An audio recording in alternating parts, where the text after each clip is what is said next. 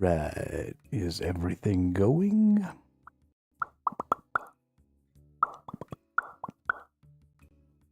Looks like it. We are good to go.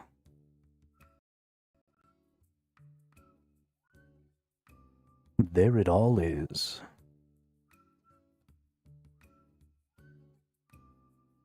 Yeah, let's go do some shit. So what we're looking at doing here, we are,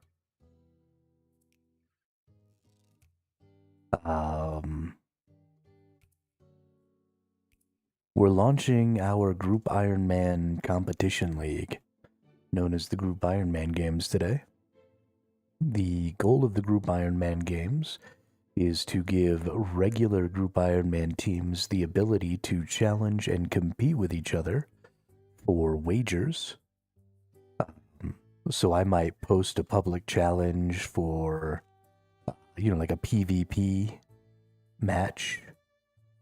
1v1s, your team versus my team or something like that. And then I might say wager 1,000 cooked desert soul. And so if you wanted to take on that challenge, then you would post up in the Discord where I issued the challenge. You would say, hey, I'm willing to take that challenge on. And then we would set a time and we would go and have our little fight. And then the winner would get 1,000 cooked desert soul from the loser. Now, this doesn't work in competitive Iron Man teams, but it does work in regular Iron Man teams because you can leave your team and then join another team, make the trade, and then go back to your original team. So I think it's going to be a really fun sort of social interaction system where we can compete with each other for resources and gold and just a lot of different stuff like that. I think it's going to be a heck of a good time. So hopefully we can get some traction on that. It's probably going to be slow to get started. I'm a fairly small channel, so it's going to be a little difficult. Something I need to do is I need to actually find a team. Hey, what's up, FPS America? How are you today? Today's a great day. Yeah, but we need to find another team to go ahead and compete with my Group Iron Man team and put out a video about it. But we've got to find a team to compete with, and we've got to get our Group Iron Man team kind of going here. So, yeah.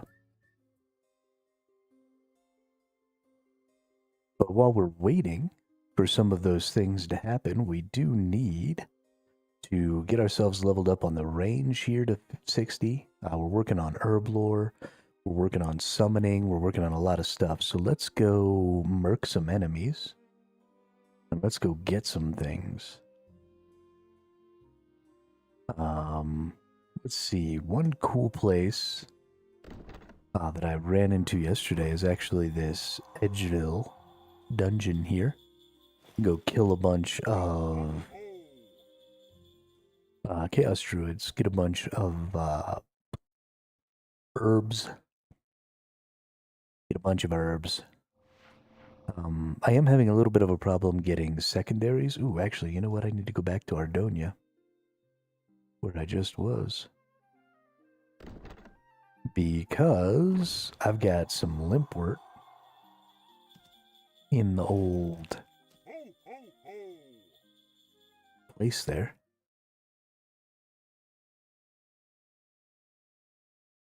And I need to get it out. So let's go to the bank.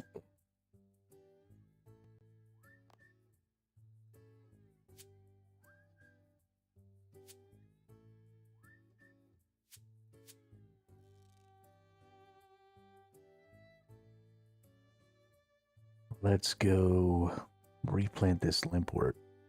I don't know if y'all know this. Oh, my limpwort plant is diseased. Gross.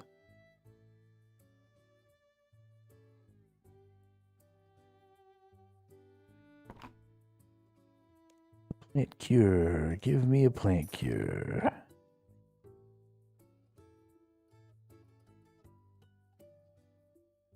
Hey, Hey, what's up, Dimebag? How are you today?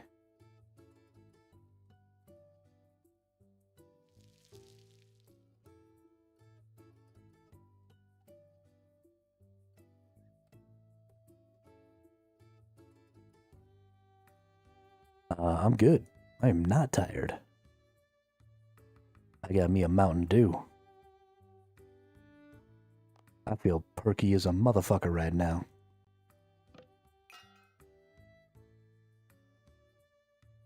Perky as a motherfucker. Let's see. First thing we want to do here is we want to trade in these good rune arrows for some mithril arrows. Since we're not going to be doing anything too crazy. And then we want to go ahead and we want to pull out our herb pouch.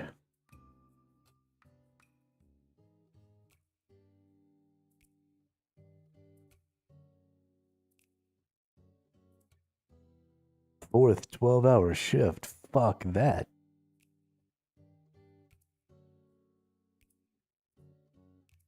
Need to tell your boss to hire some more motherfuckers.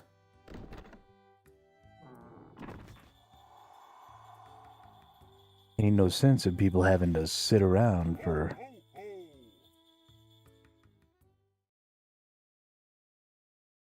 12 hours at work. That's some bullshit.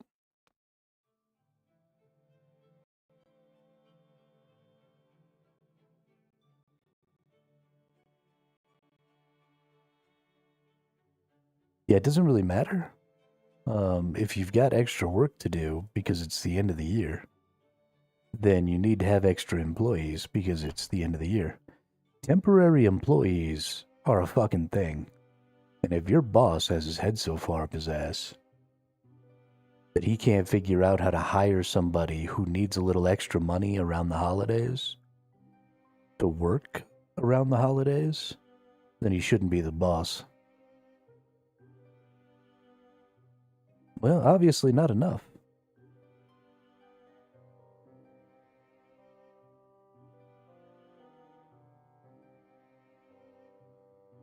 I mean, unless you're intentionally taking on more time at work so that you can make a little extra money out in the holidays, and then that's fine.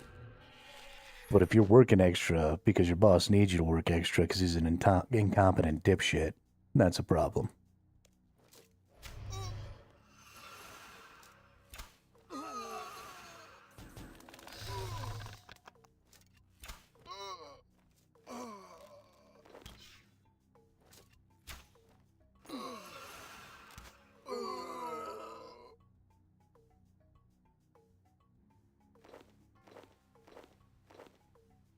Yeah, that's a problem then.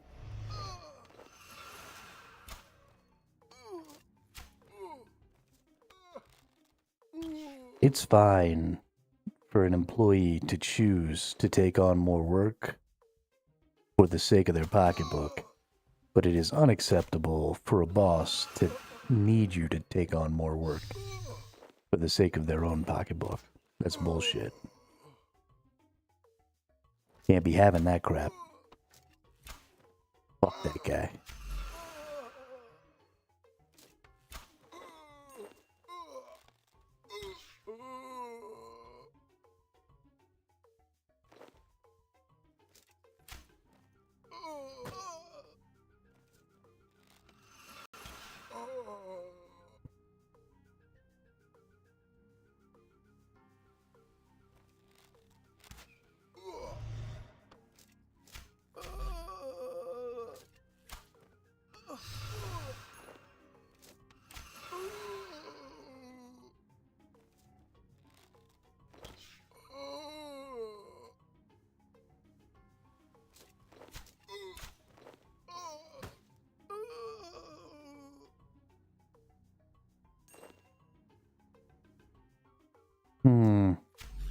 I mean, it is what happens when you work for a big corporation, but that doesn't make it okay.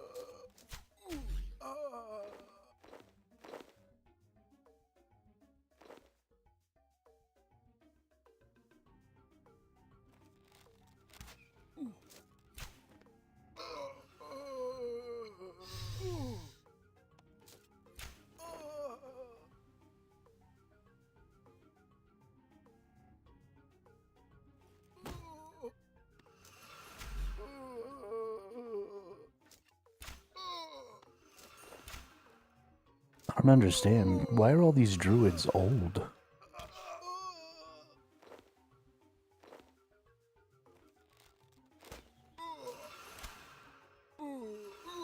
Two more to go. You're gonna work 6 12-hour days in a row. Yo, that's ass.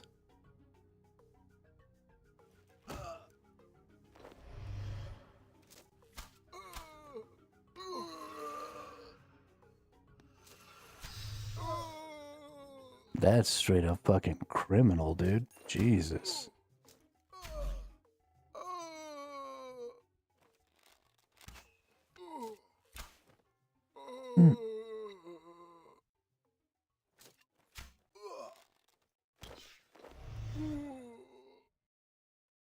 I don't even know what to think about that.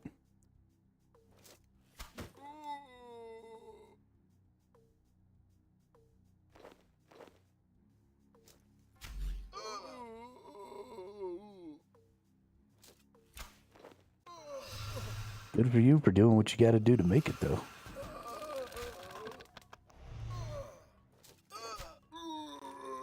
My ass would just quit.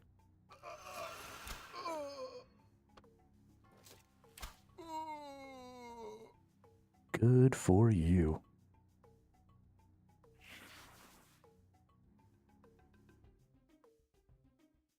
Can we please attack that enemy? Thank you.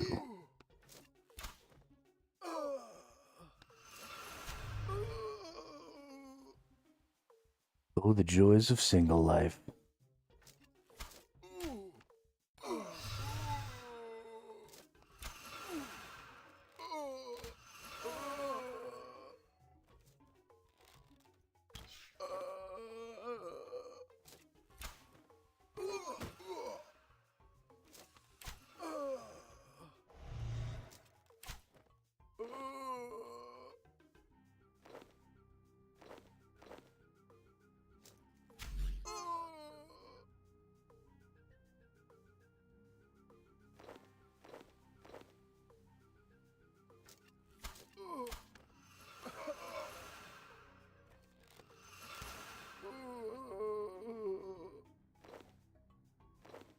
Dude, these druids are so much fun to kill.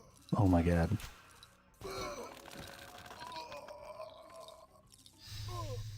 Just the best time.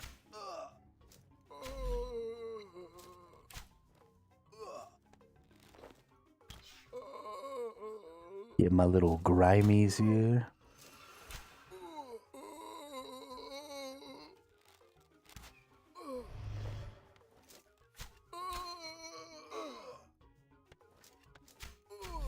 We've got this super dope fucking herb bag now. This herb bag is so good because everything just automatically goes in it. And then when it pulls it out from left to right, top to bottom. So you always get the lowest tier stuff first so you can clean it really fast. You can kind of see where I stopped cleaning right there at that 33. I don't quite have enough to clean those yet. I wonder when I get enough to clean those.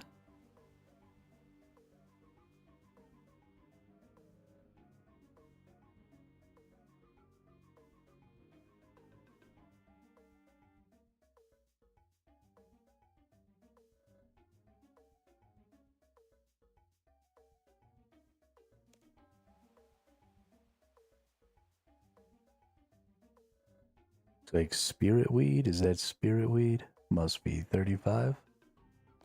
So a couple more levels. Yo, what's up, Dracos? Yeah, have a good night there, Dimebag. Don't work yourself into a fucking oblivion. That's bullshit. Take your time. Drink lots of water. Rest when you need to. And have a good holiday.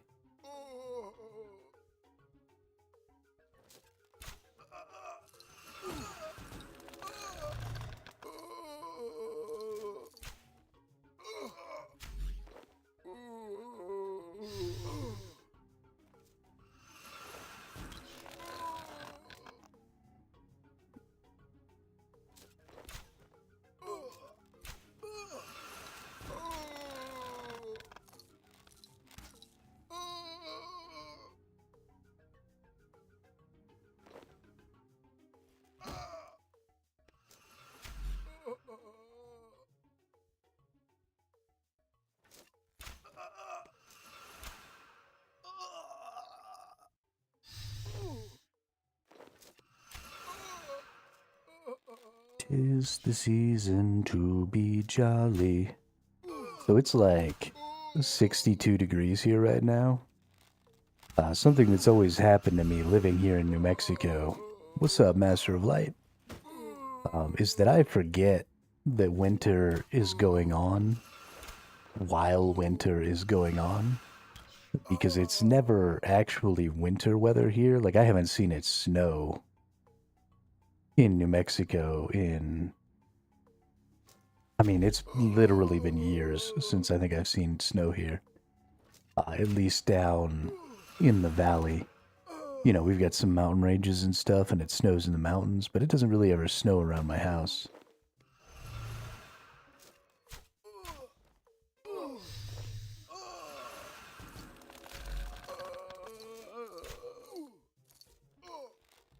And I keep getting surprised by the fact that it's going to be Christmas soon. Because we, like, just barely turned our heater on the other day.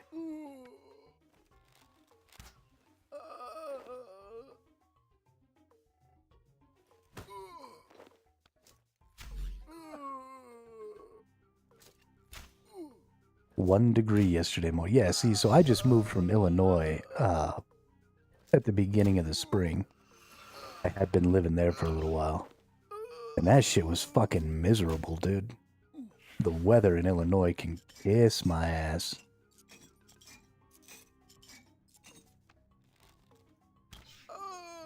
Snow on the ground, fucking... Yeah, no, I wouldn't... You couldn't get me outside. I would shut down. Straight up shut down. I'm not going to work. I'm not going outside. You couldn't... I would probably not even stream if it was 1 degree outside. I'd be inside too cold. Not dealing with it. Going back to sleep. Totally unacceptable.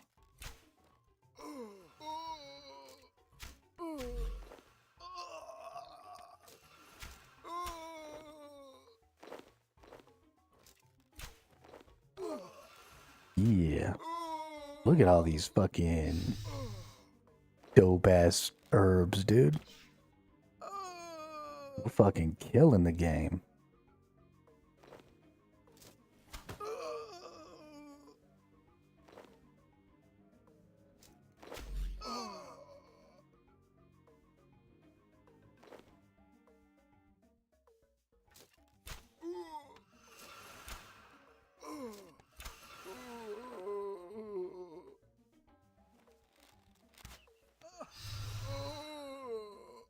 Completely forgot I have Festora. Dracos, I'm sorry. I didn't even see that you said there that you managed to unlock Invention today. Good job. Real good job.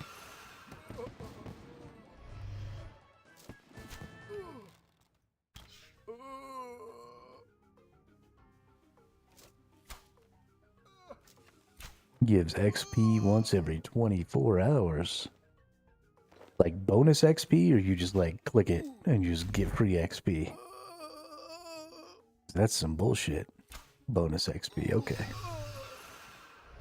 Think I got mega square eyes now. Nearly 2K total as well. Huh? Mega square eyes.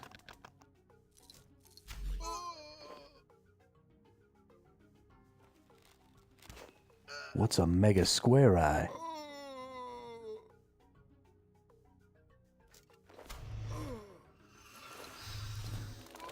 Also had a star come down right before you got on. Oh, bummer, dude. I want to get a star.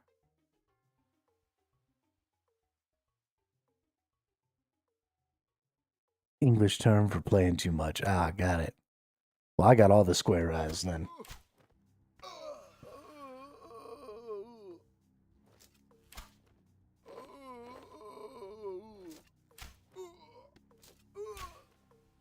I definitely play too much, but I don't even care. I'm having so much fun.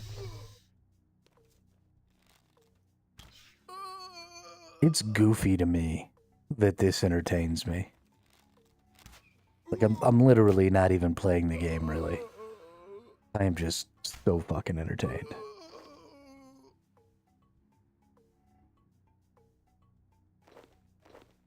Some of y'all may know, some of y'all may not. We did get, like, a beta update.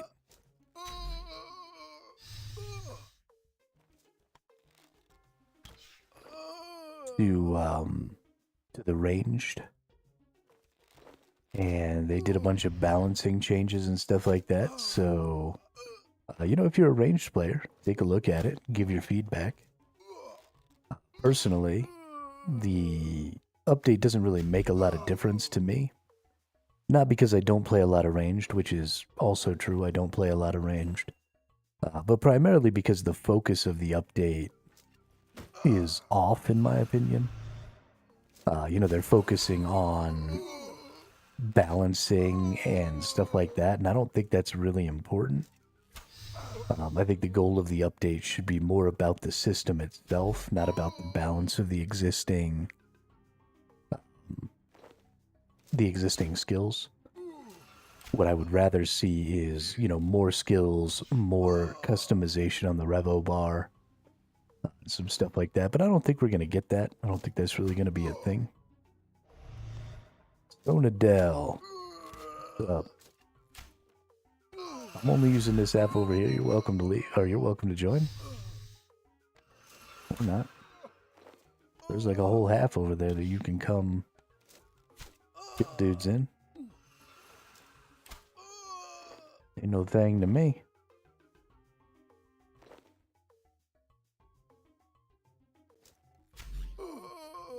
Yeah, I mean, I think that's kind of why they're starting with the range as the thing that they're updating, because they have so few people. Almost wasted an hour watching Fallout Season 2. What do you mean almost wasted an hour? Was it not worth watching?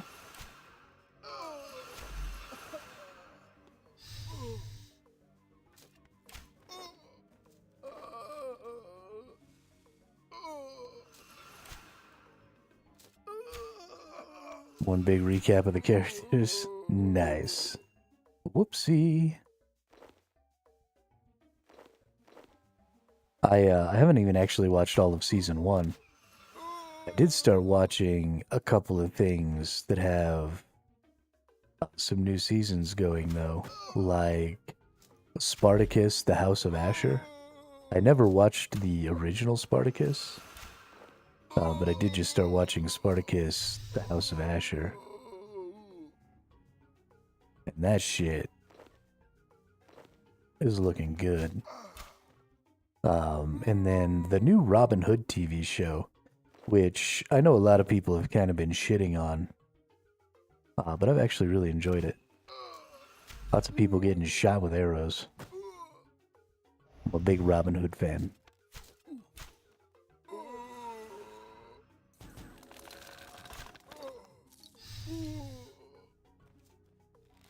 But those are the things that I'm kind of interested in this season.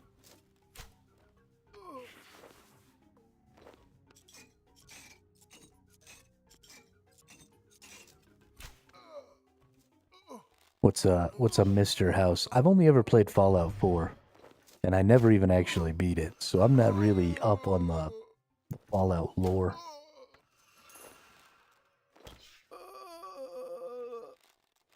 Mr. House is from Fallout New Vegas. Yeah, that's why I don't know what it is.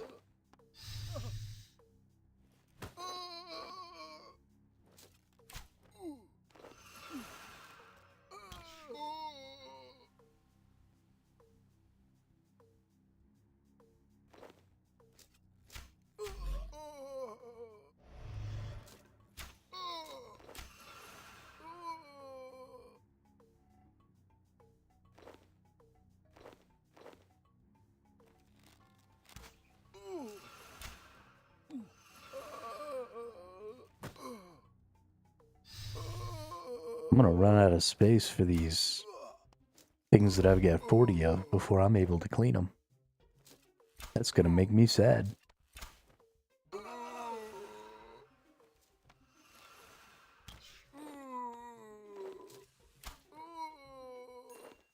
Ooh.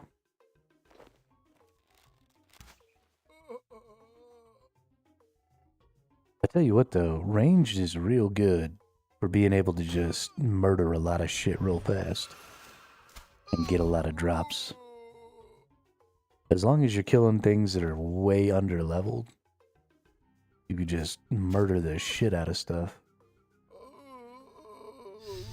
Since I got my fire cape, I bought the perk to be able to put Bone Crusher and my imp on my tool belt. Ooh. Yo, that's nice. I didn't know that was an option later. That's a really good option.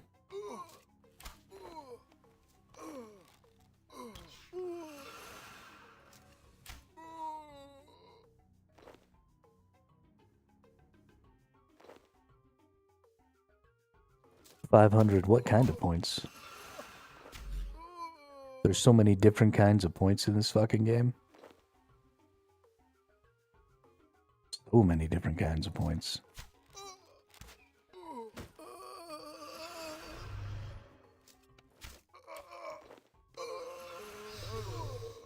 500 Slayer points, alright. I got 150 of those. That feels pretty good. I need to get my Slayer up to level 60. There's an enemy that drops a bunch of limpwort or snape grass. I can't remember which one, but it takes level 60 Slayer to kill him. Some ghosty. And I want to go murder a bunch of those so I can make a bunch of potions.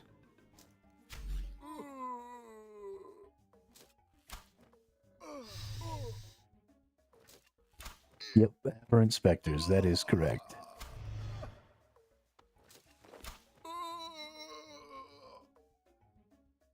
That is correct.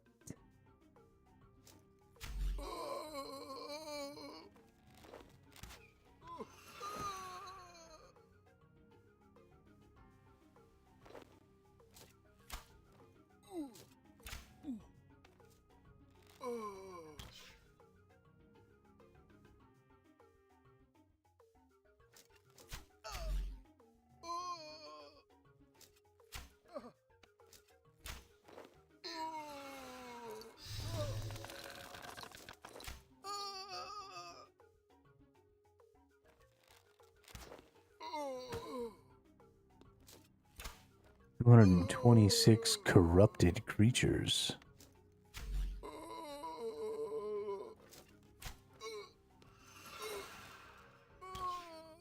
Huh?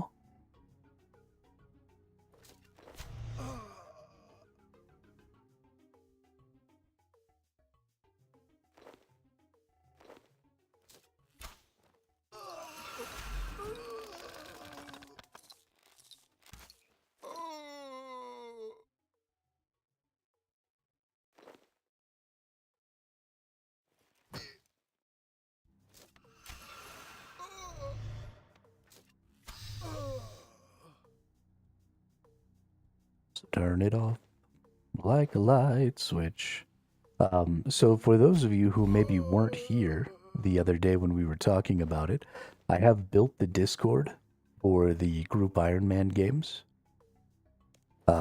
So if you currently have a group Iron Man character and you would like to compete in challenges against other group Iron Man teams, oh, speaking of which, I need to add a group finder so that people can join groups. But yeah, if you want to compete with other group Iron Man teams, we're setting up a system for that right now where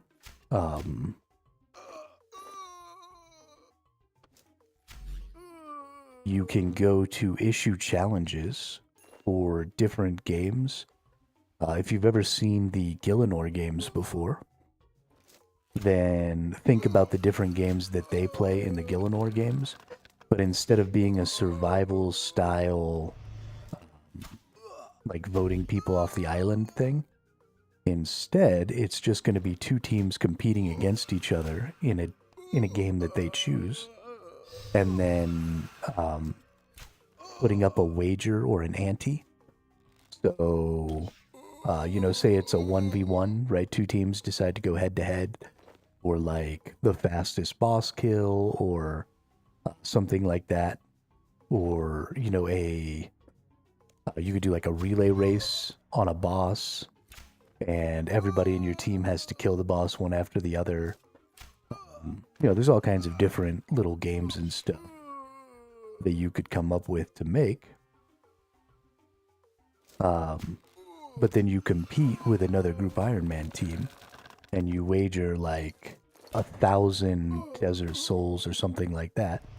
And then the losing team is going to pay the winning team 1,000 Desert Souls at the end of the competition. So it's a way for the Group Iron Man teams to get a little more social interaction with a larger community of people, and to have a little competition with each other, because there isn't really any structure for that in the game. Now, this doesn't work if you're a competitive Iron Man, because you'll lose your competitive status when you leave your team.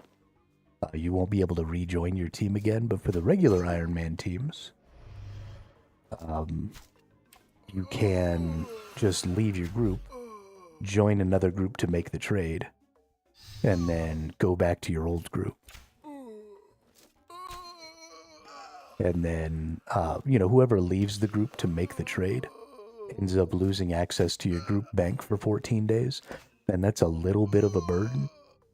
But your team can just trade you things that you need out of the bank, so it's not a terribly big deal. For example, like, I'll happily be the person on my team every 17 or every 14 days or whatever, or who always does the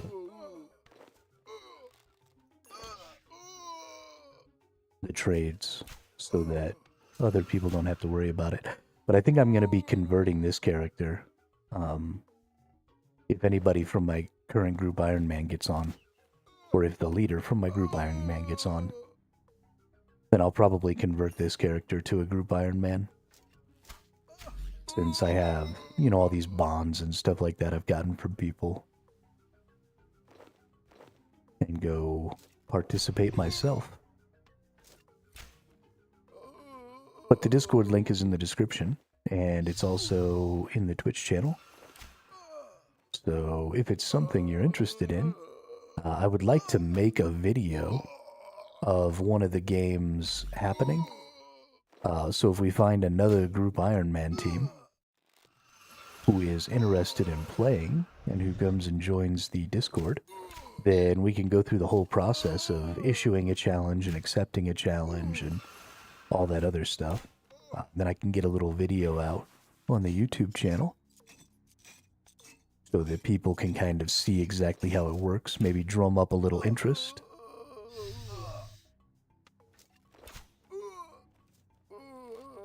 But I think it's pretty fun. I think it's a really good idea. We were talking about it not yesterday, not the day before yesterday. But I guess it's been 3 days ago now. But a lot of this came from an idea from BS Lounge, because while we were playing our Iron Man, we thought about having a competition within our Iron Man, and the loser would be task locked to, like, put 1,000 fish in the bank or something like that for the rest of the team. And we thought that would be really cool. But then I realized we could expand that a little bit and make it an inter-team competition instead of, just a competition you have with your own team.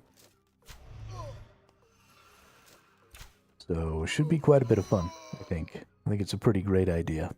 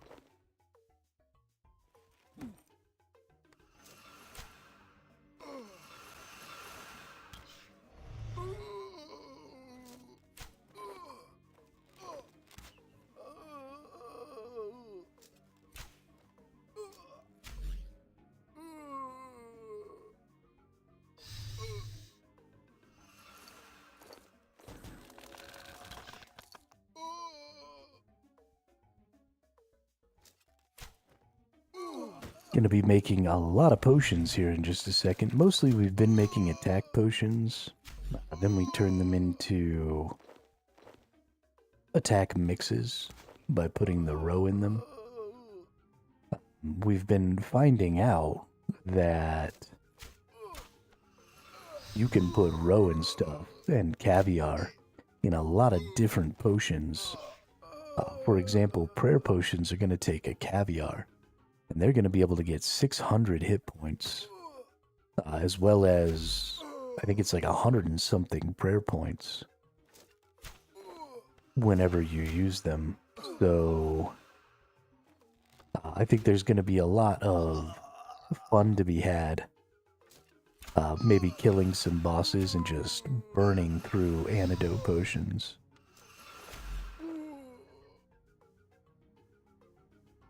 I'm actually pretty interested in that. It's going to be a lot of fun. Or not antidote potions, burning through prayer potions.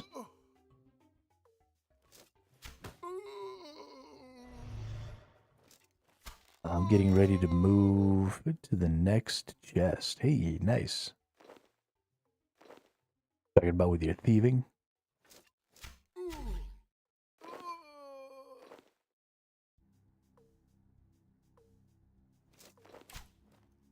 You being a little sneak thief over there? Oh.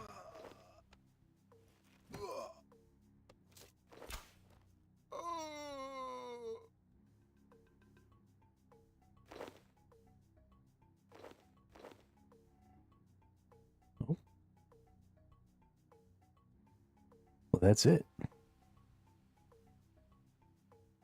Go back to Edgeville.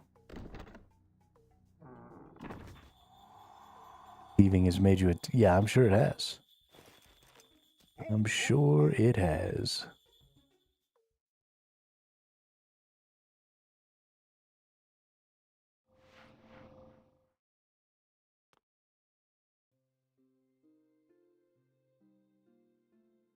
Such a good variety of resources. I mean, it's not just about the money it makes you, it's about the XP it makes you, it's about all that stuff.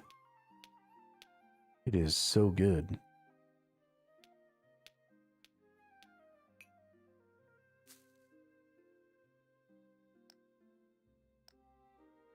Let's go over here and let's put this grimy irid here.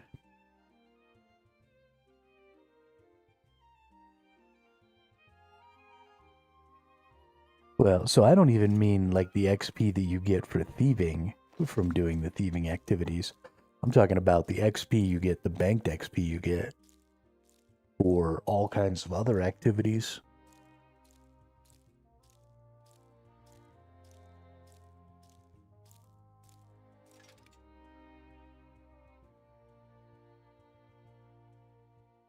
Thieving is one of those things that it's never going to hurt you to level up. Because you're always going to be double dipping. Any thieving that you do is almost always going to come with some sort of resource that is effectively banked XP for some other activity. So, I mean, it doesn't even matter where you go to do your thieving. As long as you're doing something and you're getting some sort of resource from it, you're just banking XP. And that banked XP is either XP that you need, which, awesome, then you get to level up, or it's XP you don't need, in which case, if you're a main, awesome, you just go sell that shit, and that's just more money to go buy banked XP that you do need. It's a really, really good skill to be leveling. For sure. 168 Mystic Cloth just from this session of doing chest. That's crazy. I don't even know what Mystic Cloth is, but kudos to you.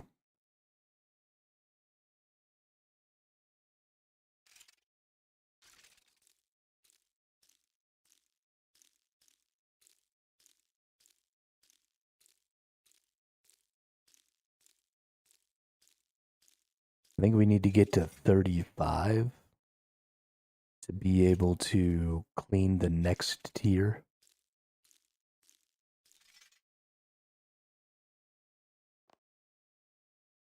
So we're going to get these Ranars. Oops.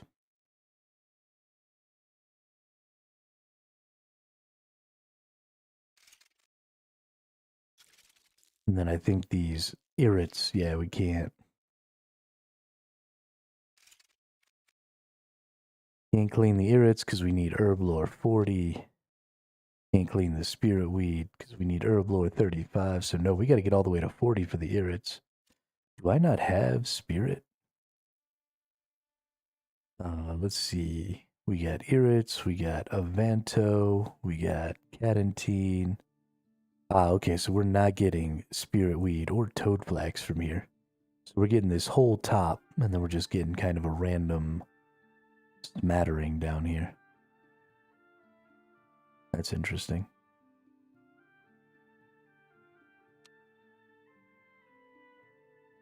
We'll go back in here.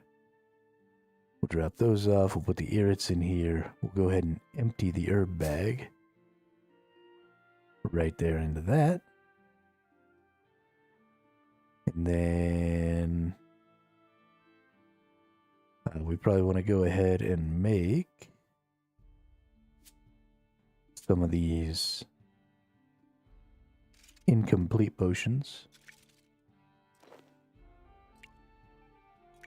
Might as well while we're standing right here at the bank. They're not worth a ton of herb lore. You know, what we mostly get out of these is the ability to make these strength potions and shit. Whoops.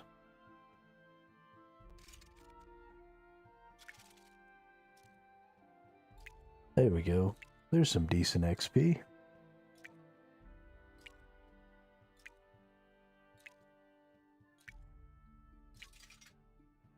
I am missing a ton of secondaries. Secondaries are going to end up being a really big problem.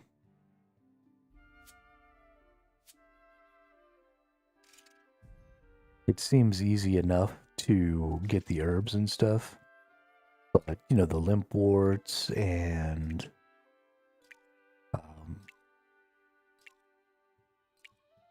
the snape grasses and all that other stuff that you need for a lot of the popular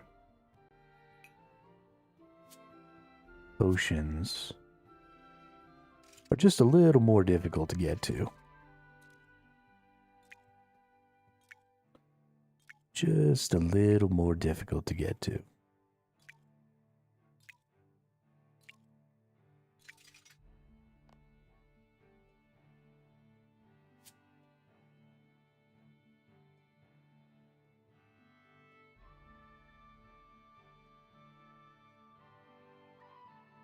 Need to go back and make those other 10 again.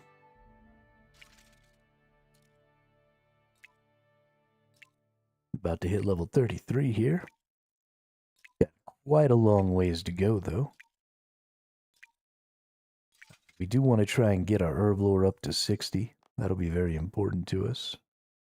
Let's go ahead and take these out.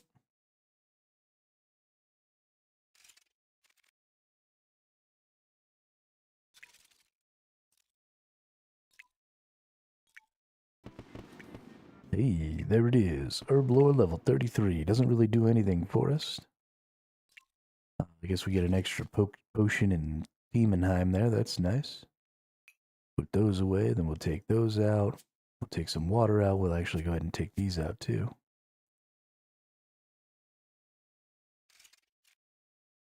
We'll get all these bad boys mixed up here, and then we'll be done with this.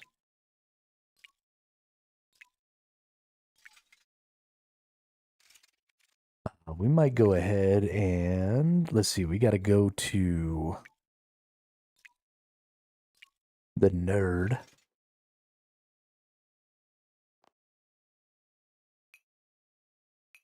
If we want to sort these or distill these, we got to go talk to that one dude.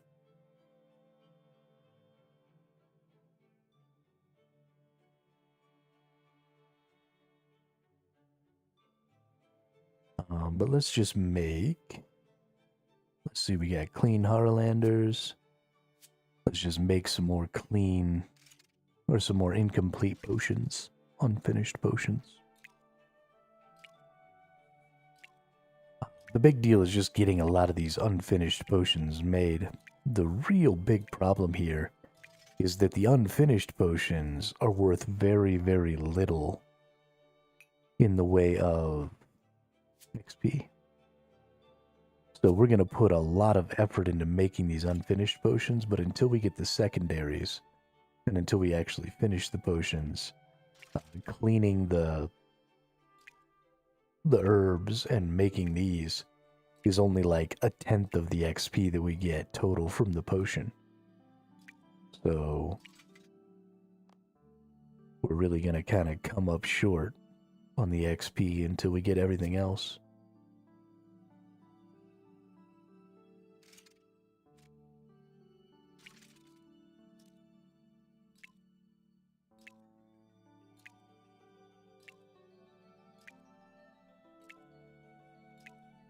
Which is fine. I don't mind coming up a little short on the XP. The life of an Iron Man.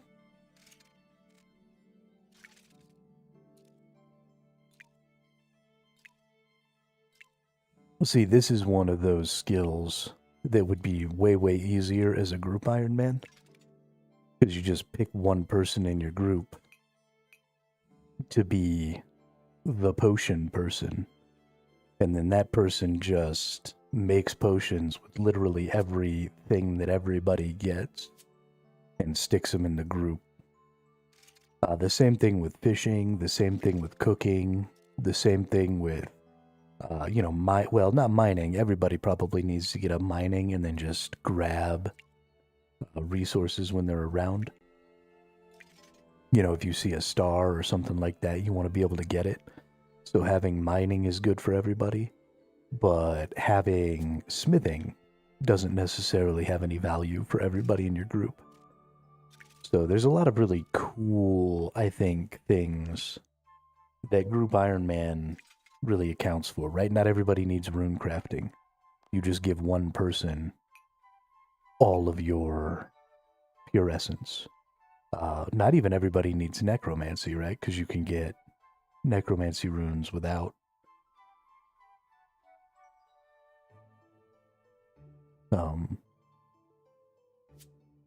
Although I guess it doesn't really do you a lot of good to have necromancy runes if you don't have necromancy, but still. Construction, everybody probably needs construction. Dungeoneering, archaeology everybody needs. Farming everybody needs. Wood cutting so you can get evil trees, but like fire making you might not need for everybody.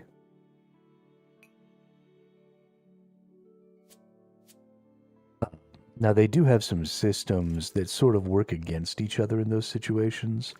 Like, for example, if not everybody is getting their fishing up or their cooking up or something like that, you're going to have a hard time finishing all the quests because there are quests that require those skills.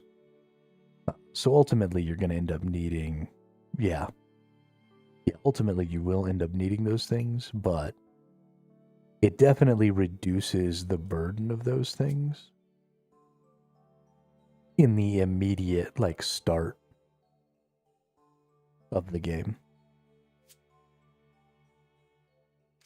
Time to check the wiki to see where the next chests are at. Hey, congratulations. I kind of wish, honestly, that maybe the groups had a little more, like, groupiness to them. Because that'd be cool if you could do the quests if you had an ally that had the skill in the right level. Right? Or you could, like, team up to go do the quest or something like that, so that you could get the completion without needing the skill level. That'd be kind of dope.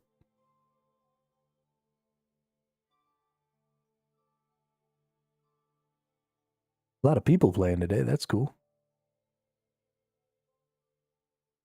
A lot of people playing today. All right, well, we got a bunch of those done. We've got our herb bag stored there. Let's go back to our Donia here.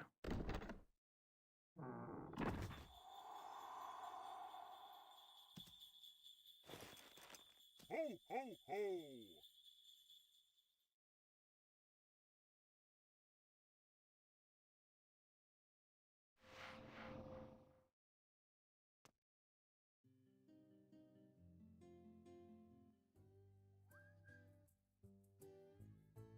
I really need to make sure that I'm just always carrying this bag around. I kind of wish that it went on my belt, but too important to have it. Need to make sure that I'm always carrying it around.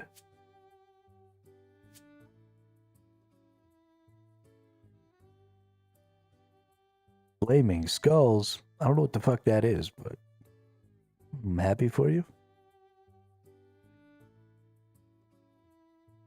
Very, very happy for you. Hey, you got 3 limp warts. That's nice. Let's compost this bad boy. They're like a candle for rituals, but high tier. Ooh, nice.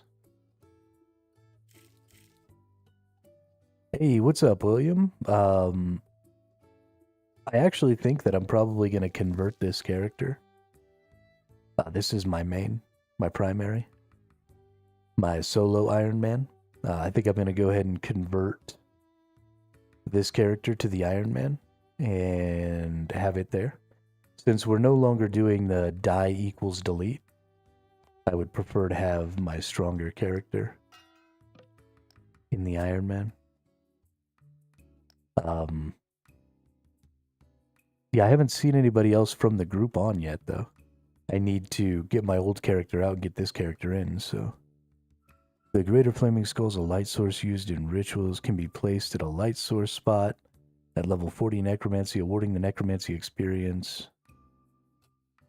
It has durability of 36 or 43 at the ritual site. Oh, nice.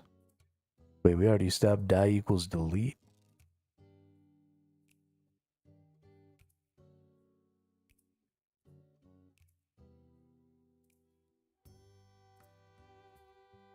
Yeah, because at the end of the last stream, or at the end of that stream, not the last stream.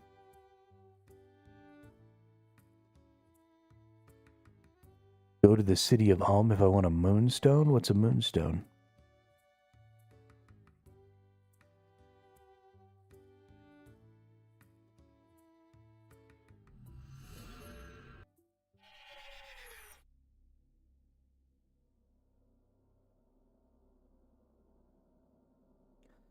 But yeah, since we came up with the idea for the group Iron Man games,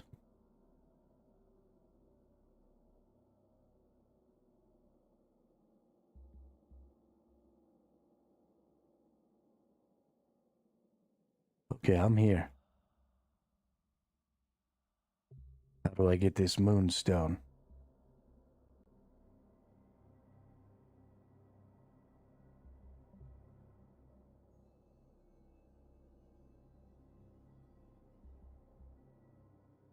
The guy I just passed.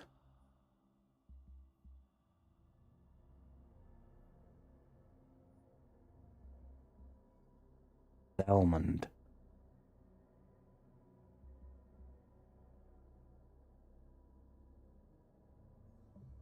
What do I trade him? Oh, is he like a traveling merchant?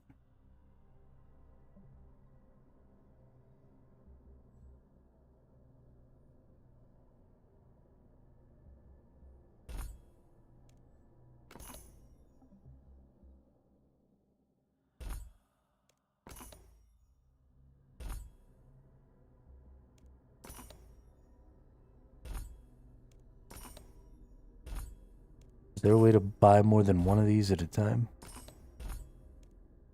Or can I just buy those infinitely?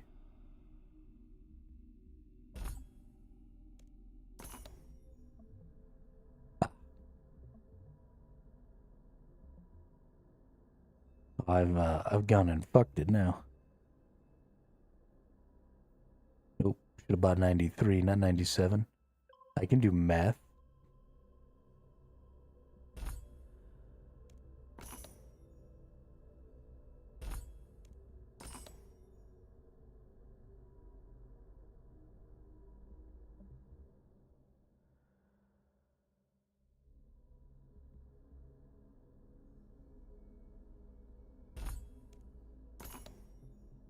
This one doesn't tell me how many I can buy.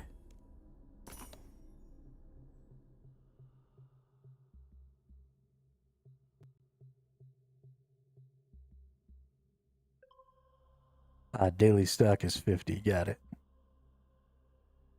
So, let's see, I need 46 more.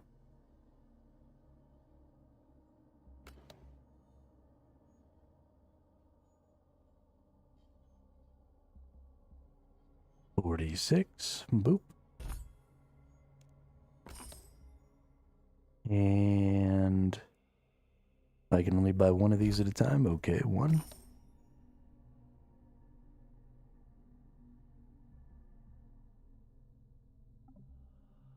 Dope.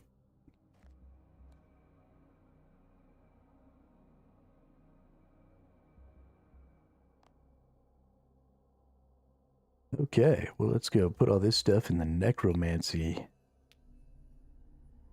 spot here. That feels pretty good. Good old Thalmond.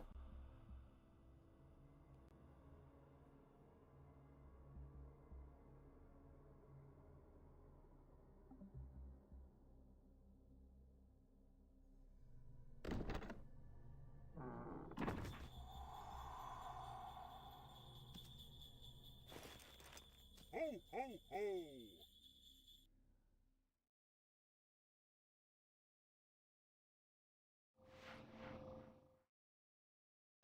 Ba-da-ba, ba-da-da-da-ba. Only work for a total of 3 days the next 2 weeks. Yo, that's dope.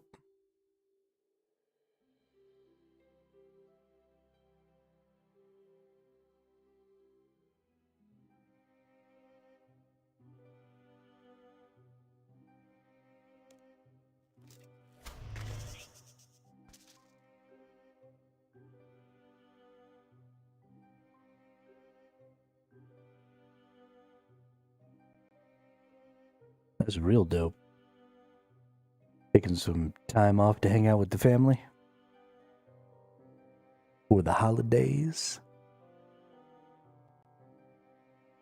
There's no place like home for the holidays.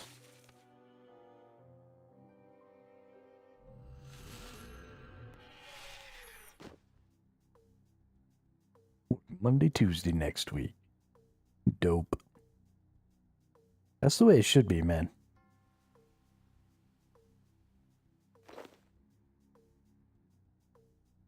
Just kind of as a general rule.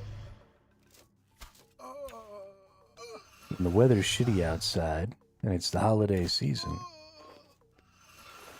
we should just be taking time off to hang out. Businesses should just be closing for weeks at a time. We should all just be chilling, man.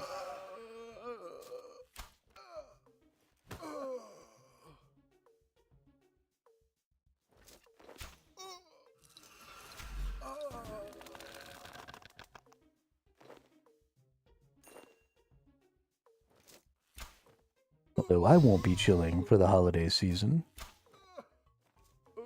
because I don't typically participate in any holidays. So I will be here probably like 6 days a week for the next 2 weeks.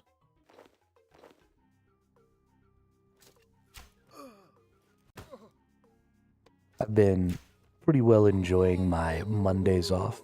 I took this Monday off, I took last Monday off. I think I'll probably start trying to have a day off every week where I don't stream. Because otherwise I burn out a little bit and then we start having like really short streams and stuff, and I don't want that.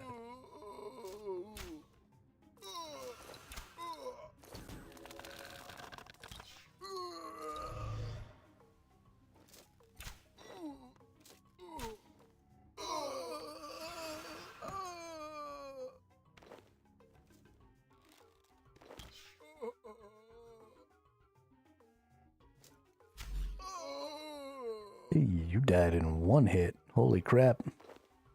Dude folded like a lawn chair. Just bapped him.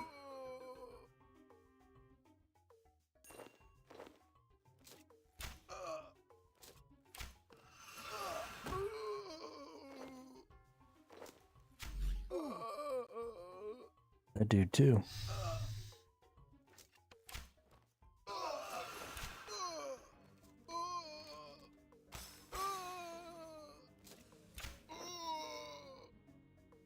The sounds these guys make when they die is fucking hilarious. Oh.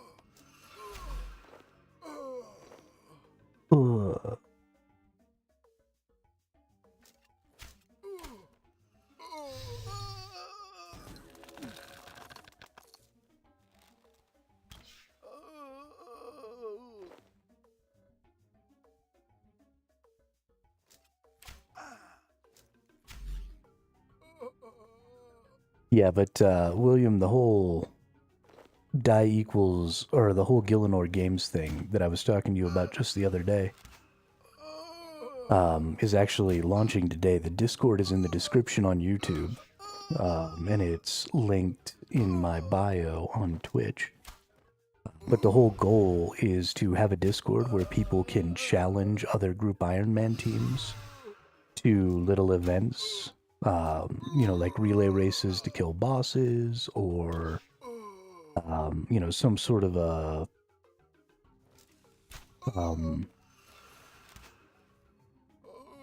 like item hunt, or, you know, just a bunch of different knowledge or skill or logistics games, or something like that. Very similar to Soup's Gillinor games, but instead of being structured in that survivor system, instead we'll use a wager system. So what our team might do is we could go onto the Discord and we could challenge, we could put up a challenge for,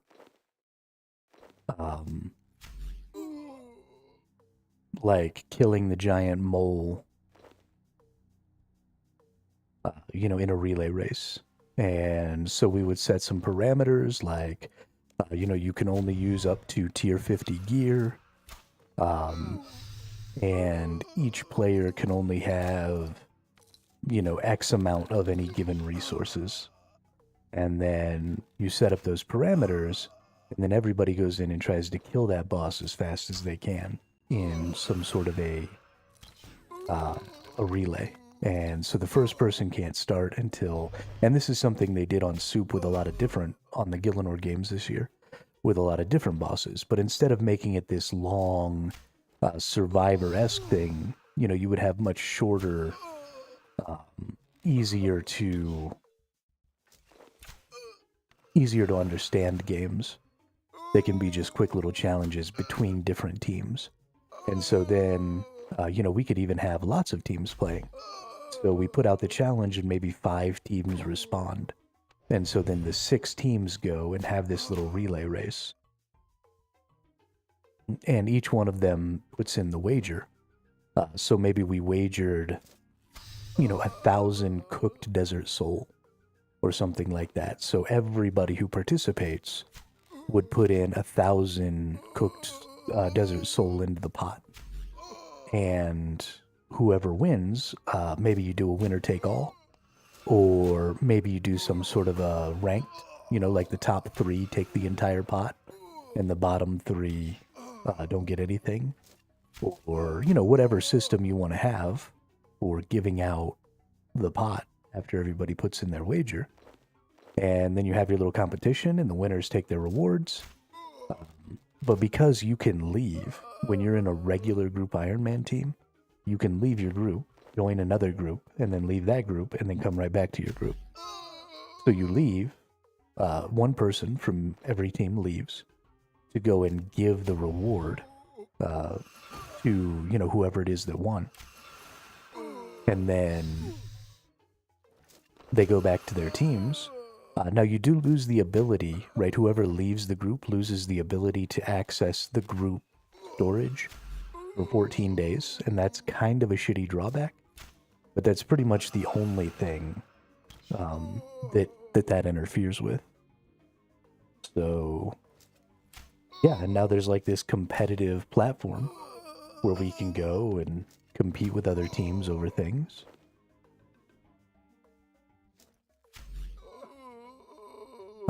Free-to-play characters will be able to participate.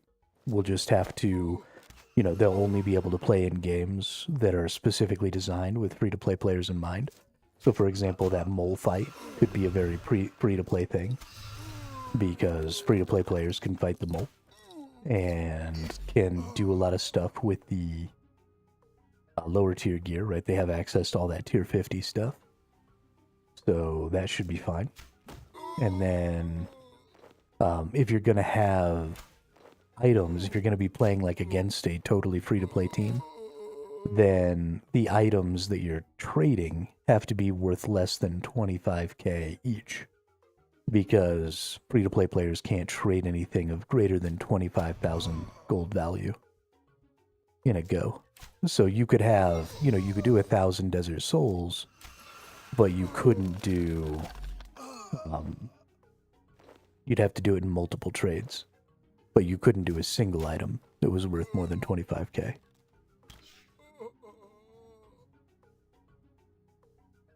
So yeah, I mean, I think it's going to be a really cool system. I think it'll be a really cool way for additional socialization between the group Iron Man teams. It'll be fun to have little friendly competitions and stuff. It'll be fun to have to be creative, both in creating the games, the contests, as well as, finding ways to perfect those contests and win.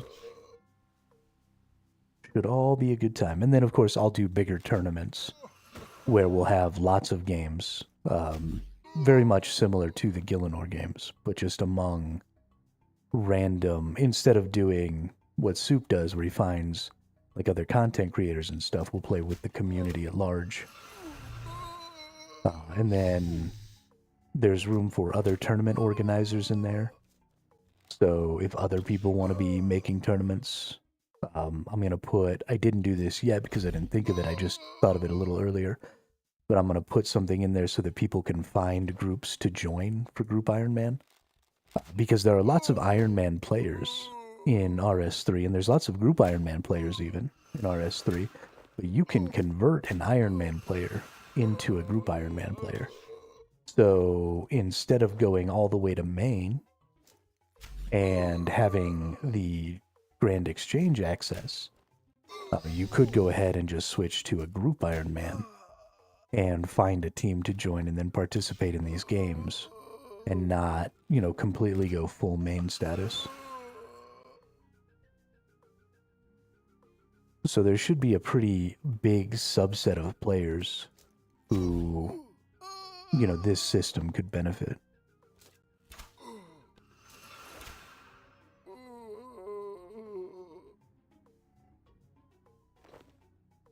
But that's why we're not doing the die equals delete thing anymore.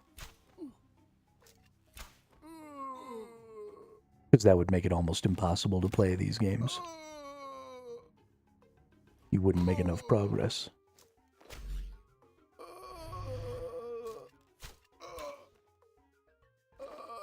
And it's also why I'm probably going to go ahead and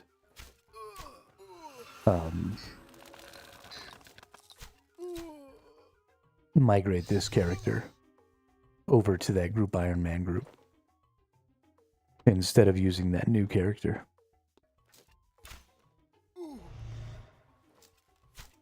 Because there's just not a lot of point in updating or upgrading a new character when I can just use this. I already have, months of membership, but all that stuff sort of built up on this character. It would be silly to waste all of that leveling up another account.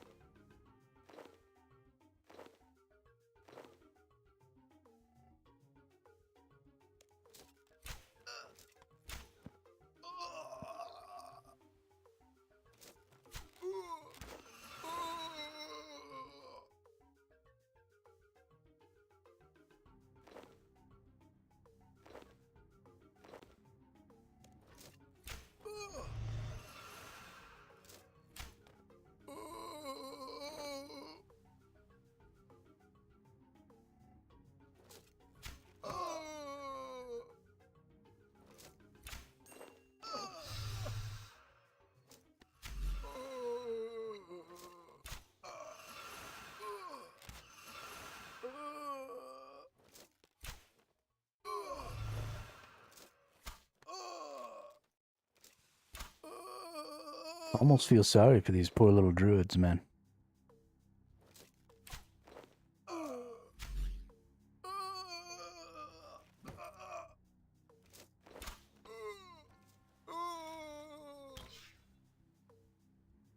Kinda feel sorry for them.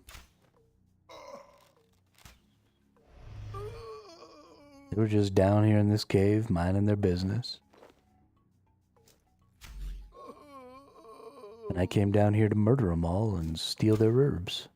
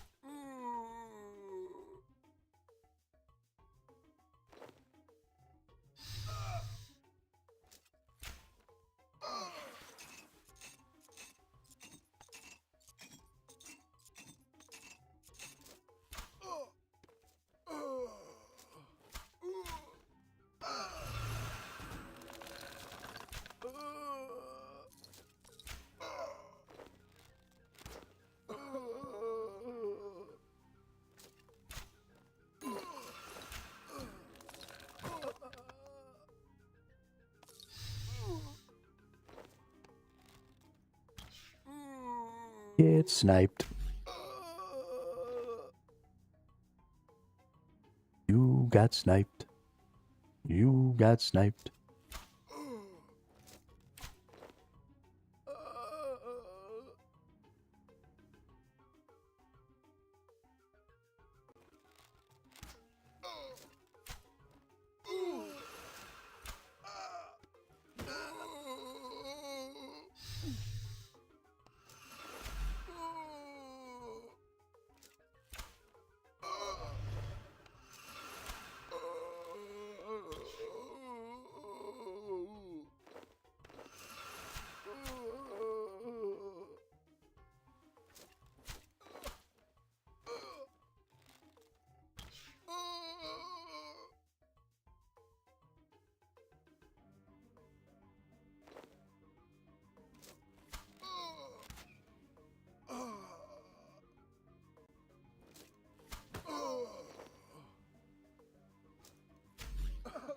I finally found, like, the best spot to stand in here.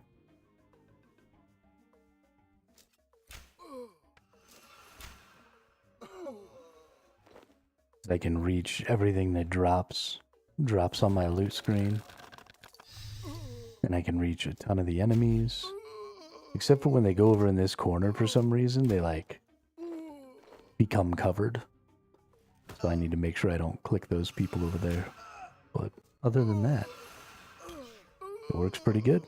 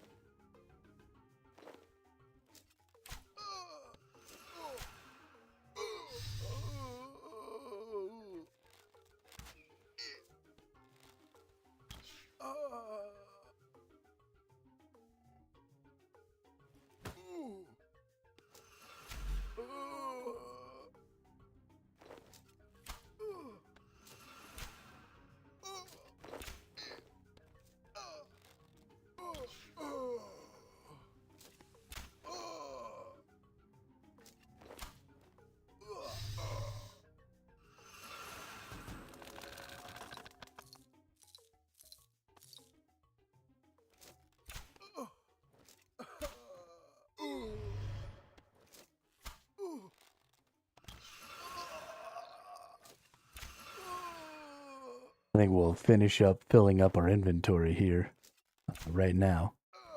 And then once we get this second inventory all full, we'll go ahead and clean all of these. We might not make our potions. Well, we'll make our base types of potions, whatever we can.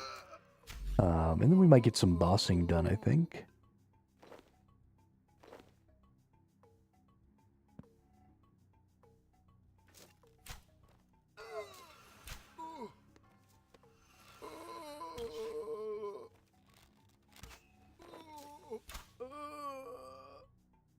because we still have a lot of items. All three of the bosses that we have the ability to fight right now, we still haven't gotten pretty much anything. I mean, we got boomed a fucking mole pet. And then we have gotten nothing else from our bosses. We've only killed about 100, so that's not really bad. The thing that I kind of want to get is a dragon sword. And now a dragon harpoon, actually, because I have 60 fishing, so I can actually use a dragon harpoon.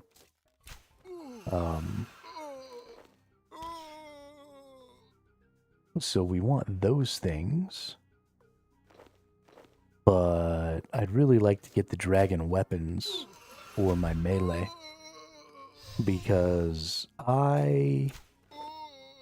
after my limited experience with bosses, with my sword and shield versus my magic, versus my ranged, I just think that sword and shield is the most consistent way to get through things.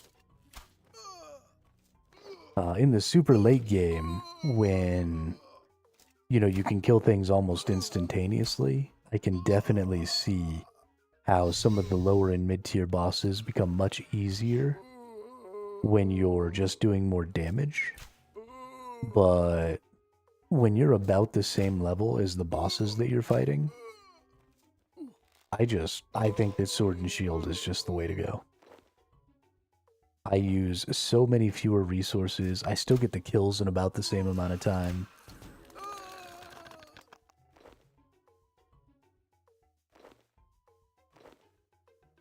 I just feel so much more comfortable playing that way.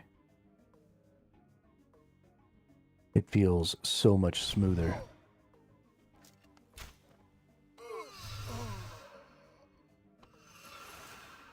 Maybe it's just because I'm so much more experienced as a tank, and so playing the tank playstyle is easier for me.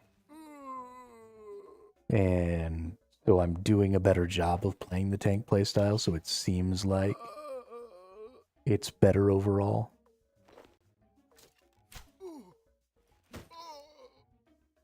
But even if that's the case, I'm just going to keep playing the tank, because, I mean, why wouldn't I?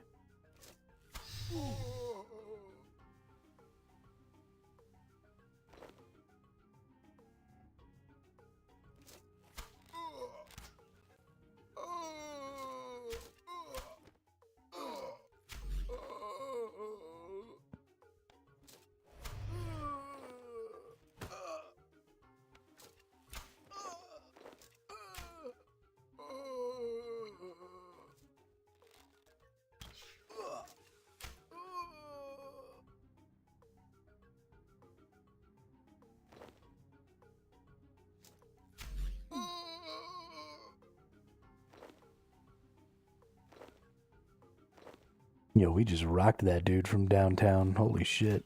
That was hilarious.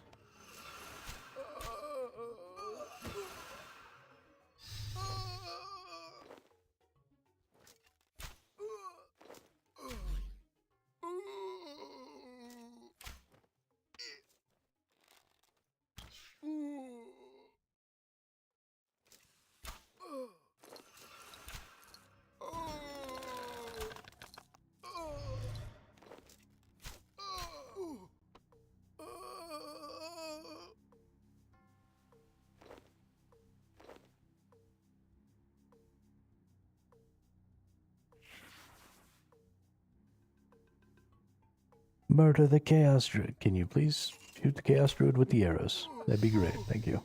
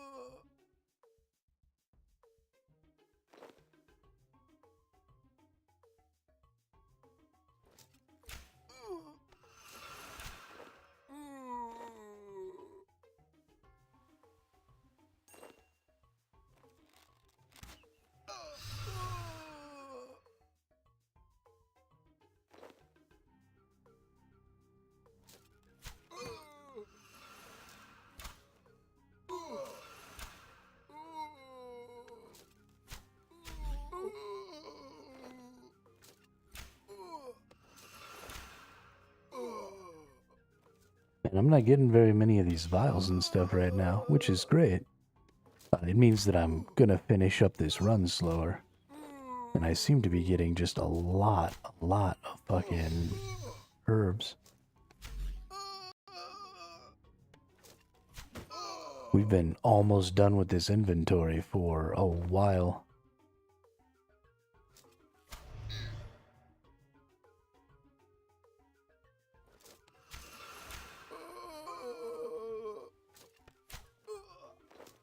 And we just sort of keep getting herbs and not anything else.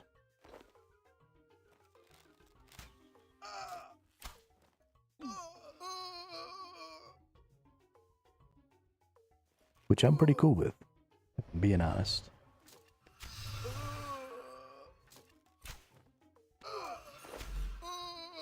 I do kind of want to go fight some bosses, but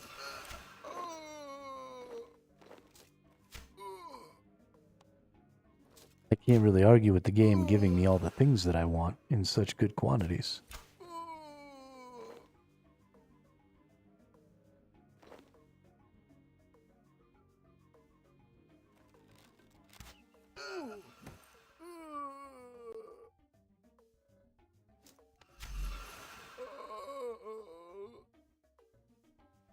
Hopefully it'll go ahead and keep doing that when I get to the boss. Maybe I'll get some drops and stuff. Whoops, wrong button.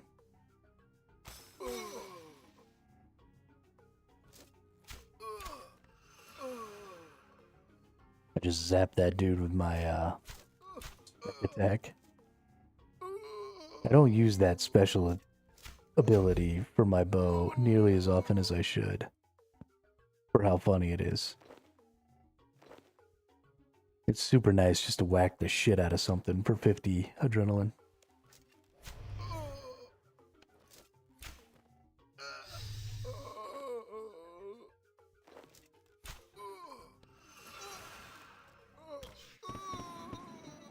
Hey, there's another level.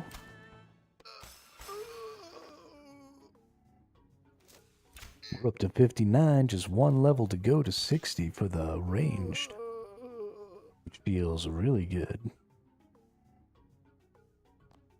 And we should be able to get some of the better bows and stuff. We should just be generally quite a bit stronger. In the range department, we should be able to use orichalcum arrows, which we will be doing for the bonus DPS. Getting a lot of law runes down here too. I mean, not like an extraordinary amount, but we don't use a lot of law runes. So it's nice to pick up some of those, so that we can have them if we need them.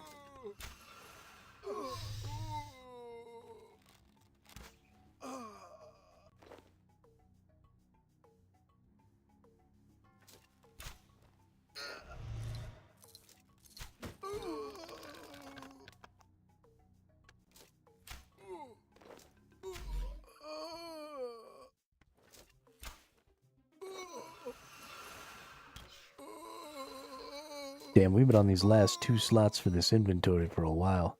We finally kind of hit where we have all of the different things that the druids might give us. All the stackables. And so then I just started getting a lot of stuff that stacks.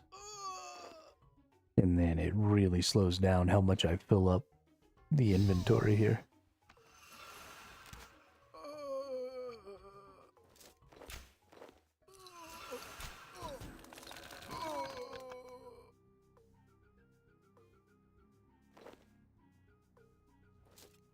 Down in this cave, there are also some herbs that just spawn.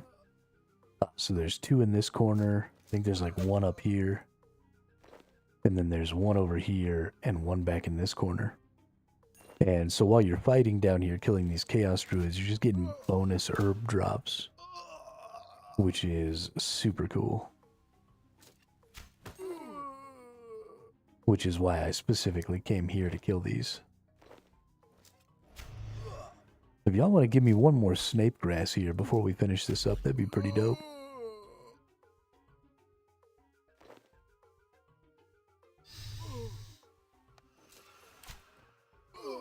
We are getting a lot of herbs.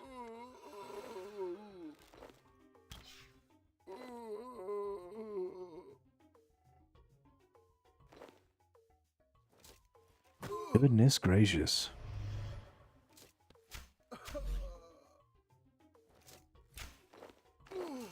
We'll get them all cleaned. We'll turn them into unfinished potions. We'll turn our attacks into attack potions. Have I done Tears of Guthix? Yes, I don't think I have. Does that give me access to a really good way to get herbs?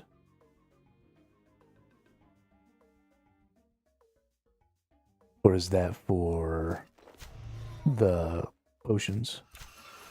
The Guthix potions or whatever?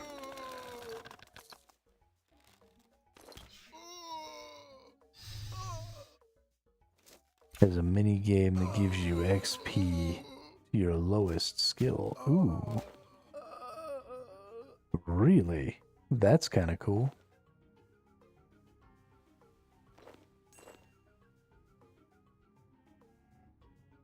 That's actually really cool. Let's actually go ahead and go back here.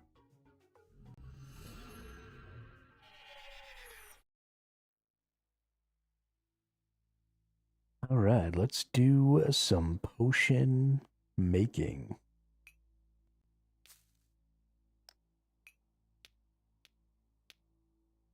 We'll go ahead and put this back here right now. Yeah, I mean, that's really nice. That's really nice. Considering the way the game is set up and the fact that you sort of need to be doing all of the different tasks, that's a really cool...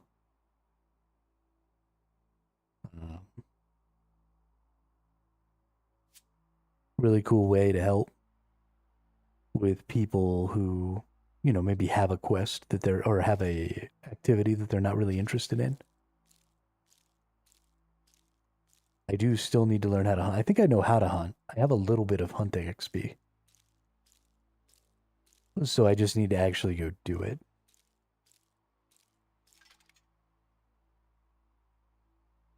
Hey, dragon harpoon drop. Nice. Getting it. Getting it.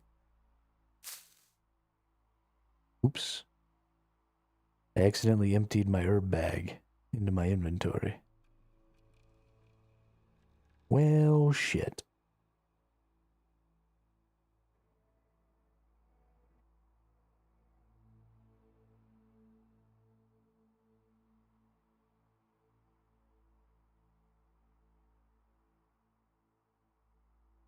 That's weird. There are a lot of grimies.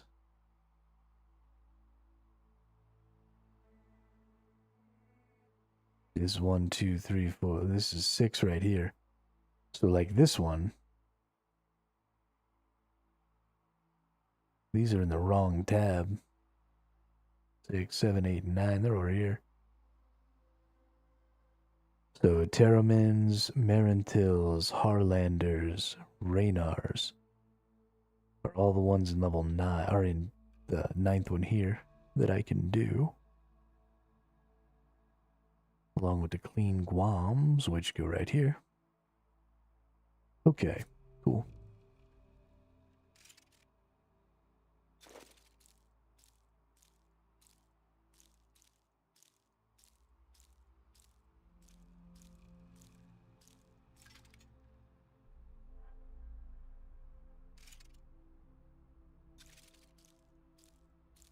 Now that I can just teleport back here anytime I want, and I can go in this flesh hatcher portal, that makes me feel pretty good. These go here, and we take these out. And we clean them.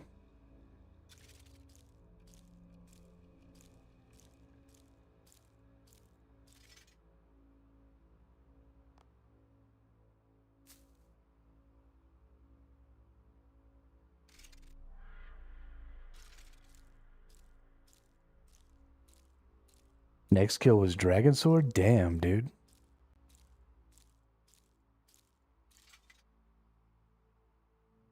Look a brother up with a Dragon Sword. It's my precious.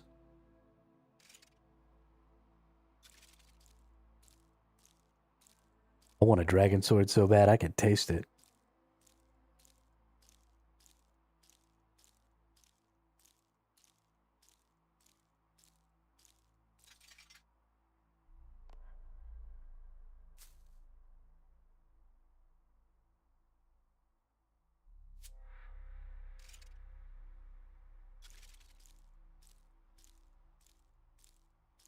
I think it's like 1 in 50. All right. Pretty far away from that so far. I think I only have like 5 or 6 kills on that thing. Think I'll do Flesh Noob for the next half an hour. Nice. Why you gotta call him a noob? That's so rude. He's just trying to level up like everybody else, dude. You ain't gotta call him a noob. Doing the best he can.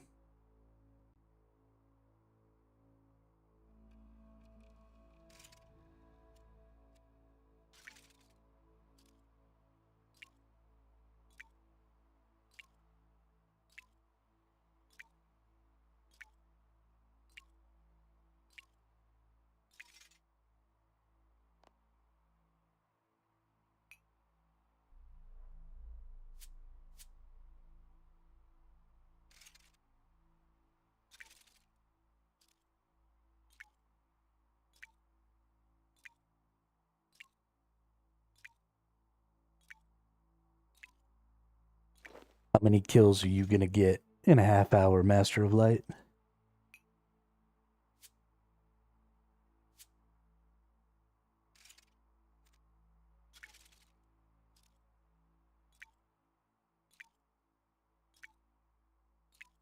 It only takes you like a minute to kill him. That's crazy. Takes me like 12.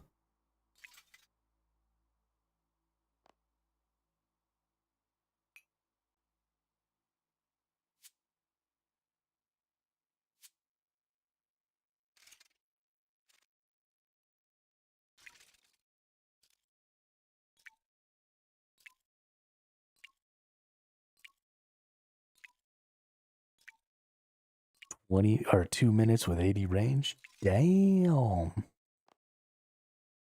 Y'all be cruising.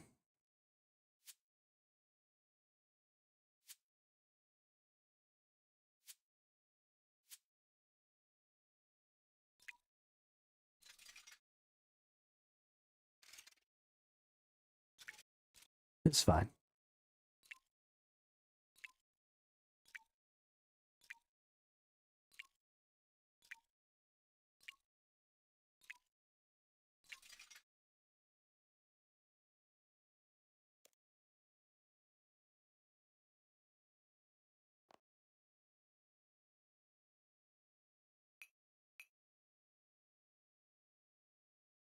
I didn't even realize he gave charms.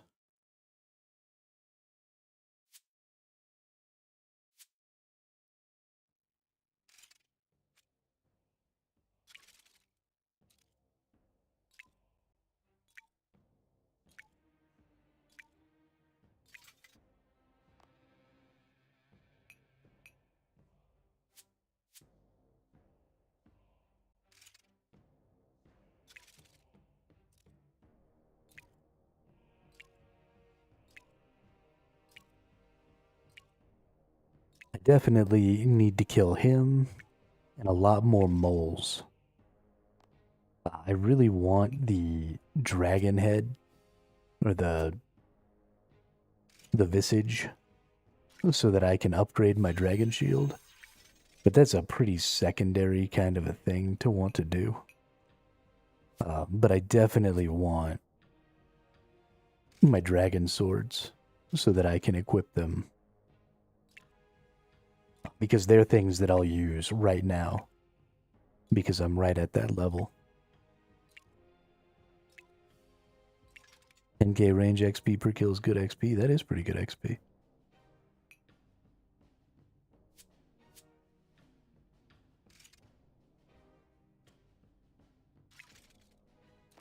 I actually only have 30 more minutes, 22 more minutes to go ahead and get my Reaper quest for the day.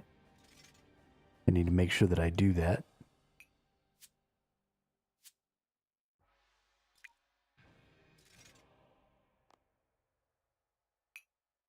Speaking of XP and stuff, because I definitely want to get my Slayer up to 60.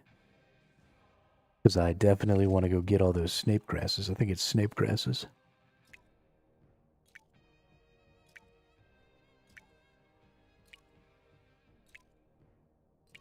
Make a bunch of potions.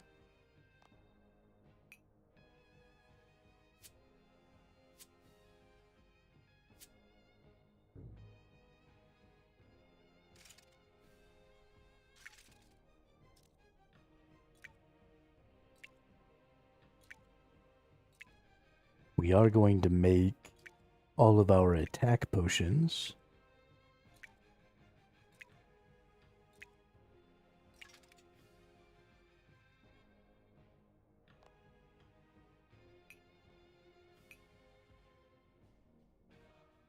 That's 23 unfinished Guam potions, and then we're going to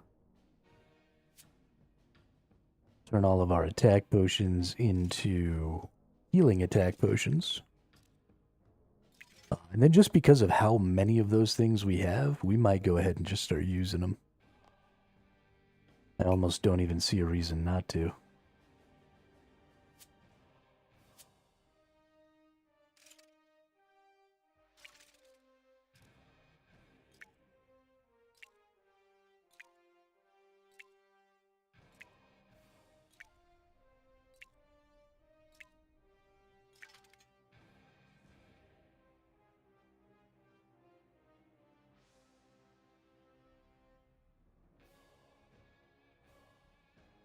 I don't know if they'll do enough, I guess.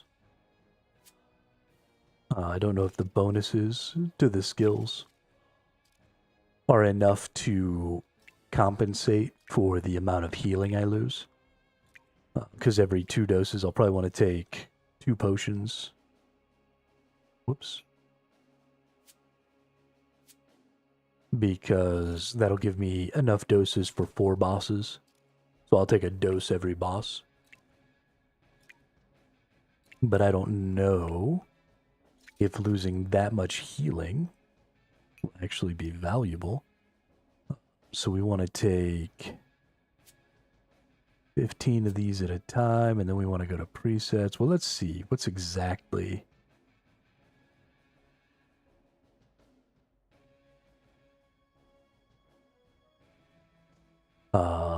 let's see. So that's 2 rows.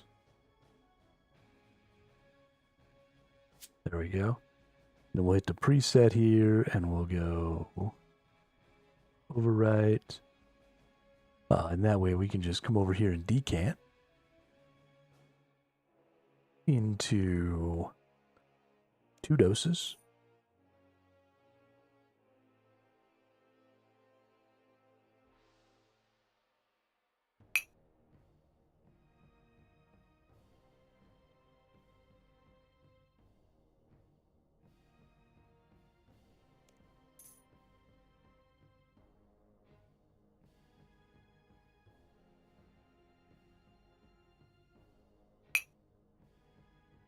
And decant away.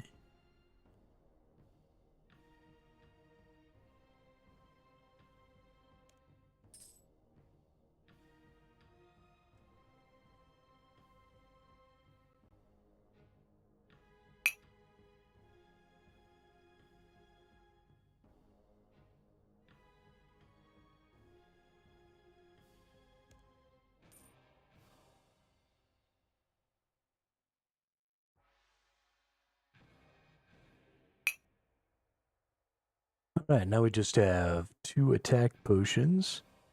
So we want 14, right? So that's 8, 12, 14.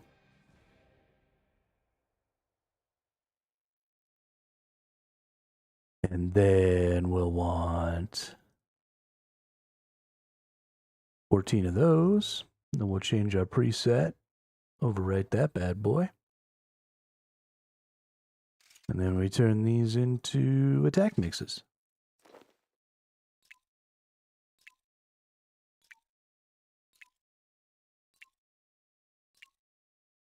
We're going to have like 200 attack mixes now.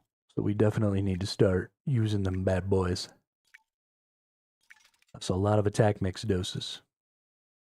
At least for me it is, I guess.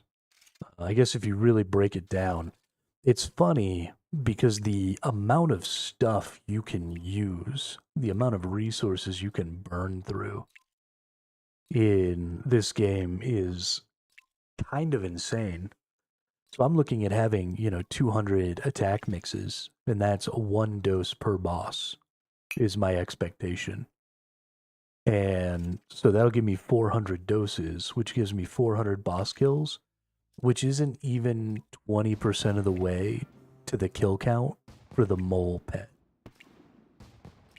Which honestly just kind of fucking blows me away. Hey, I can get agility potions now. That's useful for maybe getting through some agility things that I couldn't get through in the past. Yeah, so everything that I've done to make all these attack mixes in like the last 2 days, I would have to do more than 5 more times. That is still 4 times more bosses than I've killed up to this point. That's absolutely true.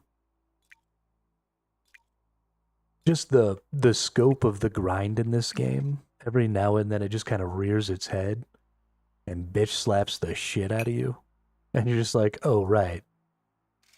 This is the most grindy MMO like ever. There are raids. Yeah, aren't they doing like raid number 4? Is about to come out in OSRS or something like that. I don't even know what a raid is.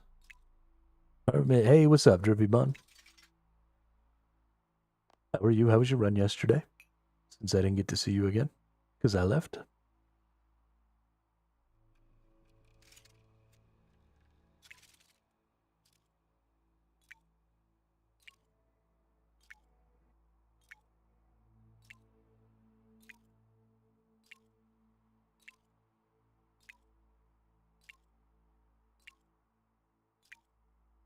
I wanna be a billionaire so freaking bad.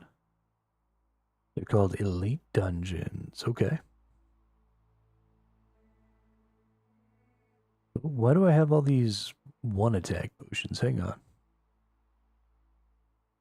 We wanna... Nope. Want to use this attack potion on this one. Then we want to make these. There we go. Mix them.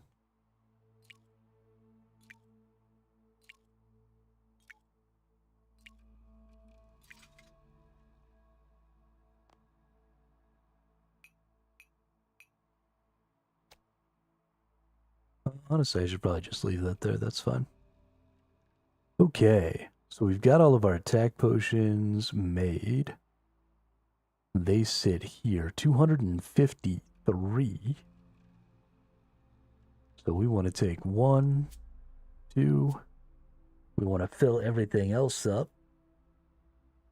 with the rows here. Made chocolate chip cookies today. Hey, dude, there's nothing like a chocolate chip cookie, dude. That's not true. My grandmother, on my dad's side, makes rock cookies.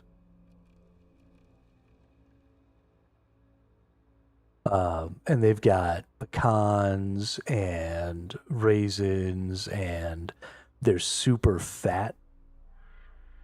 They're almost like muffins. They're such fat cookies, but they're all delicious and moist in the center. And they're, just the best fucking cookie on earth. I love pecans, though.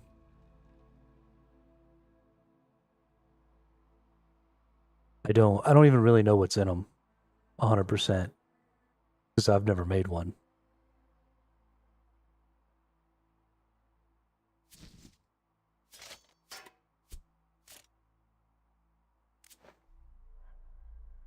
But they're pretty fudgin' tasty.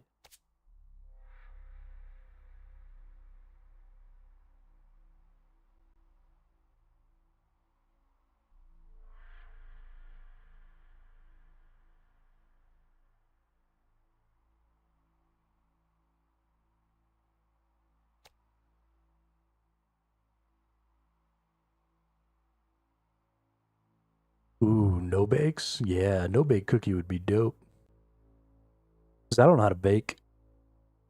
I'm not really an adult. I'm only pretending to be an adult. All right, let's go murder this. Do we want to? Yeah, let's go murder the mole. We'll murder the mole a couple of times and see if we can't get. So I eat a lot of tacos, but once upon a time, because I'm such a horrible cook, I almost burned my house down frying tortillas to make my tacos when I was in college. And it was at that point that I realized that I should probably just never touch a stove again, and I just started microwaving everything. Because if you can't even heat up a tortilla without trying to burn your fucking house down, that's a sign you just give up.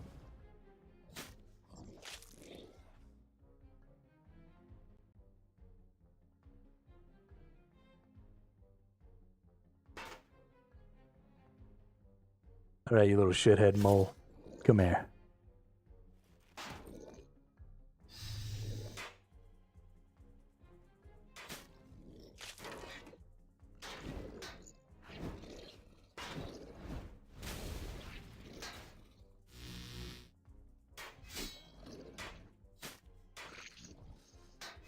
Let's see how strong we are. Just murking this mole. What are you even doing, bud? What are you even doing with your life right now?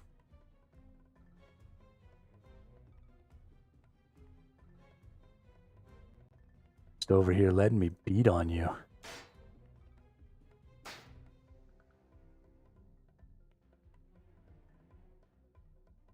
Bam.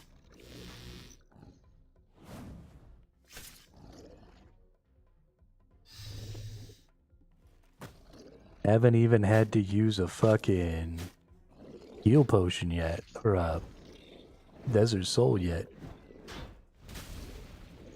Look at this. You're just getting absolutely demolished, dude. I haven't used my ultimate yet. I haven't done nothing yet. You're just getting murked.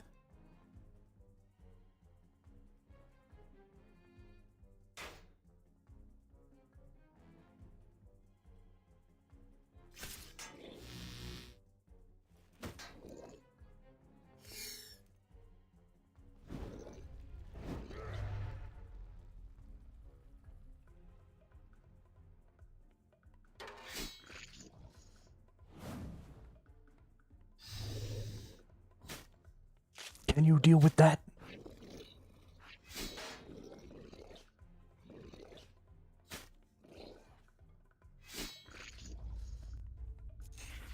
Oh, we got hit with the stun. That's too bad.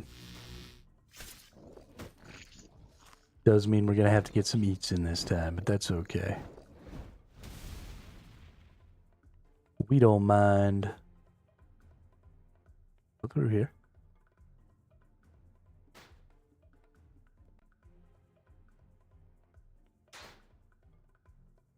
Almost 75 kills in 30 minutes? Or total?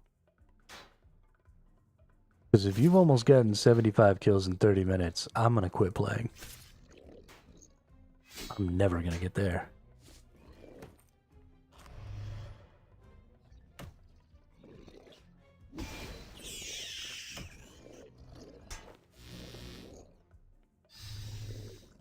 Total. Okay, good. Good, because you were about to stress me the hell out, dude.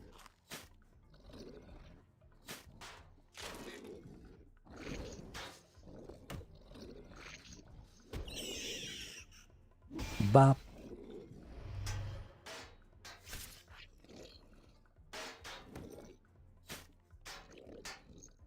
Alright, that's eat number 4. It's probably going to take us a couple more eats to get through this, but that'll be okay. On to the last phase. This phase usually does more damage to me than, like, every other phase combined.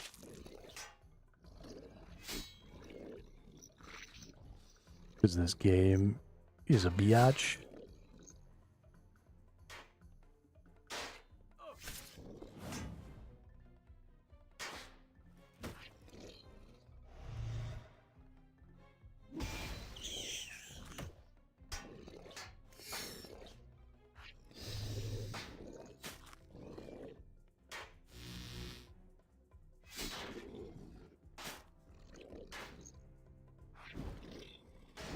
Although if it's not going to do its rumble skill against me.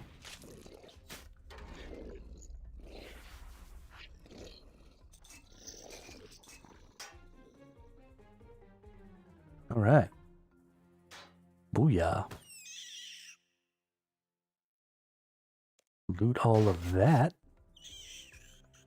And then drink another potion when this dude spawns again and then kill him again. Took us about 6 eats. That feels pretty solid.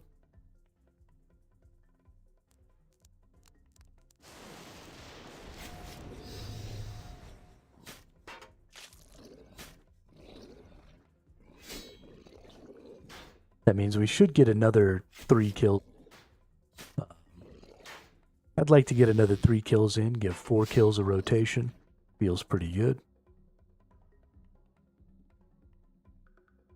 At 5 or 6 minutes per kill, we're looking at 10 kills an hour. So 2 rotations, so really only like 8 kills an hour. That feels pretty solid. I can get behind 8 kills an hour. I know it's not 56-second kills, but I'm still a little guy, so it's fine. And I honestly prefer, I would be really bored, especially at the mole, because of how many different phases the mole has and having to chase him around his fucking lair. If I had to come down here and I was just like super overpowered, and I had to come deal with this nerd running around, escaping me all the time, I would be unhappy.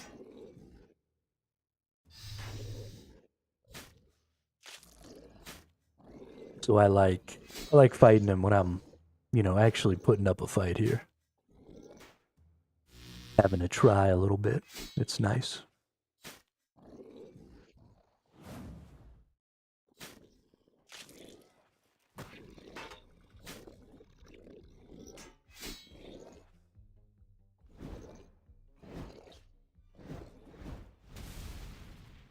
And it's going pretty well. I mean, I haven't eaten the food on this fight yet.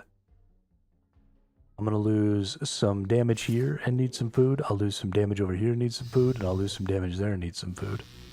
But that's mostly where all the food need comes from.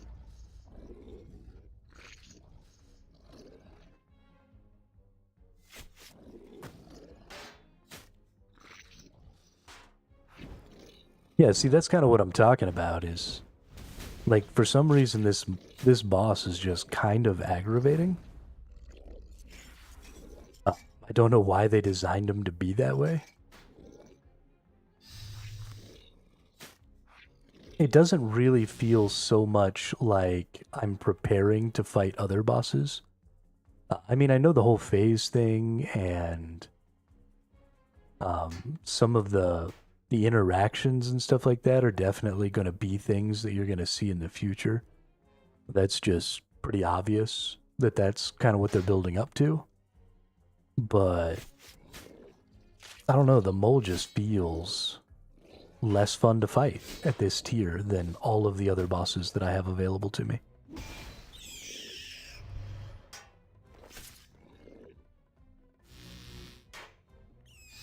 But we got to get the two-handed dragon sword. I really, really want the two-handed dragon sword, even though I don't two-hand nearly as much as I could. Most of my combat is sword and shield, right? Because I like the defenses. And, you know, like when I go fight the Black Dragon King, I'm not gonna be... Oh, that sucks. I'm gonna get 2 packs of moles here because I'm gonna get another pack when I hit him, yeah. Gonna take a lot of damage here because of that.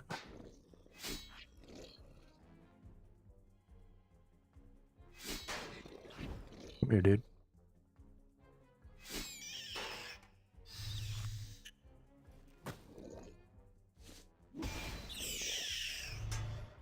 Nice. Yeah, right in there with the big wallop. That felt good.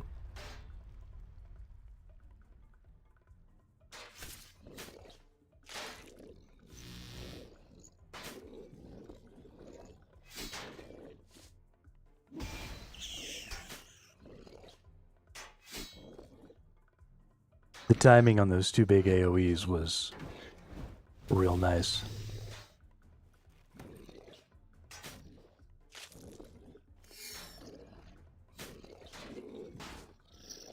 Boom.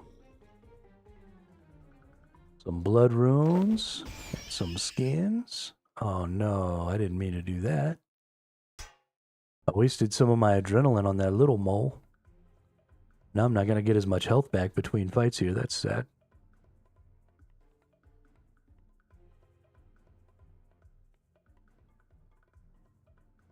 I'm feeling strong, dude. Feeling fucking strong. I'm loving Sword and Shield with a swap to two-hander. I don't know what the rest of the community is smoking, saying Sword and Board is dead. Sword and Board is literally the most fun you can have with your clothes on.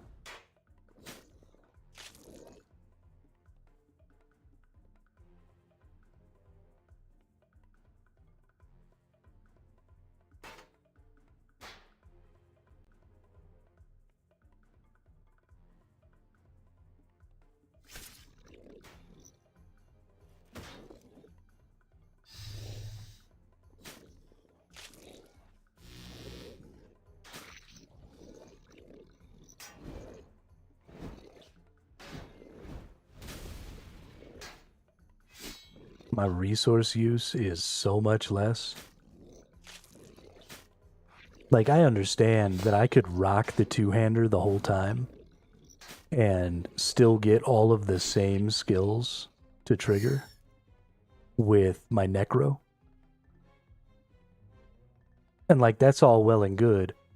But then I've got to use 10 Necro runes per skill trigger, which is an insane amount of runes, especially early on. I mean, just insane.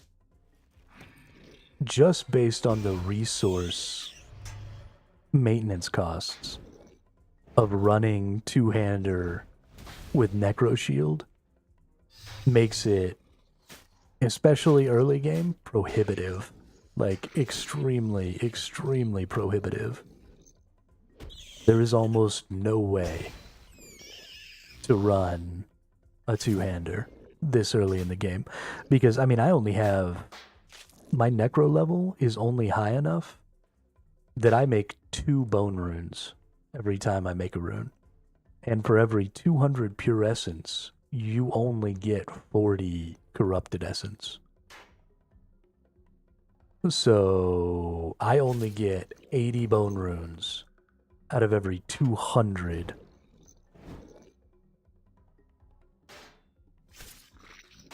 pure essence that I put in, which is crazy. I mean, it's just absolutely crazy. Especially, I mean, my rune crafting isn't that high. So, Oh no, it's rune crafting that gives you the necro rune levels, isn't it? Not necro. That's right. But you know, like my rune crafting isn't all that high, so I'm not getting crazy essence income. Um,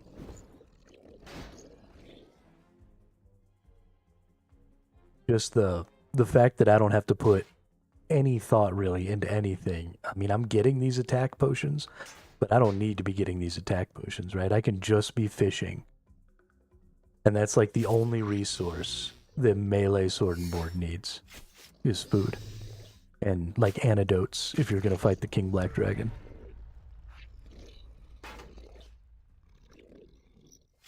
So much better on your pocketbook than any other thing. The mole is so annoying. The mole is a little annoying. But I'm actually kicking this shit out of the mole right now. I'm feeling like super spicy with how much damage and stuff I'm doing right now. I need another ability that gets me out of that stun, and then I'll be really good. You get the speedrun achievement on the mole? How long do you, or how fast do you have to kill him to get that?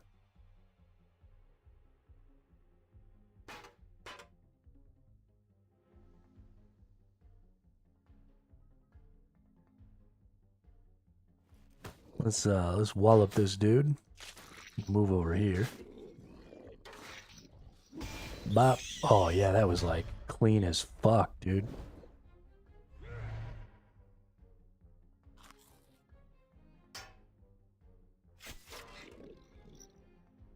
Less than 4 minutes? Oh, okay.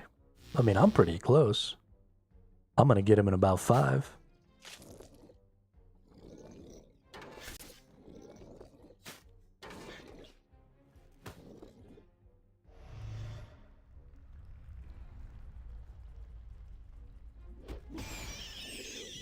Um, so yeah, I actually am like a big time fisherman, Drippy Bun.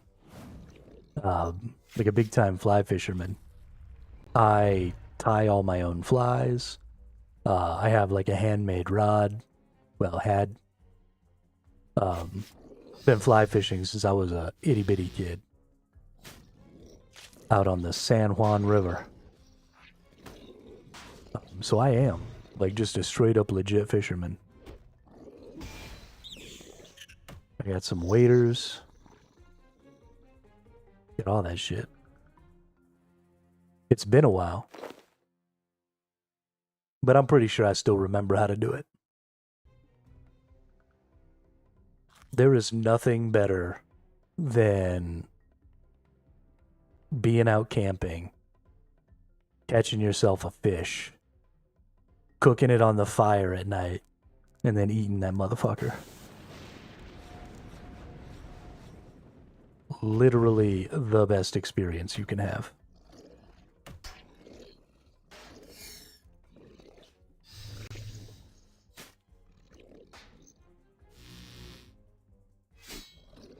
Get you a couple of lime wedges. Stick some lime wedges down inside the fish while you're grilling them. Or some lemon wedges. Tastes so good.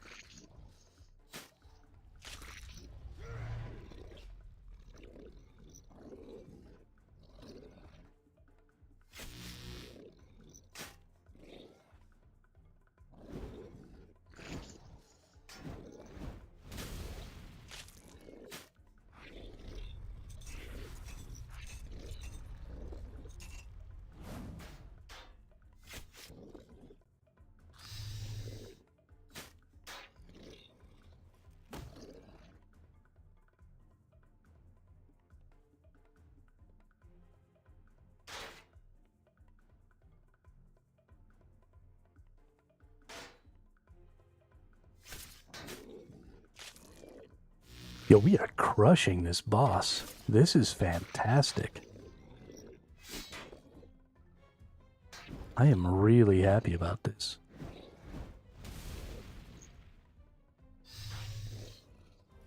I mean, because we've got... I guess we're a little stronger We're a little over 60 on all of our combat. We're pretty high over 60 on our constitution. And this is a level 60 boss. So, we're a little overpowered to be fighting this guy right now. But we're a little overpowered to be fighting him. And we've gained most of that power by fighting him, which is fine with me. But I do want to try and get all of the items that this boss has available before I just get, like, so overwhelmingly powerful that I'm just running in here and murking him in just a couple of minutes. As nice as that'll be, and as smooth as it'll make trying to get the items and stuff that he drops, I would kind of prefer to do it the hard way. Because it's just fun. Like, I feel like I'm actually doing something right now. Like, I'm actually playing. I'm having to pay attention to the types of weapons I'm using at certain times. We're actually having to eat. We're using our potion here. I think I'll do my one corp kill. What's a corp? Oh, I forgot to get my freaking Reaper task. I am such an asshole.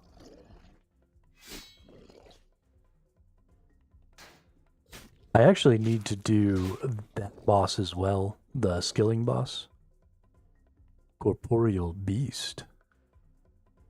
You only like to kill the Corporeal Beast once a night, or you're only able to?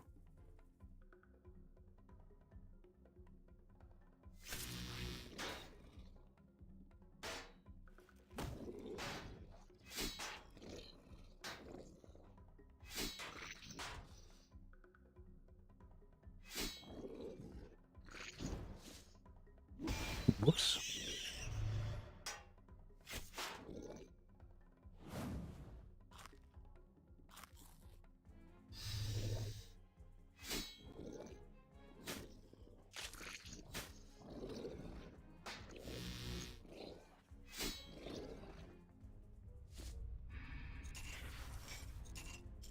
Whoops.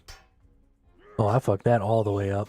That was unfortunate. I forgot that I didn't have my freedom on my two-hander bar. So I swapped to my two-hander before hitting my freedom. And that didn't really do any good. 5,000 XP. What's up?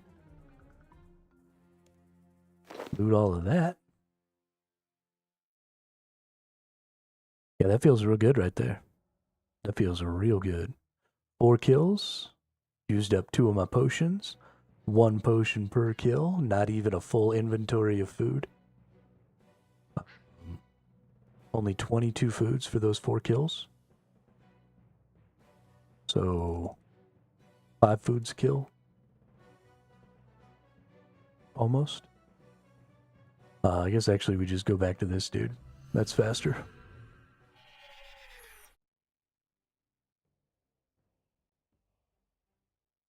Alright, let's put all this stuff away. And then let's put those vials away. Let's take out 1, 2 of those. Get filled up on the desert souls. Put that one back so that I can swap weapons. And then back to the mole we go. Nope. We're gonna get our Reaper task. Because we missed it for yesterday, but at least we can get our Reaper task for today.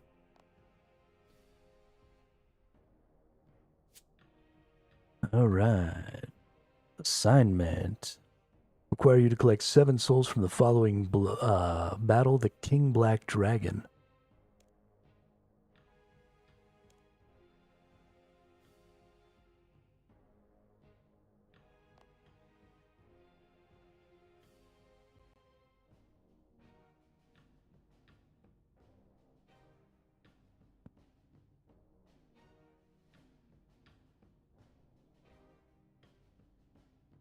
I need antidotes. I think I'm gonna have to go murder some unicorns really quick. Because I have one anti-poison.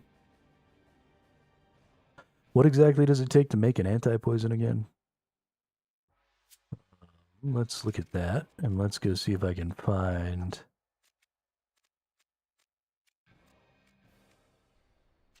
Anti-poison takes Marintil unfinished, so I got a lot of Marintil unfinished,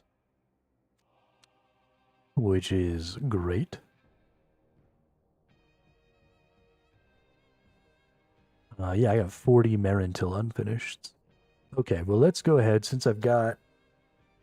no. Since I've already started this boss, this mole, let's go back in there, we'll do a couple more moles. And then we'll go murk a bunch of unicorns and make a bunch of anti-poisons. I don't think that I'm going to... Well, maybe I will. Because we should have the ability to maybe use our rows on our anti-poisons to turn them into healing things as well, which would be cool. Although that might not be the case, we might have to use caviars. I'm not 100% on that. So we'll look into it. If we can make them into anti-poison mixes with food, then I will. Or with healing, then I will. Just because, A, that's more XP, and B, who doesn't want a little more healing when they're in a boss? Especially, like, the anti-poison seems like a great place to have a little bonus heal, because you're not going to get it necessarily before that first tick of poison goes off. So... being able to rock that heal sort of right away feels pretty good, I think. Not that the poison is going to do a ton of damage to me, but also the heal isn't going to do a ton of healing either, so it's fine.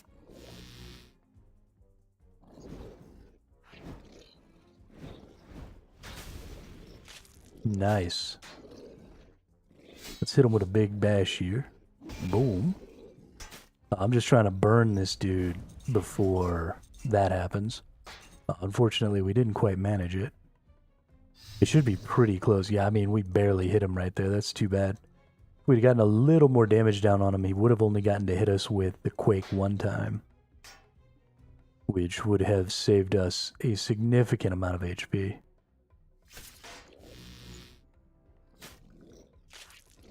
As it stands, we didn't actually take all that much from the Quake that time. We just ate our first food, which feels pretty awesome. Considering we've already done the Quake here. We just have these two left that tend to do a little damage to us, so...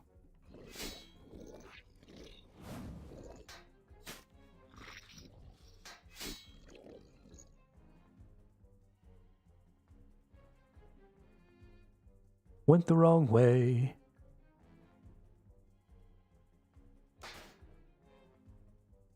We're going to use up most of our adrenaline here. Actually, we should probably just go ahead and stop and use all of our adrenaline to heal. Because we'll get another 1,000, so we should heal all the way back up to max here. Which is awesome, because I don't really need the adrenaline for this phase. This phase doesn't do all that much damage. Especially when I got my shield up. Things go pretty good for me here. So...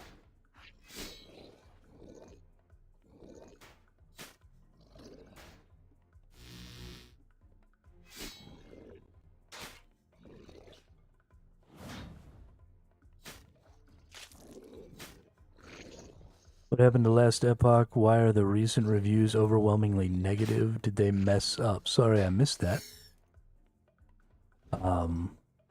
Wow, I haven't been looking at the chat for a while.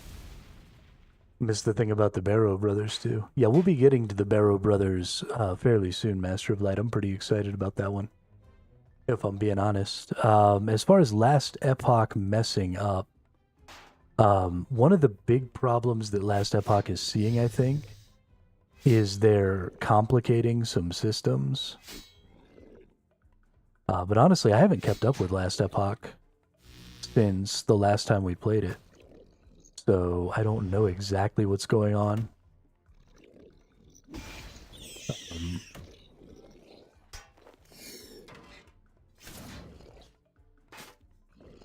I feel like maybe there was some monetization stuff that happened recently that might be causing that.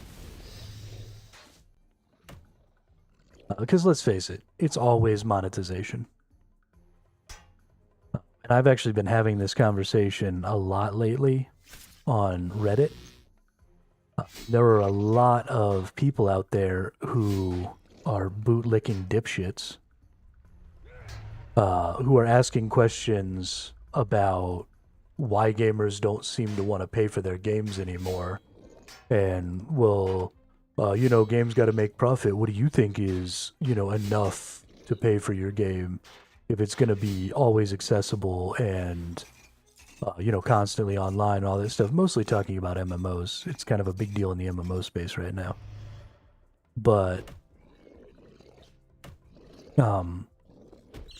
there's been a lot of talk about, subscription models and box price models and all of those things. But it just seems to me in modern gaming that I'm constantly on the defensive every time I play a game. Constantly looking out for the ways that game might be trying to take my money. Ooh, I got a clingy mole.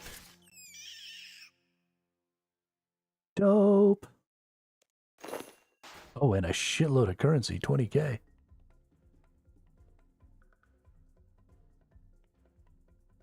What does this dude do? This would look great on an anti-dragon shield.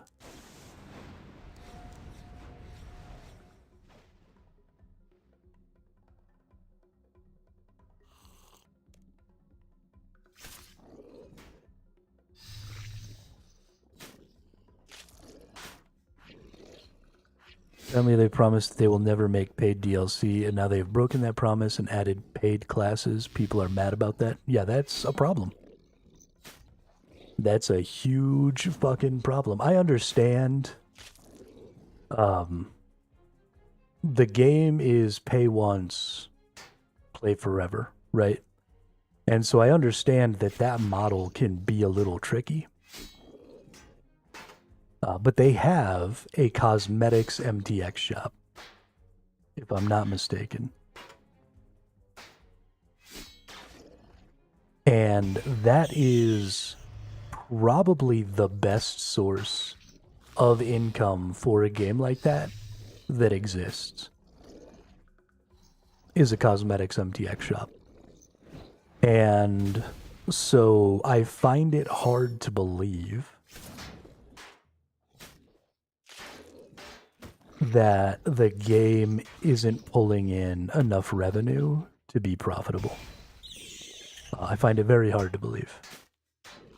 Because the people who support that game are zealous in their support. And so that's really where a lot of the issues are going to come in, is you've made this promise not to sell a paid DLC. Now you're going to sell paid classes, which I'm sure that they're trying to spin as, oh, it's not a DLC, it's a class. A DLC would involve, content and stuff within the game as far as like quests and things like that. We're not selling that. We're just selling this class. And that's a pile of garbage.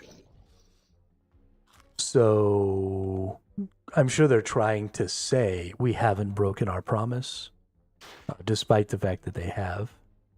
And when you're going to break a promise like that, if your monetization model makes it seem to your player base like you're probably in profit, and you haven't given the player base any data or any information to show that you're not in profit, and then you go back on a monetization promise and create more monetization in your game, then it just looks like a cash grab to your player base because they're assuming you're already profitable. And so now you are looking to break your promise to increase profits, which is fucking gross. And nobody wants to deal with that, right? Nobody's going to be like, oh, yeah, please take more of my money so you can just have more profits. That's dumb. So, yeah, I mean, that's what you get, right? You were supposed to be this sort of beacon of solid monetization in the ARPG space when you have, Path of Exile, who intentionally make massive amounts of currency items that are used for crafting and stuff like that, but then they limit your storage space and force you to buy bank tabs and stuff like that. So this pay for convenience where you only need to pay for the convenience because they've intentionally made the game worse. Last Epoch didn't do that. They really only had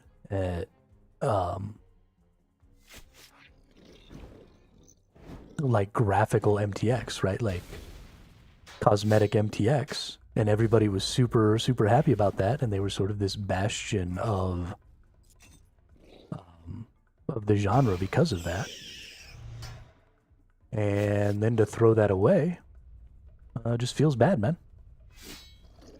Feels real bad. But whatever.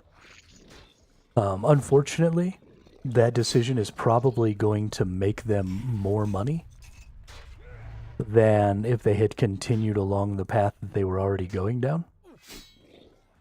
That's why they would have chosen that path or chosen to do that, is because they're likely to make more money. I really fucked up on this boss. I had to use a lot of food. That sucks.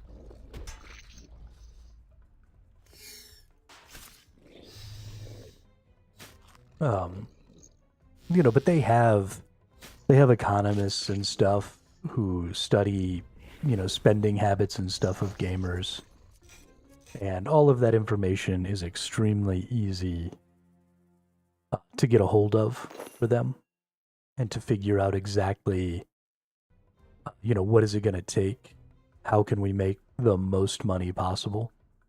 And so even if they alienate part of their player base, there is enough of their player base will spend money on those cosmetics or on those classes that ultimately selling the classes is going to make them more money than not selling the classes would have. And that's really kind of the problem. Another news, Larry and Steers recently said that they use AI to ideate and conceptualize stuff, and people have been mad about that the past few days. Well, those people are stupid.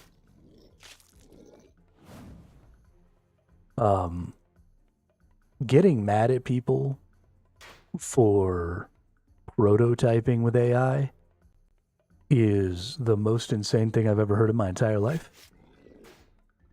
Especially Larian Studios, who,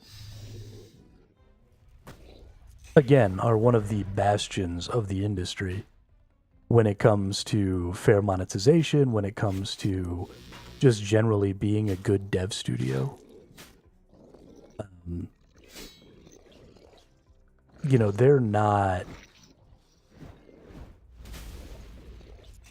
They're not trying to not pay their employees by using AI. They're trying to speed up the process so that they can give us more better games by using AI. Especially if all they're using it for is prototyping and iterating. I mean, you just can't do that quickly with a pen and paper. Not as quickly, anyway. And you still need an artist to do those things. I would be interested, so I guess I shouldn't speak too absolutely on this, but I would be interested to find out exactly how they're using that AI. Because if you were to get your concept artist to sit with an AI, especially a lot of modern generative AIs, will be much more receptive to small tweaks and specific jargon, which is the reason you need the actual artist, right? Because a layman like me, right, I don't understand the specifics of shading. I don't understand the specifics of composition or color theory or any of those things, right? I'm not an artist. I don't want to know those things. That stuff is beyond the scope of stuff that I'm interested in.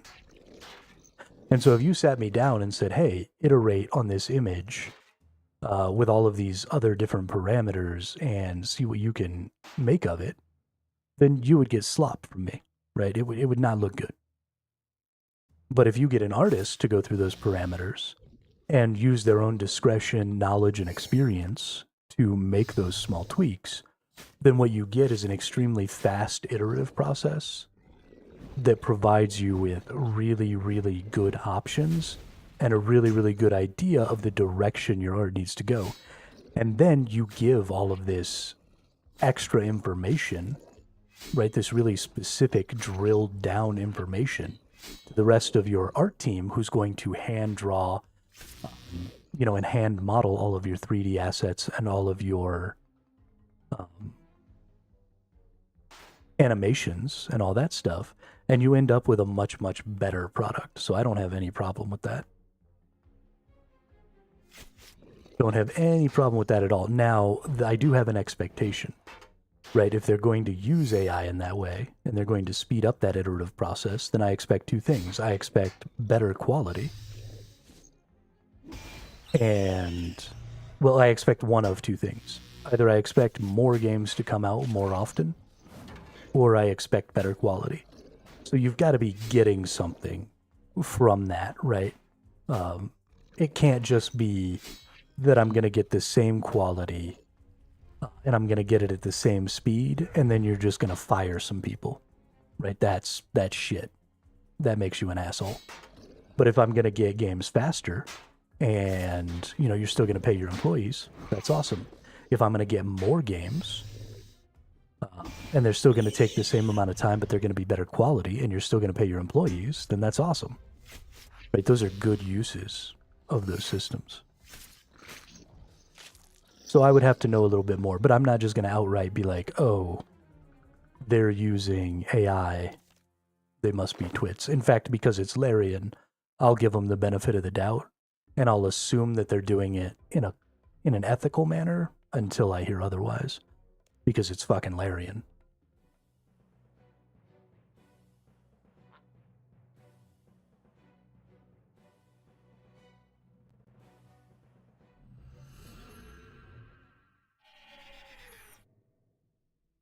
And I don't really have any reason to believe anything but the best from them, for the most part.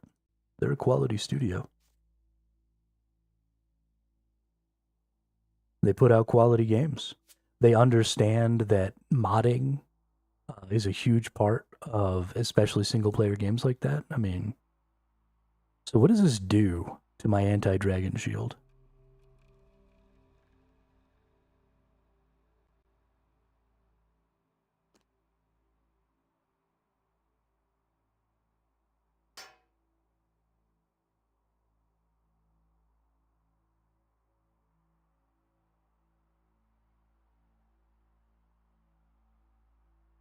Okay, how do I get a mole anti-dragon shield? Hang on. It's time. RS3 Wiki Mole Dragon Shield. Anti-Dragon Shield Mole. The Anti-Dragon Shield Mole is a shield that further reduces dragonfire damage and is able to block damage from the giant mole, turning it into a damage over time effect. The effect can be removed by eating numbing roots or leaving the lair. The damage reduction against the mole is shared by the Falador Shield 4. The shield also reduces dragonfire damage to at most around 100 with a typical hit of about 50. Only one anti-dragon shield mole may be owned at a time, including in the keepsake box. Crafting level of 45 is required to create the shield using an anti-dragon shield and a clingy mole, which is rare drop from the giant mole. Okay.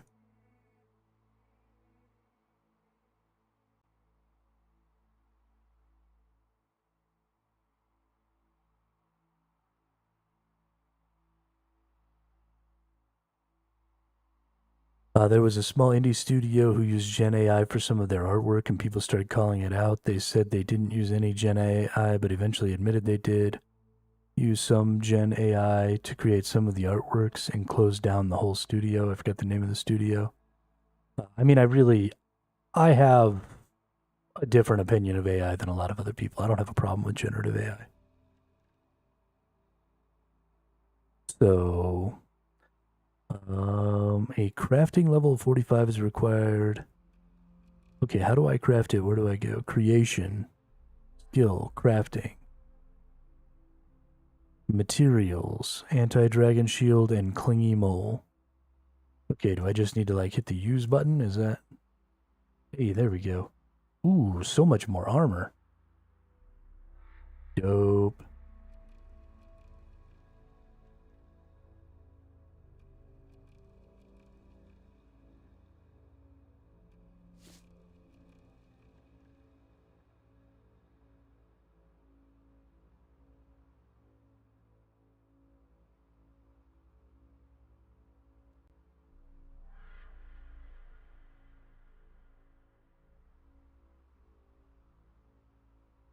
It's a huge integration into everything we do now, not just in a few years.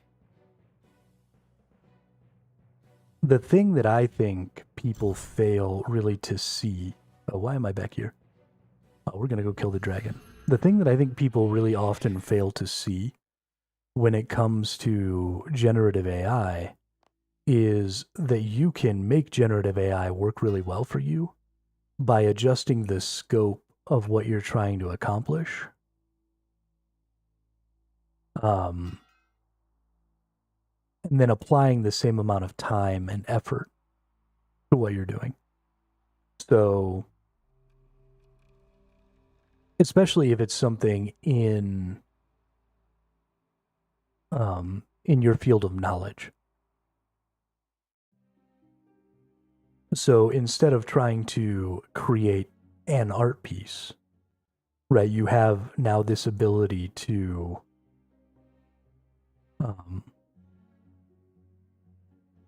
create like an entire world. Nothing wrong with using a quickly look at how a concept or idea works to save time, different than using it to make full endgame art. So I totally don't even agree with that necessarily, William. I am willing to even be okay with companies using generative AI for their end product. And the reason I'm okay with that is because, again, the scope of what you can do and the quality of what you can do with something that can take on some of the burden, some of the tedium is massive. So what would upset me is if we keep making, well, shit, I need to go back to my bank here. If we keep making the same scope of games, right? If you're going to use a generative AI and you're going to speed up the process of making assets and you're going to cheapen the process of making assets, then I expect to get more game. I expect your artists to spend the same amount of time working on the game as they would have if the game hadn't used generative AI. And so I expect to get much more quality and much larger scope out of a company that's using generative AI. And if I don't get those things, then you're probably being an asshole about it, right? You're probably firing artists. You're probably doing all these things that are just kind of making the industry worse and making it difficult to maintain talent.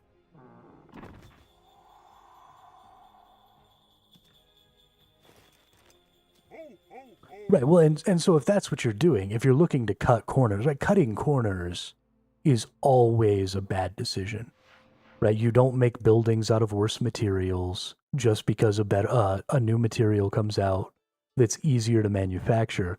If the material is worse, then you have to do one of two things, right? You have to use more of it, or you don't use it. You have to, you have to change the scope of what you're doing.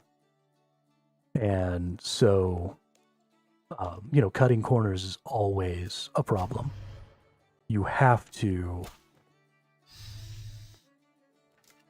change the scope, change the quality. And if you're not going to do that, then you're a dum-dum. And you should absolutely be ridiculed by the gaming community for being a dum-dum. I don't have any problem with that. Upworlds.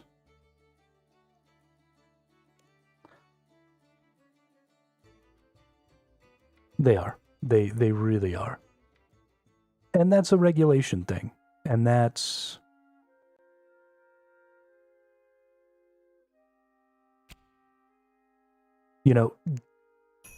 companies are beholden to their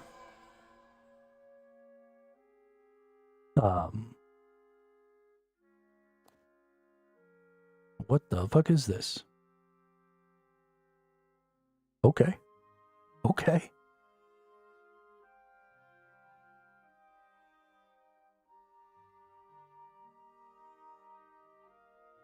Interesting.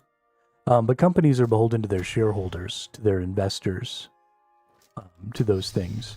In fact, not doing everything you can to make your investors as much money as you possibly can could be considered, could have legal ramifications in the United States, specifically. Because our whole system is just fucked. And so until there is a regulatory body that can put their thumb on the scale for that and say, you can only use AI for these things, until there's a regulatory body that can say, this is obviously an anti-consumer use of this technology, and can impose, sanctions and fines and stuff like that on companies that do that stuff, then we're never going to get good uses of those things. Which is why I understand why people take a hard AI equals bad stance.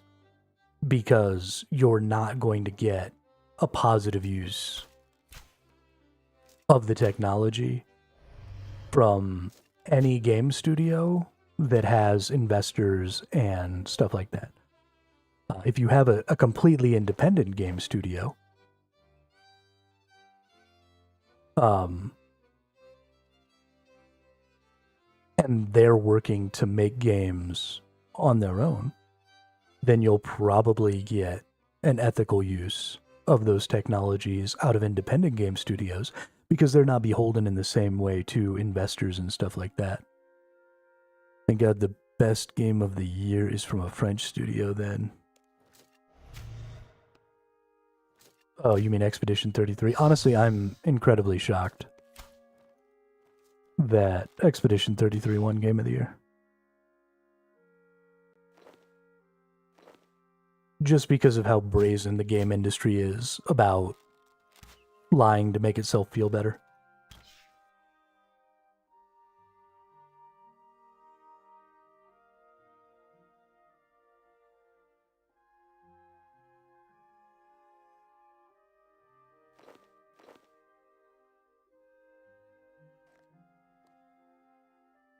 It honestly shocks the shit out of me.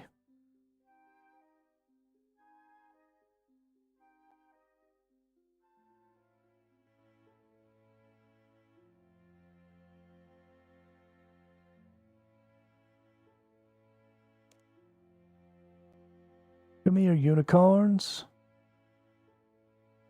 It's time to die. I can't believe that this black yo-yo is worth 42 million gold.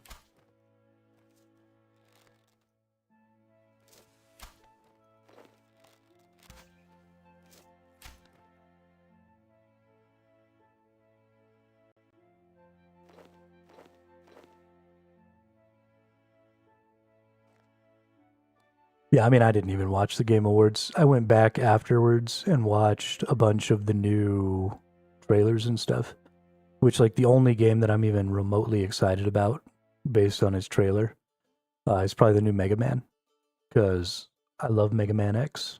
It was one of my favorite games as a kid.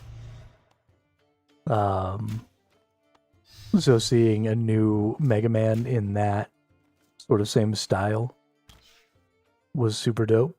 But other than that, they all look like garbage.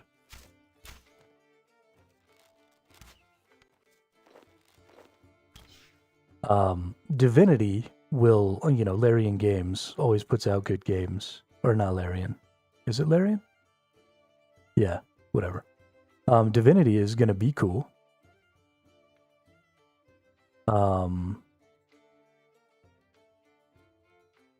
But I never, as much as I like those games in theory, I never actually play them all the way through or even very far because there's just something about the way those games are designed that I can't quite get into them. Not that they're bad games, just that they don't quite mesh with the way I like to play games.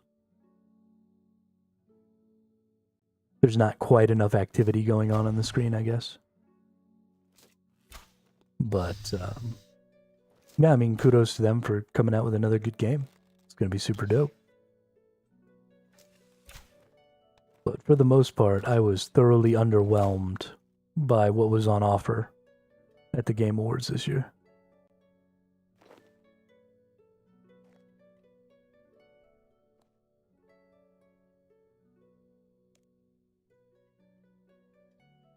One of the biggest problems, one of the things that's going to continue to take away from the Game Awards, I think, is I imagine it's fairly costly to get your game trailer on the Game Awards. And so again, you're not getting the best upcoming games.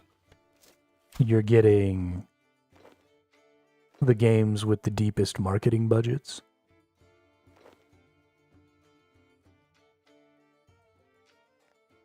And that's pretty much always the AAA slop games. And I mean, as far as I'm concerned, at this point, AAA is pretty much synonymous with garbage. Because I have zero faith in those publishers and companies.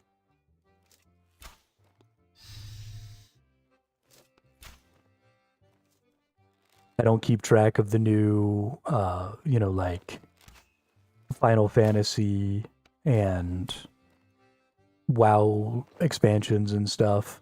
Because even if they make a good expansion, I just assume that they're making like the worst version of the game that they could.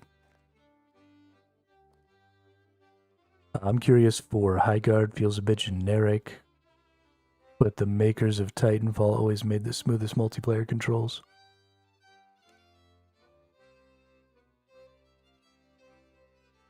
Yeah, I don't know. I don't know. Pretty disappointed with the gaming industry just kind of in general right now, so I have a hard time having positive opinions of any of them.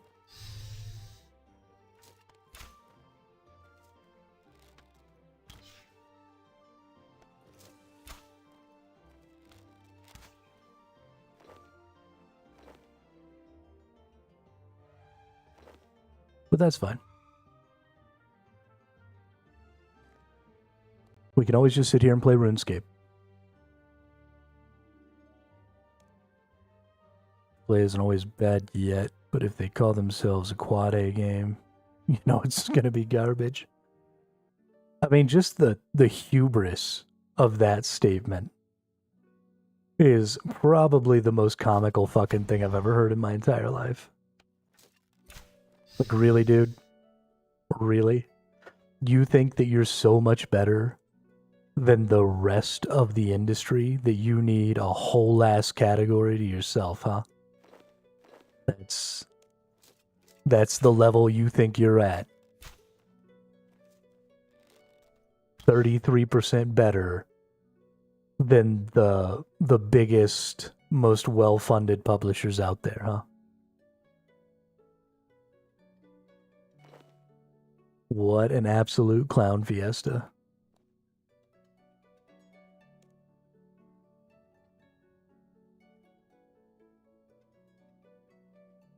But I also think that AAA is always bad. I would disagree with the statement that AAA isn't always bad. And that's not even to say that every AAA game isn't enjoyable to play, but just that every AAA game is likely not the best version of itself.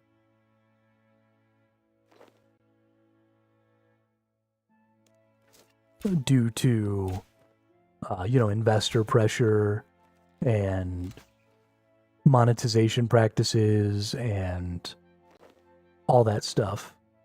Just consistently making AAA games worse than they could be.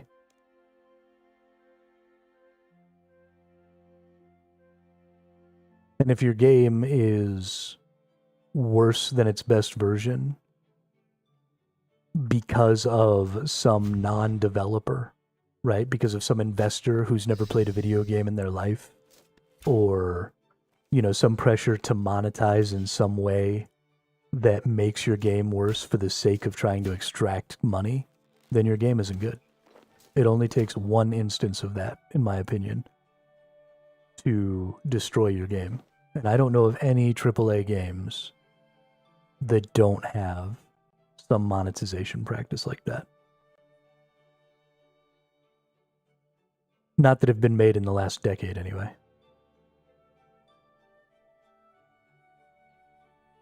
Maybe even 2 decades.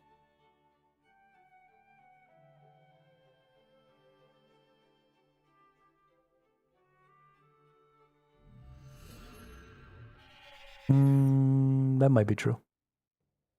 But is the studio that puts out The Witcher actually a AAA studio?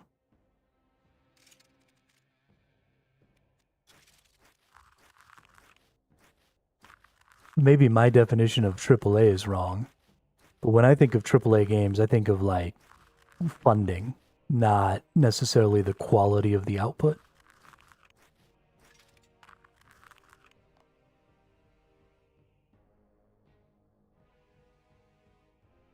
Right? How big is your studio? How many employees does it have? What kind of funding do you all get? All that stuff.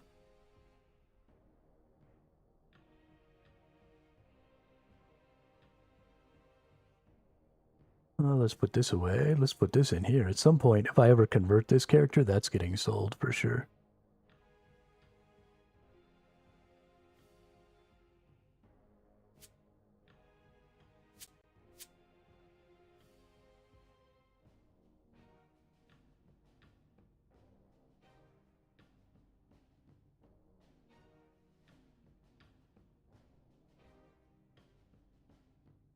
Where's my ground up unicorn horns?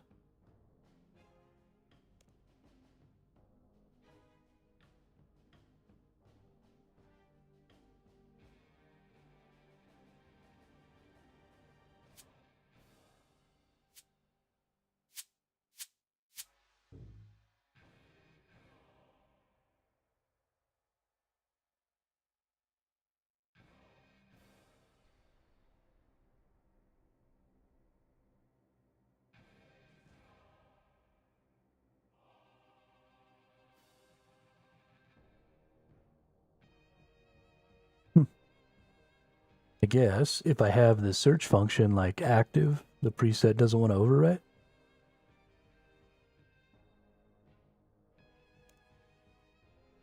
There we go. Weird.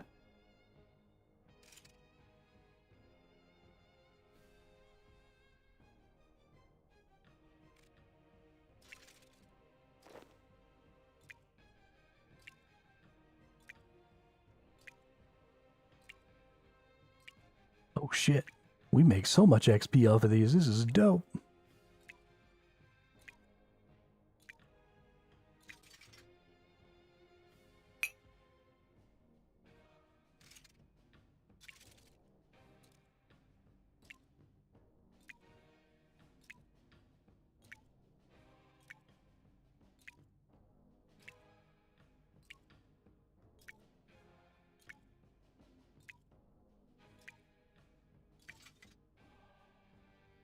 I'm really excited to try out this new mole shield.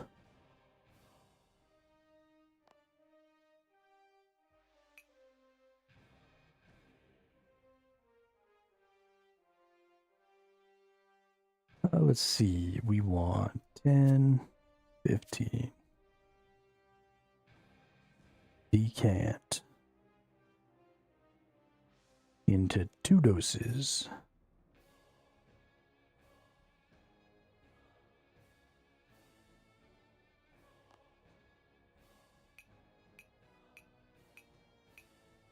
And then we want all of these. We want to decant into 2 doses. Perfect. Perfect.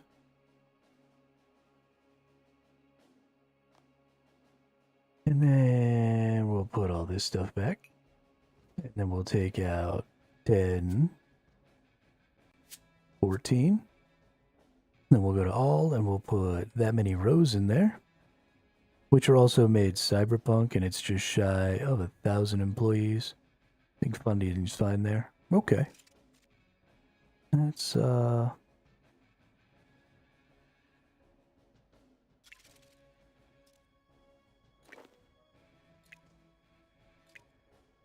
mean, yeah. Witcher 3 was a good game. Cyberpunk is also apparently a good game, even though it launched to being just absolute trash. I mean, 73 million euros is not really outrageous in the modern gaming space.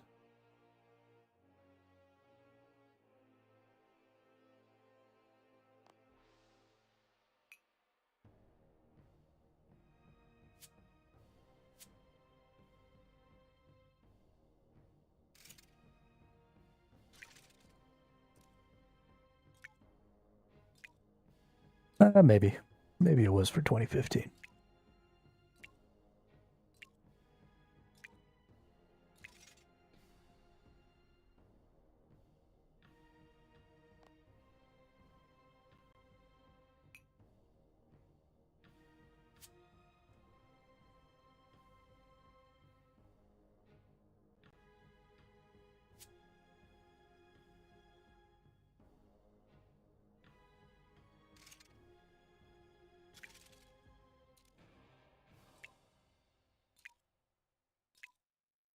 I'm really sad that No Man's Sky or that Hello Games didn't give us any information for No Light No Fire at the Game Awards. So depressing.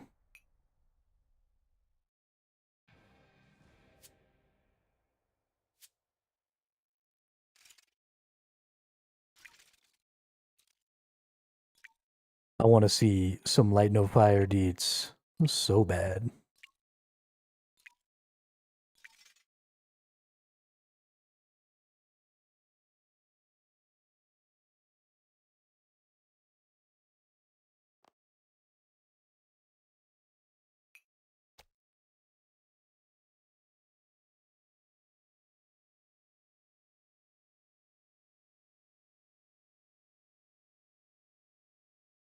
All right. We got all of our anti-poisons done. So let's go ahead and take a couple of these out and then fill up the rest of the way here.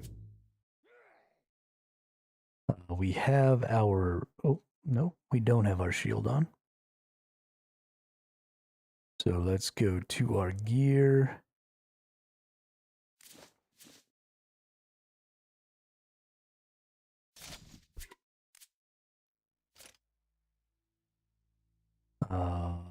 Put that on. Nice, nice, very nice. All right. Christmas E33 stream. Maybe. Maybe.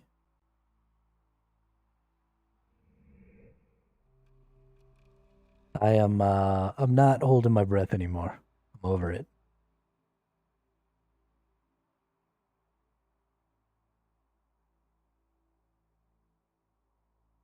I am so excited to fight this black dragon.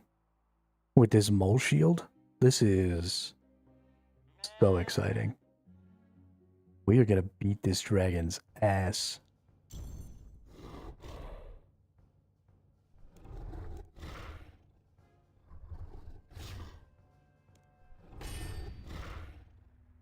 Just beat his ass. How little food do you think we can get away with here?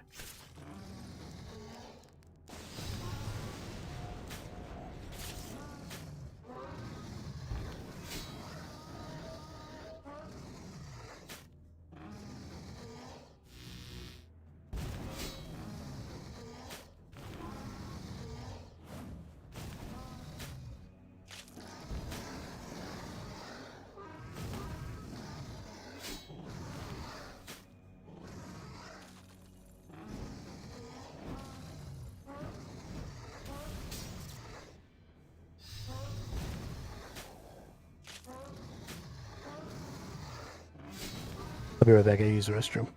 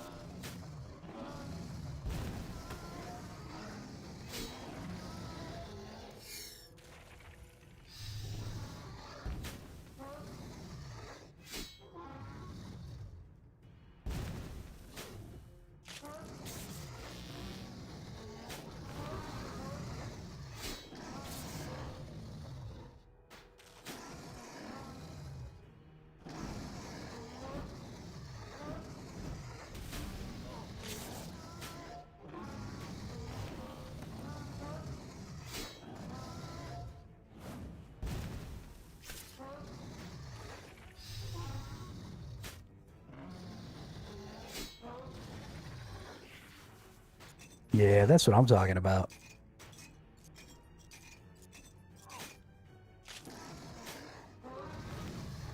Don't even need to be here for this fight.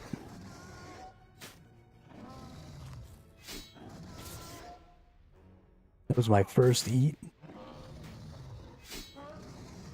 We're just trying to keep ourselves up around 40%. It's still going to take 3 or 4 eats per kill, probably. Maybe a little more. He reduced my fishing stat. What a dick.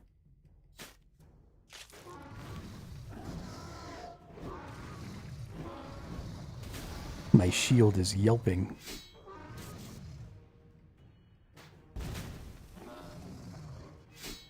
Took some pretty big damage there. That sucks. So we're still going to be eating 4 to 5 eats, probably. Is what it seems like. We'll keep ourselves down a little below the 40. Well, it's fine. So that was 4 eats. We're going to get the boss killed right here. We're almost right at 40% or 60% of our health. We get lots of stone spirits and some bones. But at 4 eats, if we're bringing in 24 foods, if we can manage to maintain that rate, which we might not be able to. But if we can manage to maintain that rate, then we will get 6 boss kills, which I think is more than I've ever gotten before in a single go. It took us about 5 minutes to kill the boss there, which is our average. Something I'm really excited to see is if my freedom skill will act to get rid of the damage over time effect. So the mole shield is supposed to turn the damage from the mole into a damage over time effect. And if my freedom can get rid of that damage over time effect, then we might be able to really kick the mole's ass with the mole shield here. Now it says that it degrades. I don't know. Here we go. Check charges. 421 charges remaining. So we only did one fight. I believe it's 500 charges. So one fight took 80 charges. So it's not really... unless it starts at 450. If it starts at 450 charges, then one fight only took 25 charges, which is pretty solid. But if it took 75 charges, or 80 charges, or whatever, for one fight, then we're in a pretty bad spot. And I wouldn't be too happy about that. We've already eaten 3. We're about to get our 4th eat on here. We are going to get to use our rejuvenate again this fight, but it is definitely going to take us more eats this time because all of our skills weren't already available to us.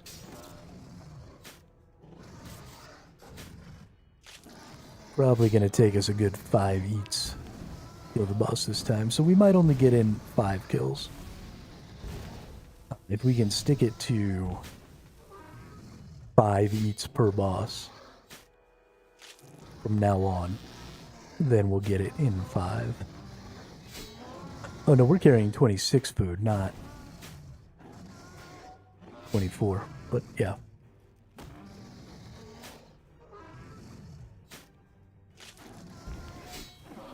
Alright, we're gonna use rejuvenate here. We'll throw a food in there. Should get us most of the way back up to max, which feels pretty good. We've got our sacrifice going. We've got all of our good defensive healing skills going here. But that was a 5 eat. But now we've got a lot of wiggle room, right? Getting back down. We probably won't end up actually using our rejuvenate skill in the next fight. Because...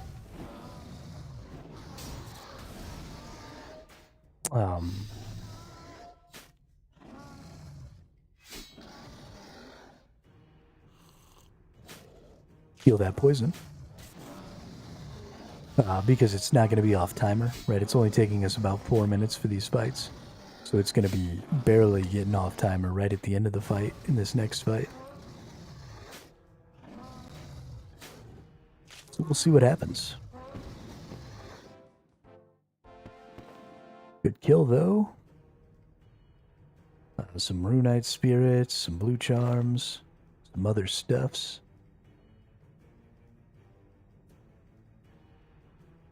We're back up above that 40%, which feels good. We're above that 60%.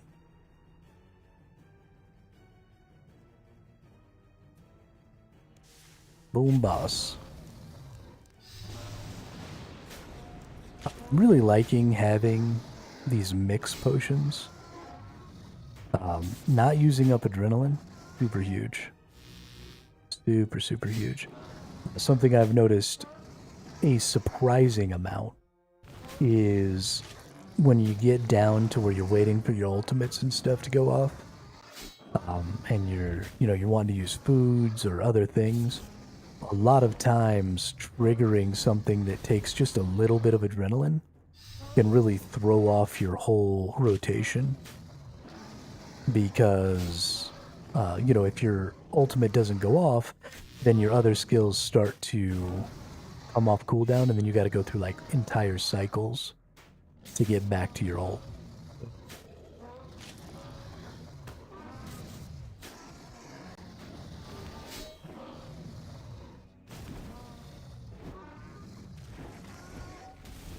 It can be pretty bothersome.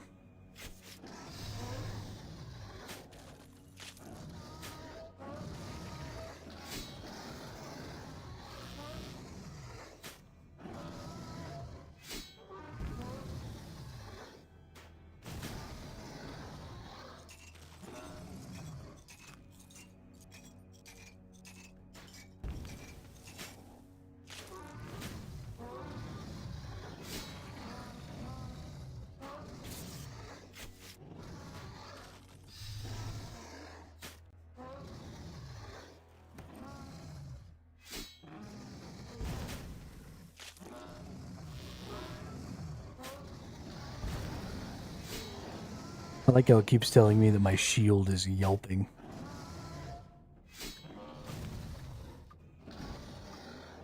We're down to 350 after 2 fights. Okay, so it must only start at 450 then, because we're about 2.5 fights in. 30, 30, 30 would be 90. Yeah, okay, so that's actually much better. We're losing somewhere between 30 and 40 charges per fight instead of 80.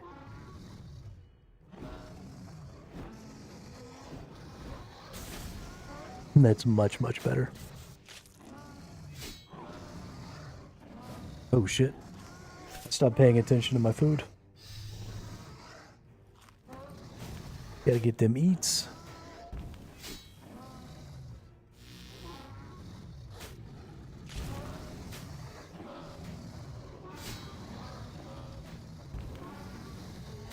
Man, bossing in this game is so much fun. Even just this real basic boss, where I'm just standing here beating his ass. So much fun.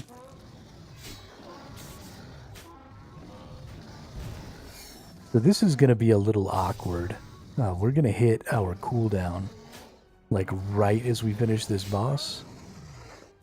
Which means we're starting the next fight with no adrenaline, with a fresh cooldown. Which is going to be just a little bit awkward. That one definitely took a lot more food out of me because I didn't have the rejuvenation in there anywhere. But let's see, we're 12, 13, 14, 15. Yeah, 15 foods in after 3 kills. So we're averaging exactly 5 foods a kill right now.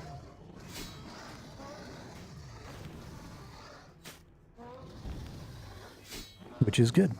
Because that means we should get 2 more in, which is 5 kills. We just sort of reset our cooldowns, which means we should get our rejuvenate on both of the next 2 fights. Which should mean we can definitely keep it down to just 5 eats per kill. And we have... we had 11 total. So we had enough for 6 eats for 1 kill, 5 eats for the next kill. So we're going to be cutting it pretty close to get the 5 in. But I'm going to go ahead. Even if I only have 5 foods at the end of this fight, I'm going to go ahead and push it, because I've usually got a little wiggle room on the health, so hopefully it'll be okay.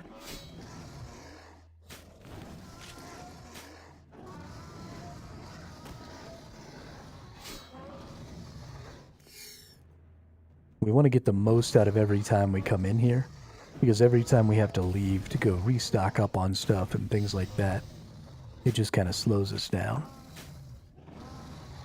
And while I don't think the most important stat is kills per time, I definitely think the most important stat is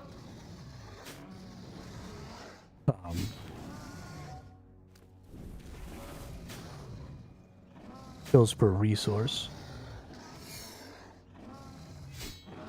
But I don't think I really care about this mole shield. I don't really feel like it's doing a lot against the dragon. It might do more against the mole. I don't really know. I was pretty excited. I thought it was going to be super dope.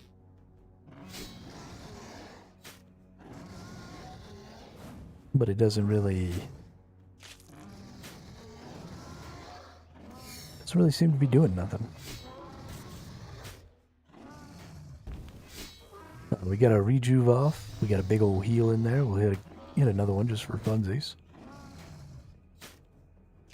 We have 2 more eats before we get down to just 5.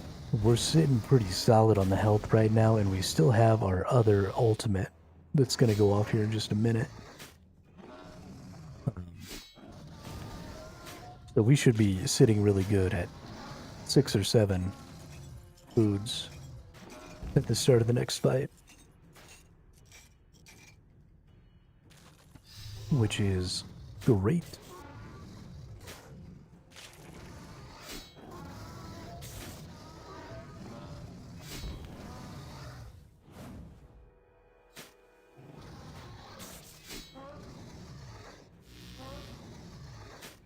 I wonder what kind of value I may get if I brought like rejuvenation potions to kill some of these reductions to my stuff here. If I bought like rejuvenation potions that also gave me heal effects, what could I get away with? Yeah, so 7 foods for the next fight. We're going to get both of our ultimates off in the next fight. At least we should. So, yeah, we should definitely be sitting good here. Should have no problem rocking this out. And then we got to kill him 2 more times. We'll get another 5 banger in. I think that's important. So we'll get 10 more kills here. We take a look at our beast tracker here. Where are we at? Let's see, Barrow Brothers. Well, I thought the Barrow Brothers were a lower combat level. Why are the Barrow Brothers at combat level 150? Oh, recommended combat level 85. Okay. I get it now. Never mind. Let's see. We've got 44 kills on the giant mole. We're looking at 68. Gonna be 69 here in just a moment. Nice.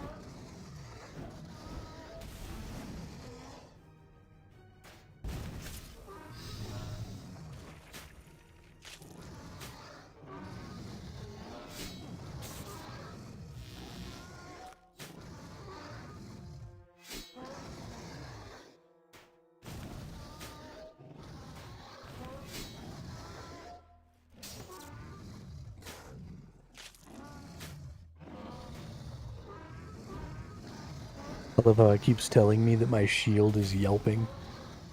It's fucking hilarious.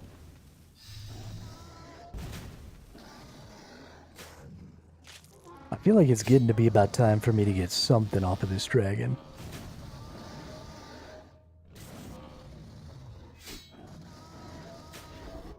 I mean, there's quite a bit of collection here.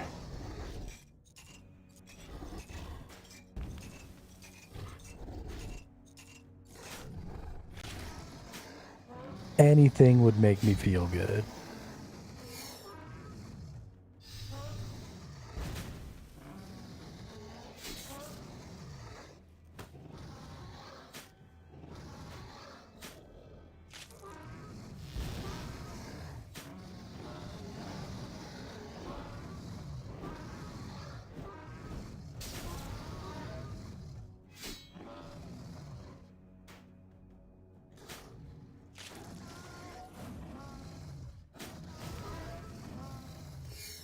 Oh shit, when did I hit 64 strength? Nice.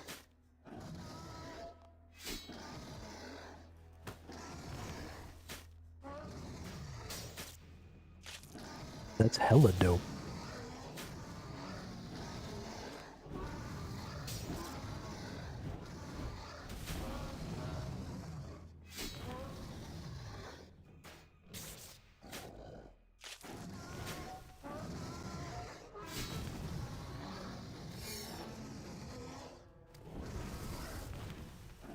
Yeah, get that rejuve out. I'm gonna go back with 3 extra foods.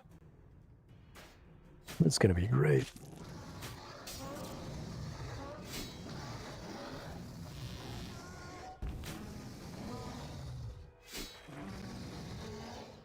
Three minutes and 30 seconds.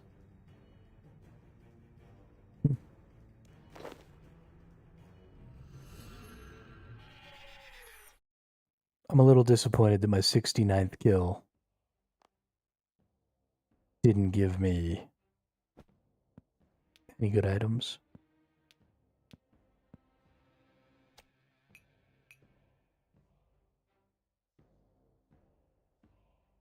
But that's fine, I guess. Anti-poison mix. Fill that up. Back to the dragon. I really like this War's Retreat thing. It's pretty solid. definitely makes a lot of these bossing things, going back, dropping off all your shit, all that stuff makes it a lot smoother, feel a lot better.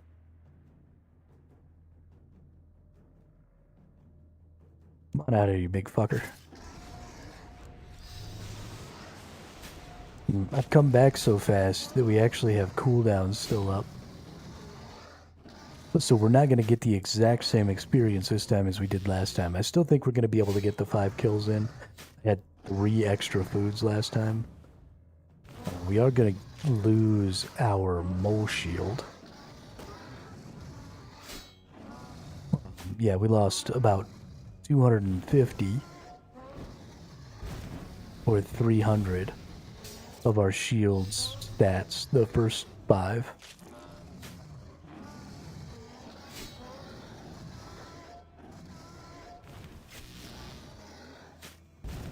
So we'll see. Probably the last fight we won't have our mole on. I actually kind of want to go in here. Let's do this real quick. Oh, can't change my visuals in combat. After this fight, we should quickly try and go change that. And,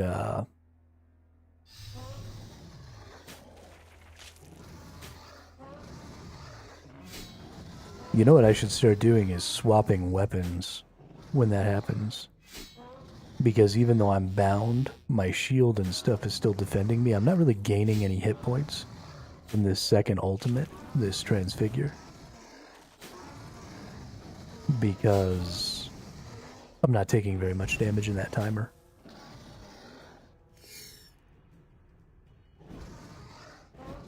Maybe I should just drop the shield.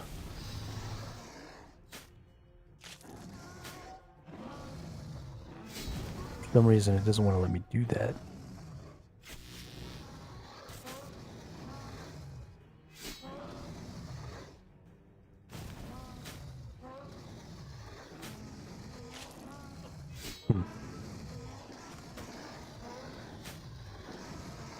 Very strange.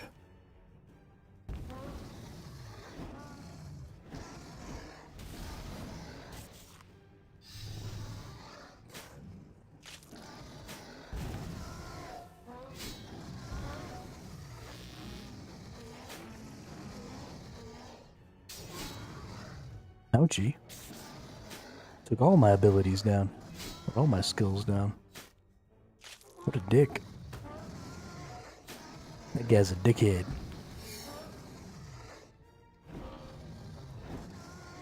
This one's going to take us a little more foods because we're not getting our rejuve here.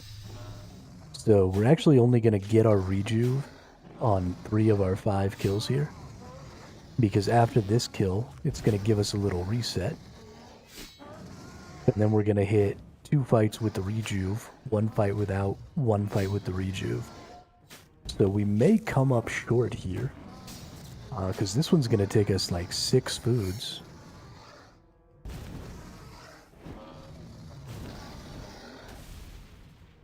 I guess 5 foods.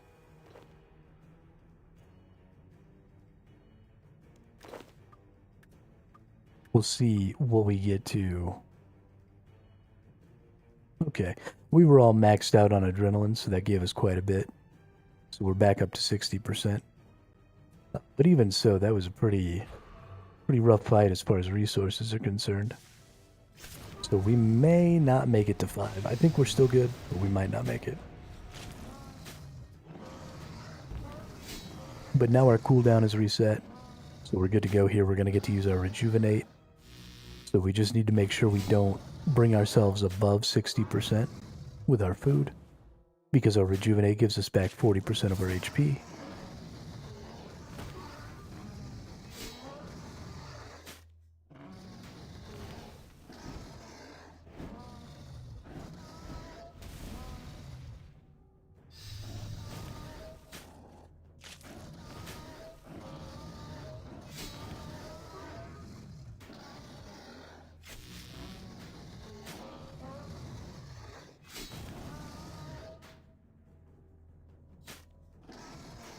And we'll be alright.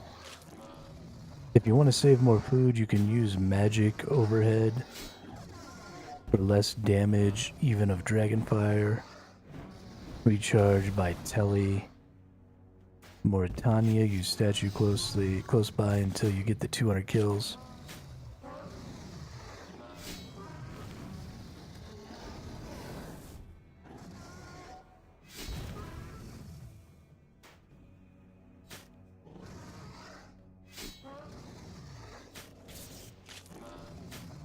Yeah, I kind of wanted to use my prayers, but I just don't like having to go back that often because it kind of defeats the purpose of not using up the resources. Because the point of not using up the resources is staying here and not losing that time going back. And so I guess measuring the amount of time it takes to go back against the amount of time it would take just to fish up a couple more fish.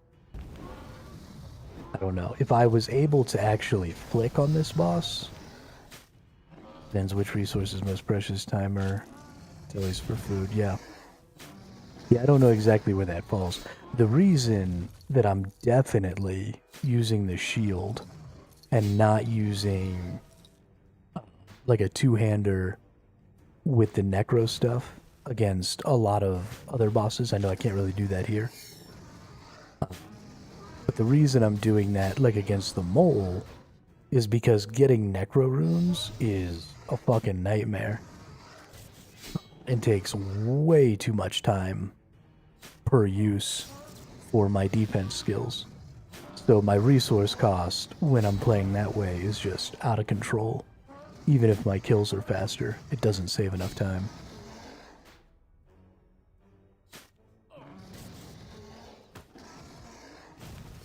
Man, it's gonna take me so many foods on this one. Gross.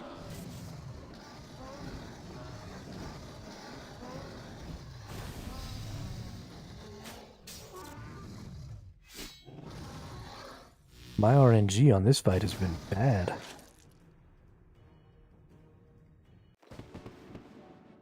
Hey, got that Slayer level though. Was that 7? I think that was 7. Yeah, it was.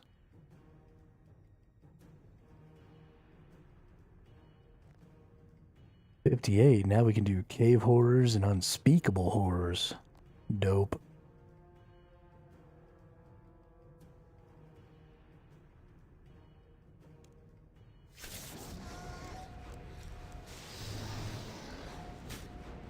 Yeah, the prayer thing may honestly be fast enough that it could be worth it. Because, you know, teleporting to Mauritania doesn't take that long.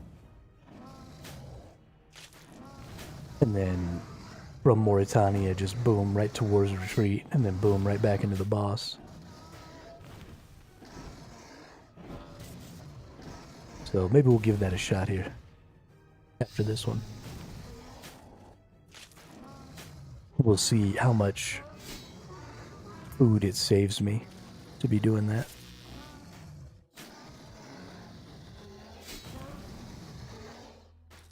Because I do like the prayers. I do like the prayers a lot. And then we can tweak. We might be able to use like 2 prayers. Yeah. Yeah, and then that is pretty quick. And then honestly, we don't even have to have the fastest respawn speed. Because when we leave and come back... But let's see, it's 1.4. So 3 minutes is, well, 3.5 minutes is 200 seconds. And I have 500 prayer points. So I need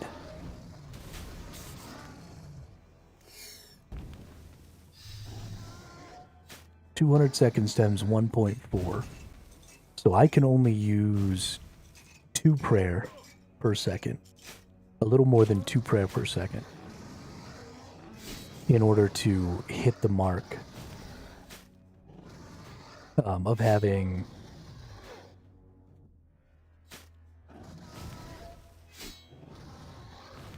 using up 100% of my prayer every fight.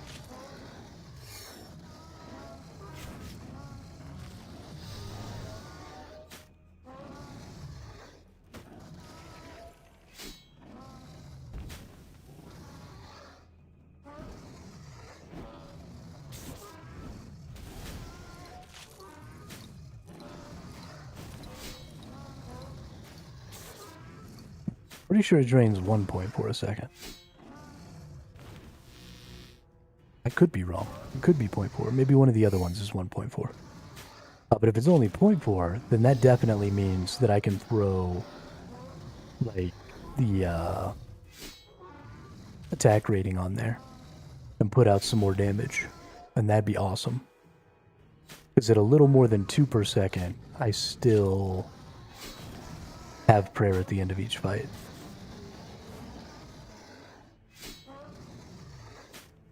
Or I could do 2 fights before having to leave. Maybe even 3.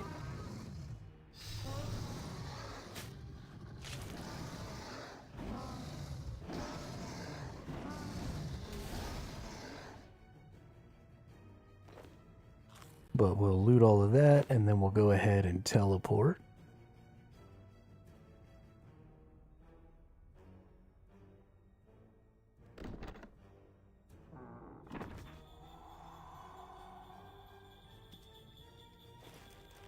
Ho, ho, ho!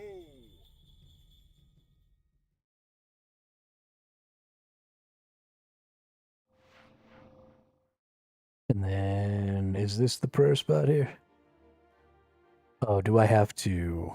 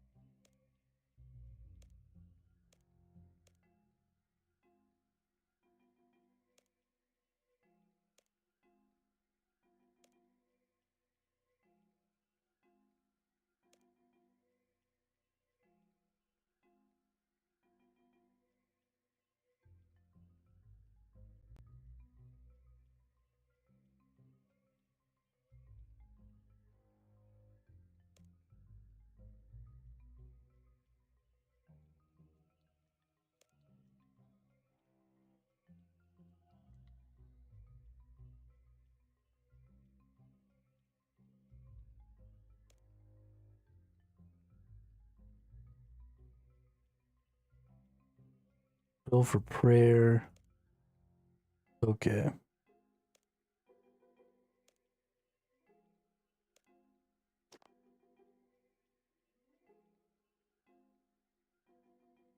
We'll need to use all 17 pieces of scaffolding. The highest we'll need any scaffolding is 4 blocks.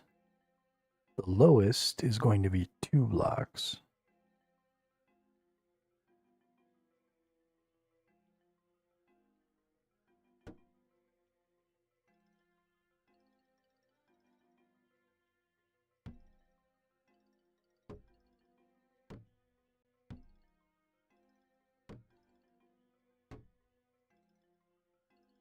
Let's see, that's 1, 2, 3, 4, 5, 6, 7, 8, 9, 10, 11, 12, 13, 14.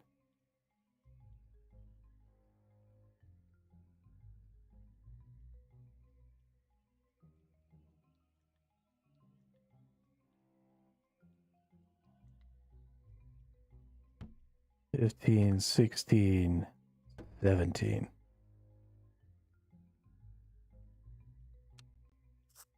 Great work. The second column is perfect. Yes, the middle column is perfect. But the first column is not high enough. Boop. Boop. First column's perfect. Keep going. The last column is not high enough. Yes, exactly. That's what I wanted. Cool.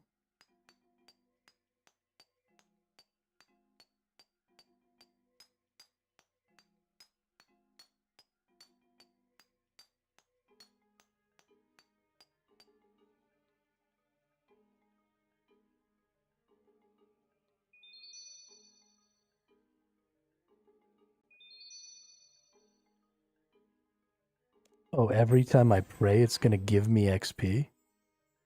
It's like, you've chosen just the right statue for this area, so there's no worries about fanatics attacking you here. Right, there's another job well done. It's a good start, but there are 4 more statues left to go. I'm off to do a job for the druids at Taverley. Hope they won't try to pay me with their murky potions again. Why not help me with their job? Another time.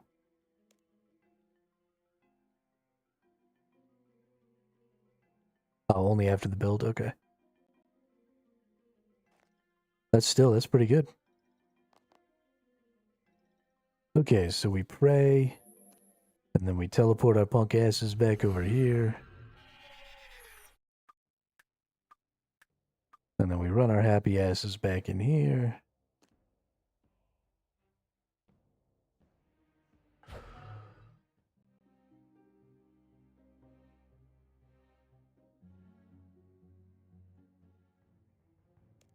Private encounter, rejoin. Alright.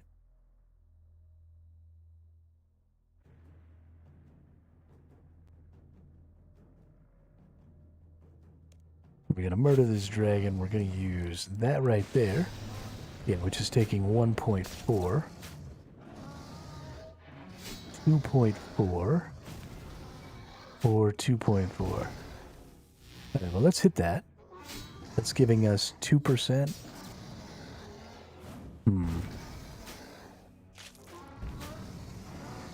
3%?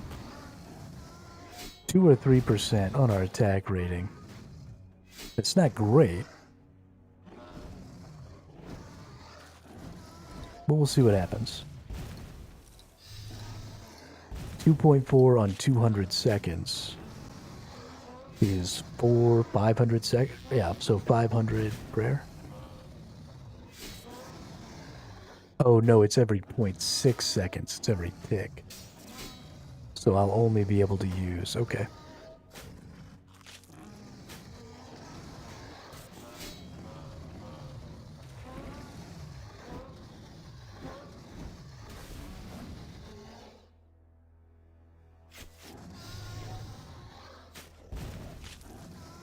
So 1.4 every tick is about 2 a second.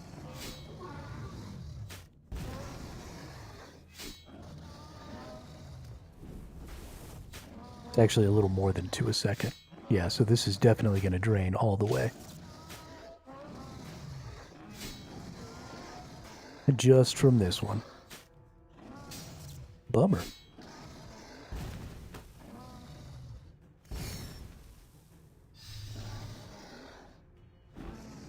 Bummer, bummer, bummer.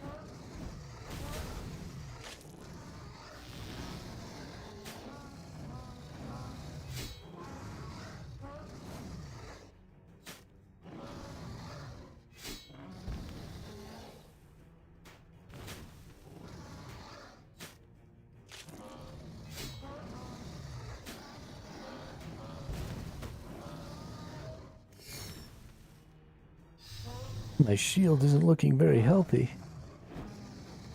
Oh no. Only 14 charges remaining. My poor mole.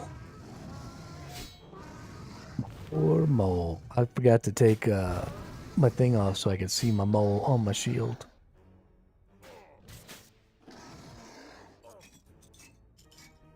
That actually kind of makes me sad.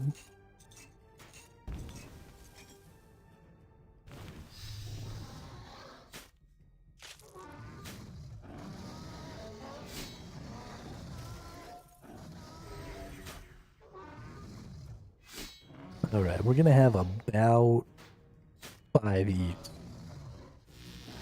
going into this next fight. We've lost our magic defense. That's because I was playing around with all these other things. We actually got pretty close to right on, so...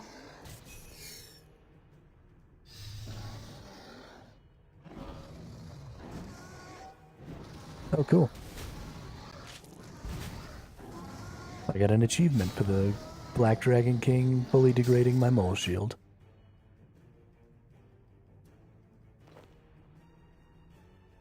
That's nice. Then we just teleport right out of here to Mauritania.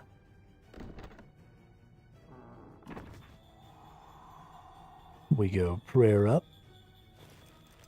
Ho, ho, ho.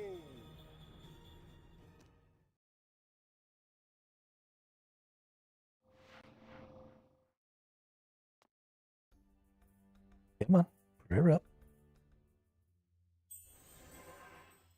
Go back.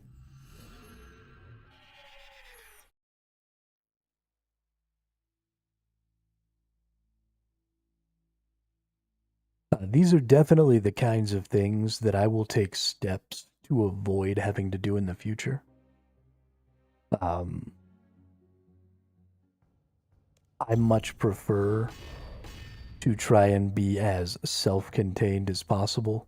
If I'm gonna farm this boss, I want to just be standing here farming him for as long as I possibly can. So I will definitely be using um,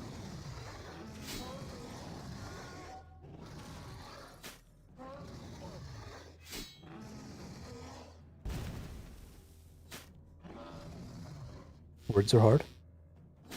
I will definitely be using some sort of prayer regeneration or prayer leeching in the future.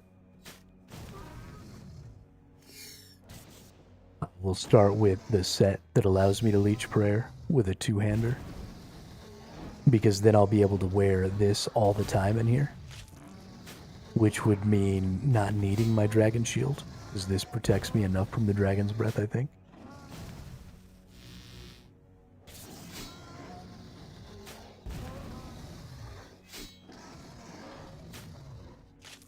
I don't know.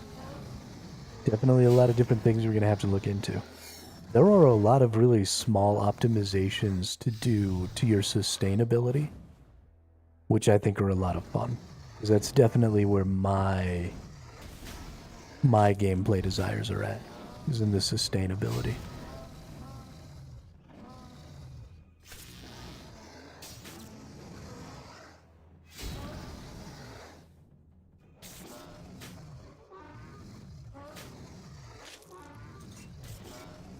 It would make me super happy to be in a position where I could just fight this boss without any inputs on my part. Maintaining my prayer the whole time, maintaining my health the whole time, no food, no nothing, and just indefinitely fight the boss.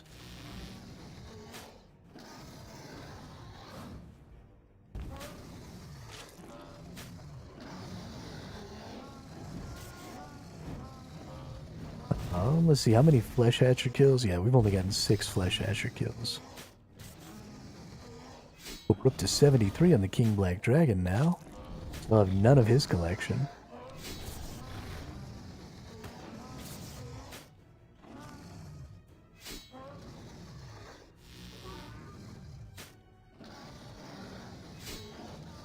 Makes me a little bit sad.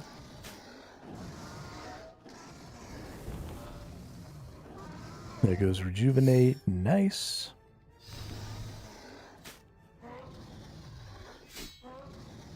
And this is kill number 5 here. Still ended up using a lot of eats. You know, the magic resistance kind of took place of the mole on those last couple of fights, so I didn't really get to see any sort of extra benefit. But that's fine.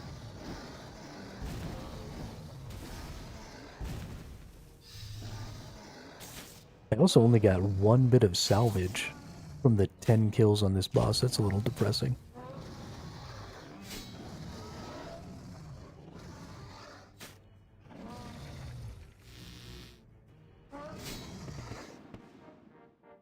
Hey, there's another level. Nice. Some arrows and stuff. Wow, that was really not useful at all, actually.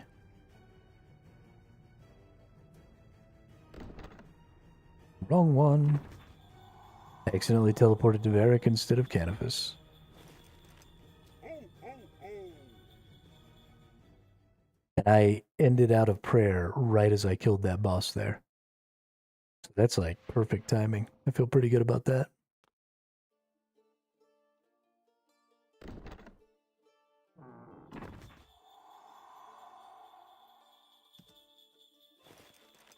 Ho, ho, ho. I really like the idea of having exactly how much prayer I needed.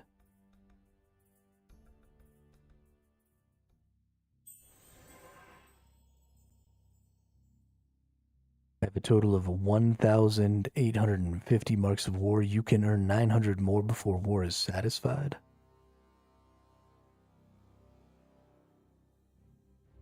So I can earn like 1,000 a day or something like that.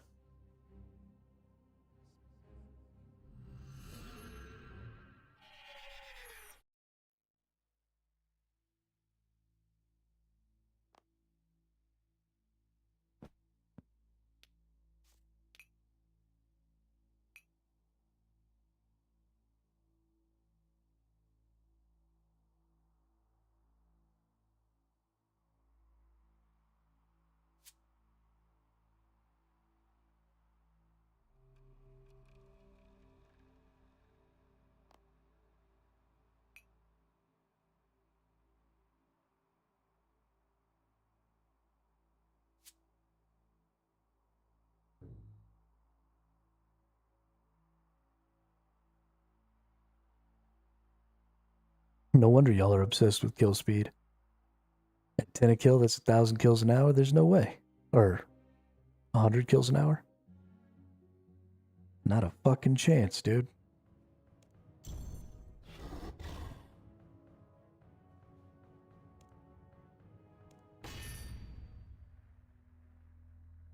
Not a fucking chance.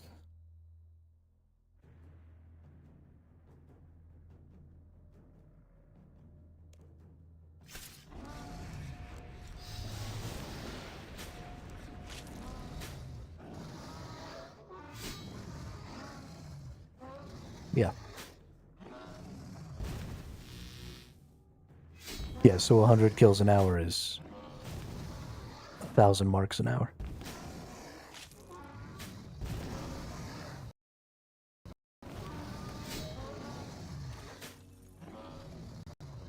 Which is crazy. There's no way that I'm going to accomplish that.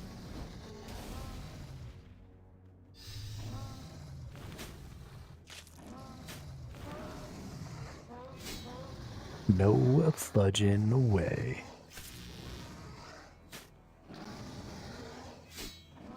I got 10 kills an hour in me. I get 100 marks an hour.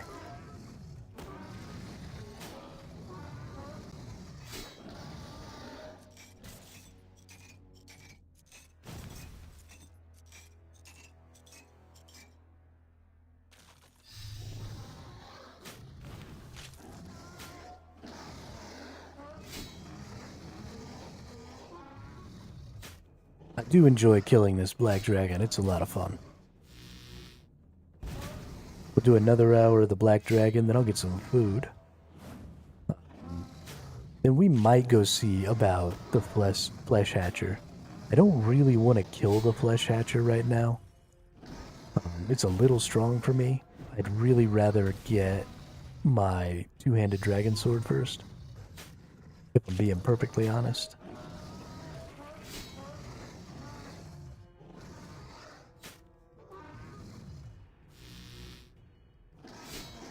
No poison.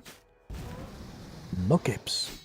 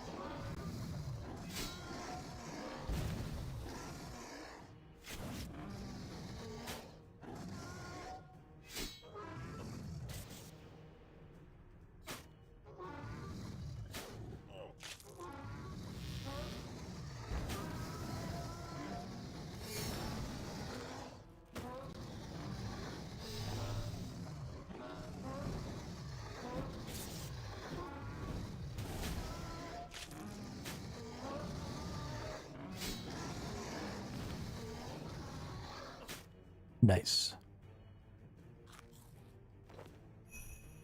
Take all of that. Beat the King Dragon 75 times.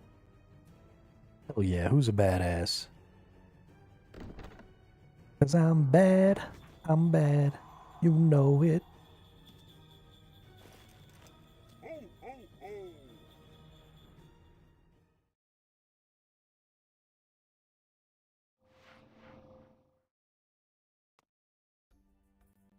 Ho, ho, ho! A shop that sells what?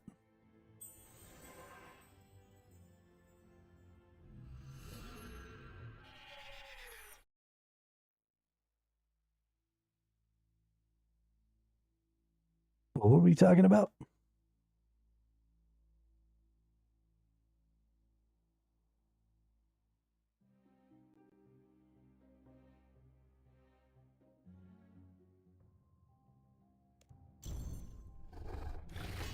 The two-handed dragon longsword. There's a shop that sells it. No. Only get from the mole.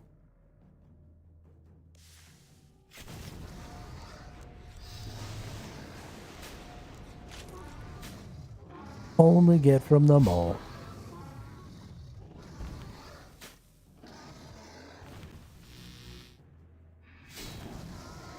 Oops.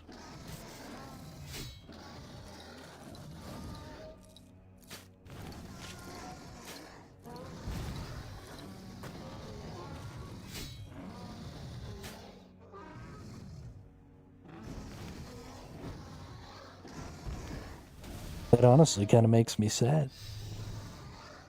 I mean, I really want one, so I really kind of want to go get it, but how much does it cost?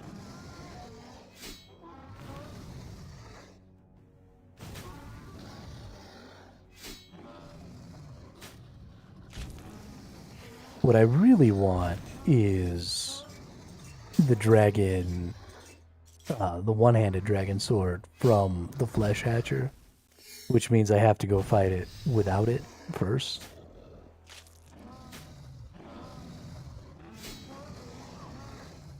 Well, I have that.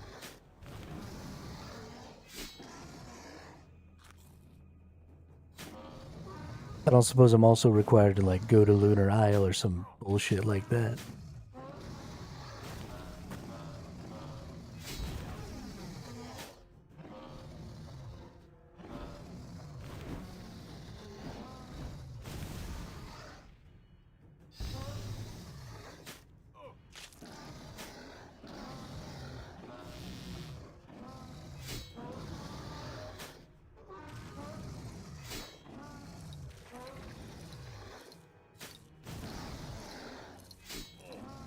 I need to get to Zenaris anyway.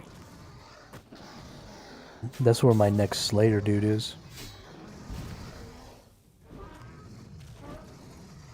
Well, maybe instead of doing... So we'll finish up this hour of this Black Dragon.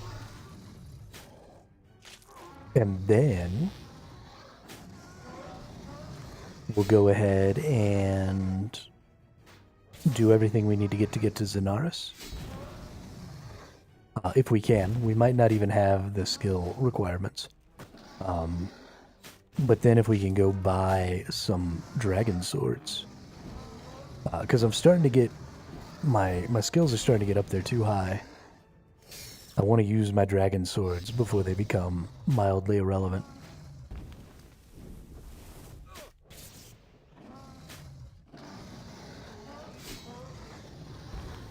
And they'll definitely help me burn through some more of these fights, because they're definitely stronger than what I'm wearing right now. And they have special attacks, which is super cool. And then I can get up to 60 Slayer, which will allow me to get the Snape things that I need, which I think are for prayer potions. Right? Is that what I need for prayer potions? Snape grass? I don't even know. Ooh, some rune arrows. Thank you.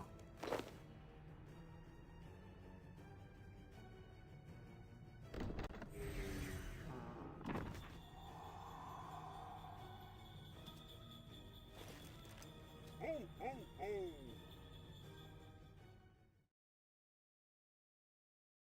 We definitely want to murder some specters, so that's important.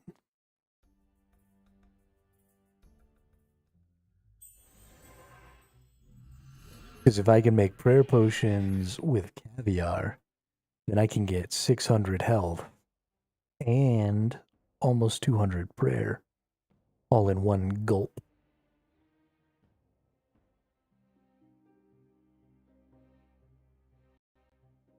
Which would feel very nice.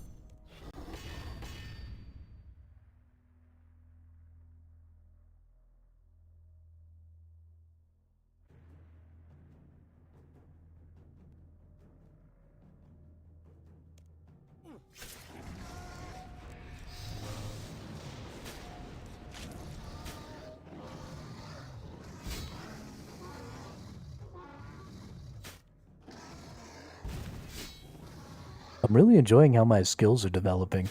I really like the pace that the game settles into right around this tier. I imagine that I am going to not like the pace of the game a little bit later. It's probably going to feel a little slow as we start approaching, 80 into 90. But I have a feeling that this 60 or so into 70 is going to be kind of the sweet spot for me, where I'm really going to enjoy just how long it takes to make advancements and how good those advancements feel. I think.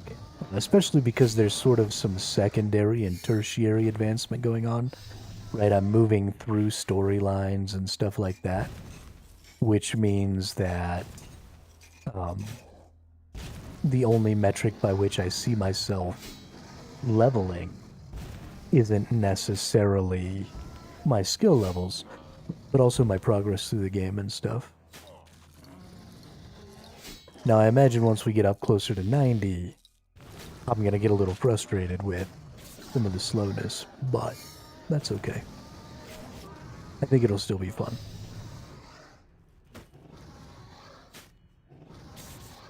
I wasn't really thinking that my mole was doing a lot for me, but now that I don't have the mole,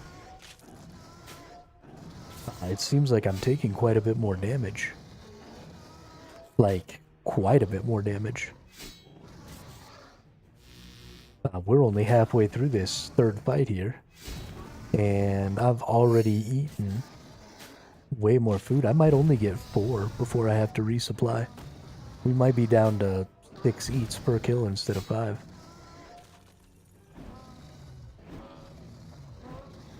Hell, maybe even more. We're getting shitted on right now.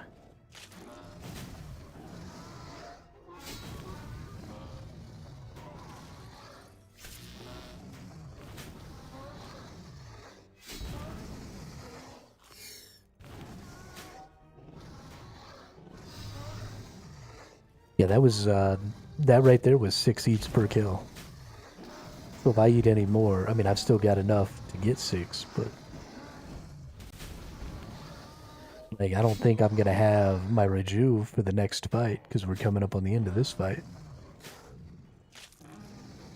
So we're gonna probably need the extra food. Shit, we might not even get 4 kills in. That's crazy. I didn't think that that mole was gonna be that big of a deal.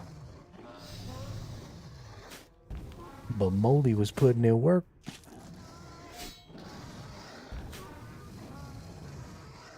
Mole, mole, mole, mole.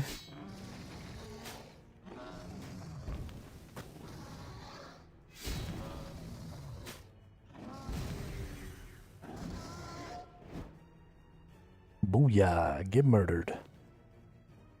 Hey, there's another salvage. We still need like a couple more salvages to make us even on the cost here. Normally I get way more salvage. I have typically been making money off of the King Black Dragon, so losing a little bit doesn't necessarily hurt. It'll be just fine. But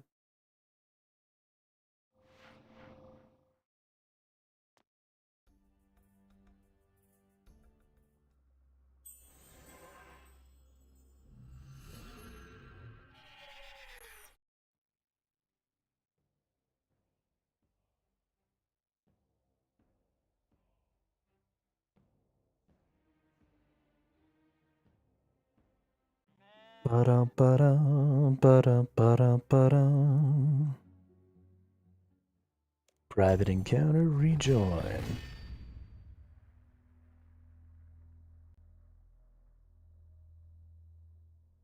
At this rate, it's taking us almost exactly 5 minutes per fight. So I should be able to make like 3 sets of trips to come in here. So I could get 12 kills per hour with 3 sets. I'll probably still just do 2. Get my 8 kills, call it good. And then go work on getting to the Zenaris so I can buy those black dragon or the dragon weapons.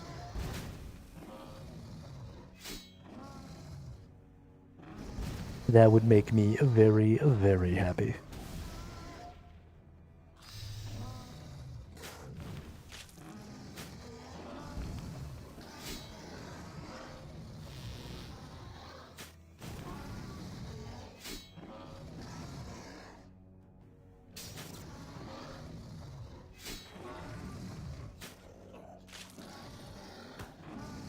Oh, it also drastically reduces my armor. I lose 95 armor when the mole is gone. Right. Yeah, that mole's a big deal.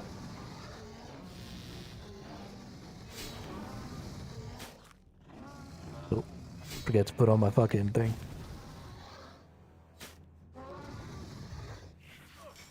Dum dum dum dum dum.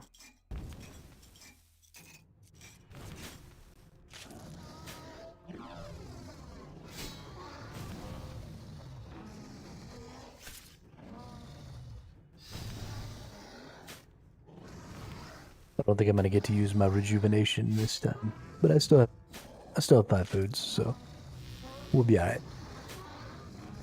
We'll be alright. Nope, no poison. Le poison.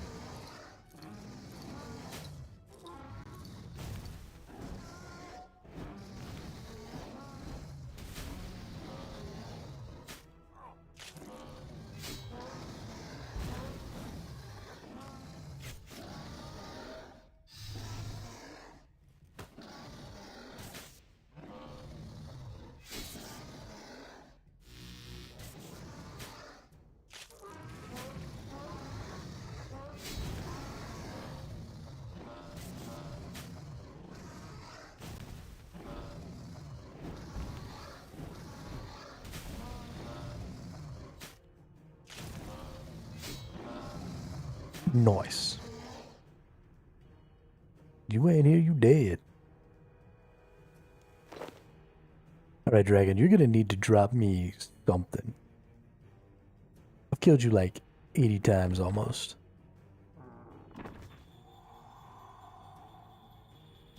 Haven't gotten a single item out of your logbook. This is bullshit.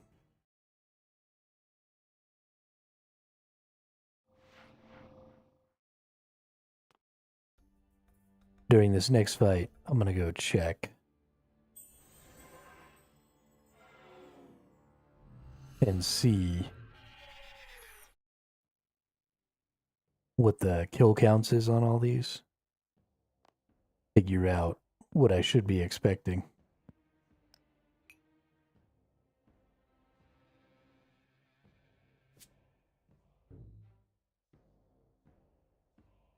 Ba-do, ba-do, ba-do, ba-do, ba-do.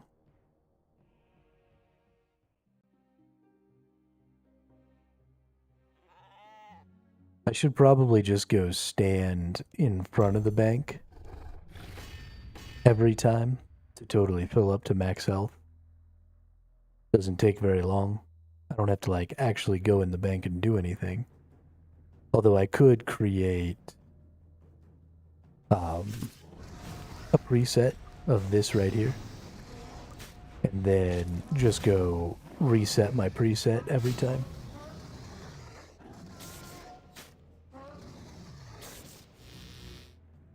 And then just dump everything every fight. But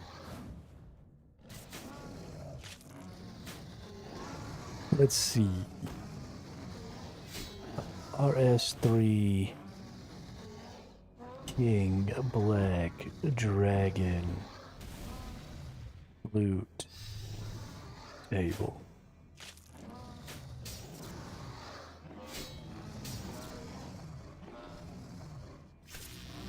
Let's see here. What are our kill counts?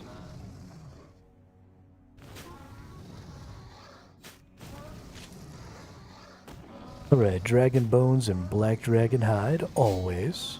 We knew that. Dragon rider gloves.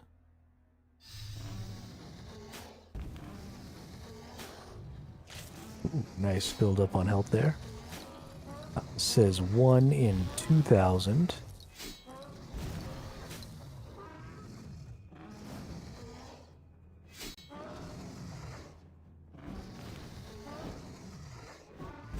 Dragon Rider boots says 1 in 2,000. Dragon kite and 2 dragon kite ornament kits, each at 2,000. The dragon. Oh no, I have gotten the dragon helm. That's right. That's 1 in 100. So got that.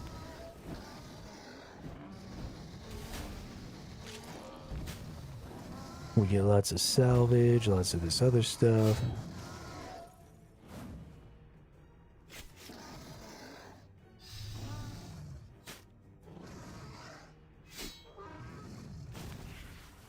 Let's see here. It says Black Dragon Tailbone is supposed to be 1 in 4. I have not gotten a Black Dragon. Oh, only during the Fur and Seek wish list, okay. Black Dragon Head is 1 in 128. We're not there yet, but we're getting close. Bone Fragments is 1 in 150. Black Dragon Egg, 1 in 2,000. The Last Rides book is 1 in 1,000.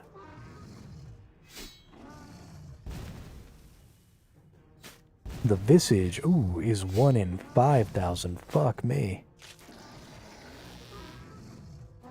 Black Dragon Scale, 1 in 2,500. Blue Scrolls.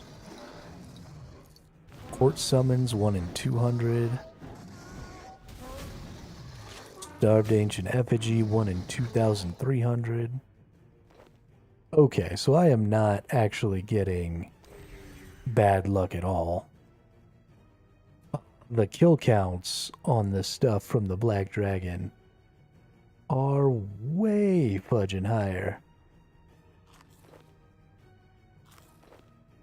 than the kill counts on other bosses.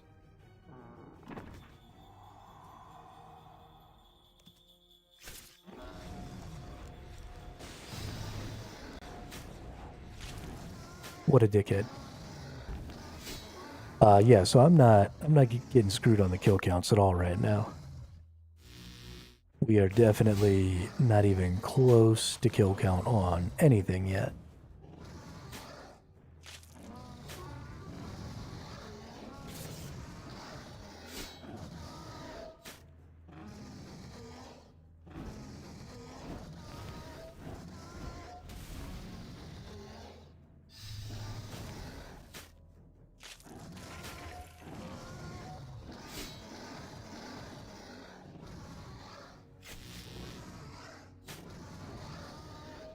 Cool.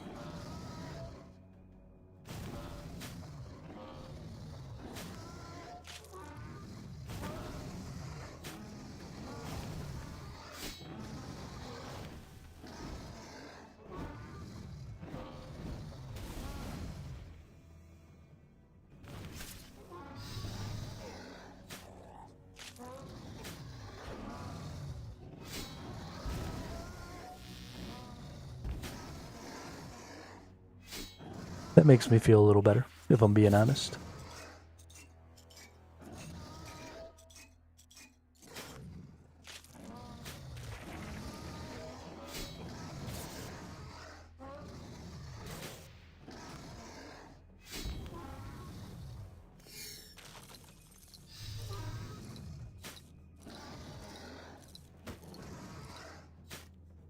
Alright, Mr. Black Dragon.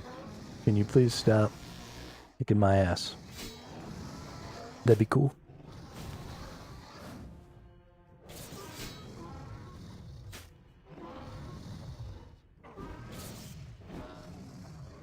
Just knock it off.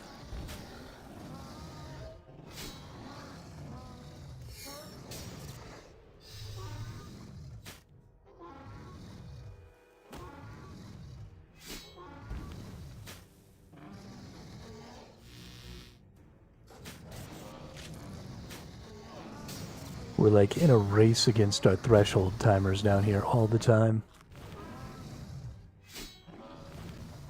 I let my health get really low there because I didn't want to use up 10 adrenaline, because it would have caused me to use the assault skill before getting to my rejuvenate, which would have caused a chain reaction of using all of these skills again before getting to rejuvenate. And I wanted to get to where I could use my rejuvenate. It did mean I ended up having to wait to use the assault, so I lost an assault, but that's fine.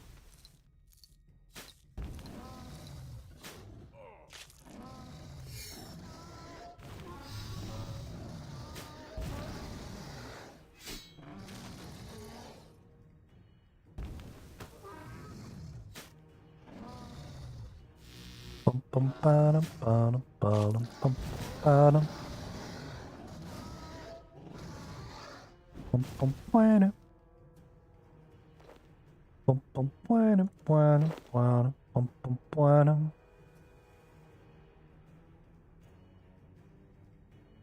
Go to Canifus.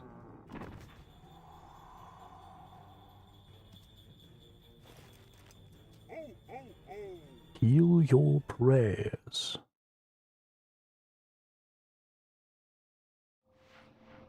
So the next thing to look at is if I use these two prayers instead of the magic defense prayer. Because I honestly don't know if because I didn't use the magic defense prayer on that last fight just now, and I only used 5 foods.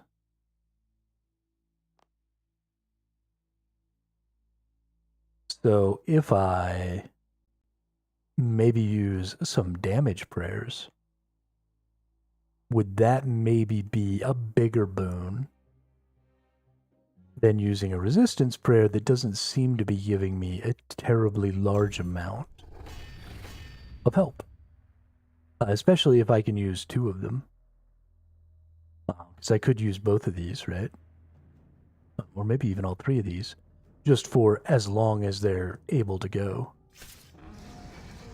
Yeah, because that's only 1.9. That's only slightly more prayer per tick.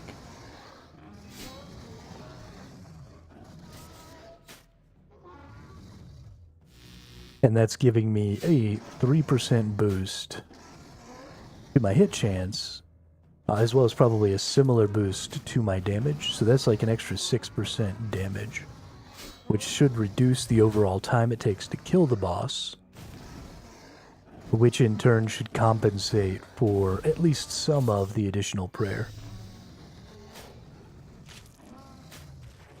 So let's just see. Normally it takes us somewhere between 3 minutes and 10 seconds and 3 minutes and 30 seconds to kill the boss. So 6% of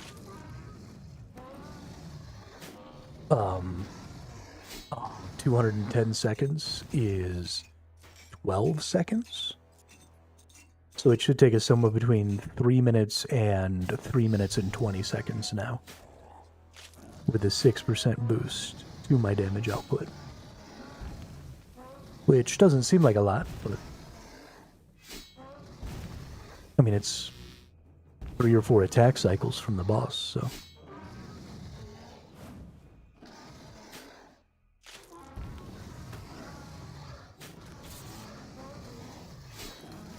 at least.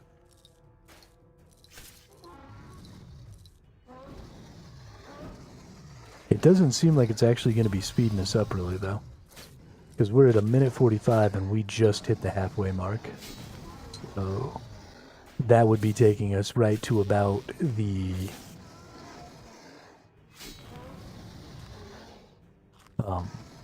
3-minute 30-second mark.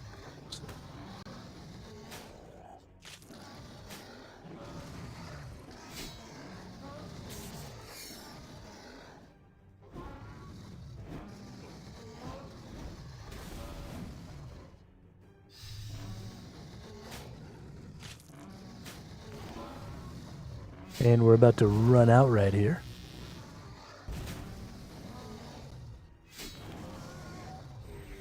With still 10,000 hit points to go.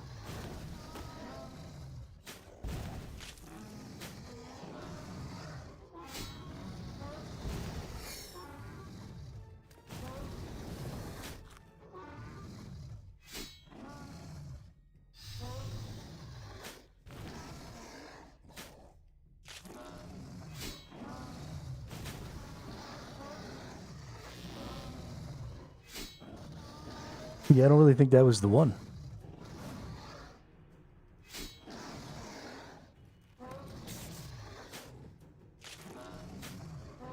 Doesn't really look like that sped us up at all, in fact.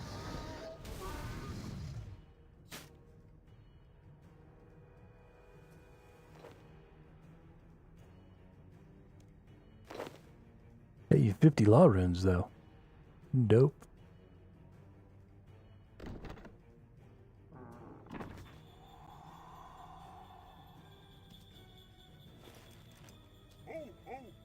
That's honestly a little disappointing. The prayers in this game feel pretty underwhelming. And I think it has a lot to do with how easy it is to just get them back now. I don't know if it was ever more difficult to get them back. But in the current state of the game, it's so easy to go get your prayer points back between a lot of different activities that it doesn't feel like the impactful thing that I feel like it should be, where, you use them for really important stuff, and then you just don't really use them at all otherwise. As things stand right now, it feels like I should just always be using them for the small little bonus they give me. But that bonus isn't terribly impactful.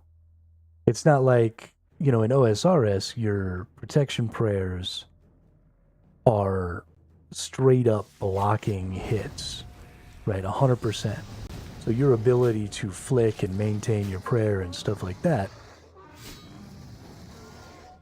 has a massive impact. I suppose it also would have a larger impact if I wasn't already using a full tank build. So prayers are, in all cases, it seems like very sort of focused on damage and assisting blast cannons in not dying. And that seems true in OSRS as well. Because if you look in here, these protection pairs are reducing the damage you take from magic attacks by 50%. But I'm already mitigating so much damage that my boost from this isn't really all that much.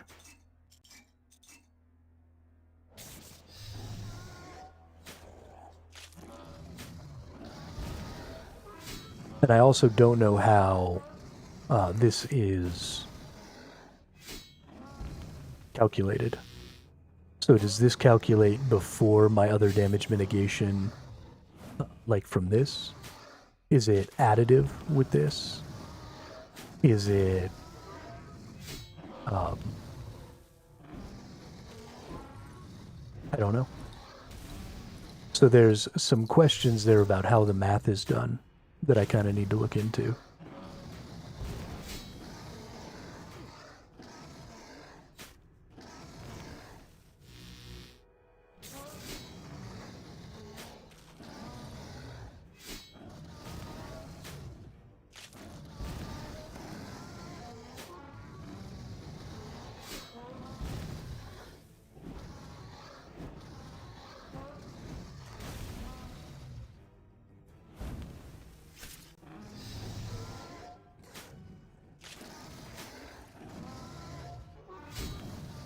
Bum, bum, bum,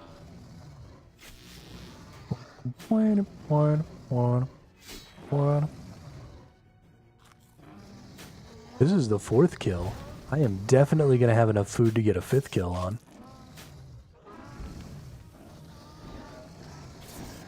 There's so much variation in the amount of damage I take in these fights. It's kind of crazy.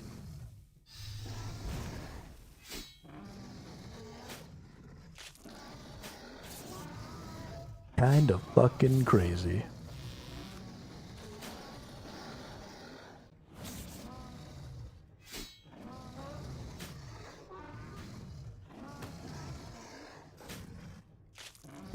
While we're doing this, let's go ahead.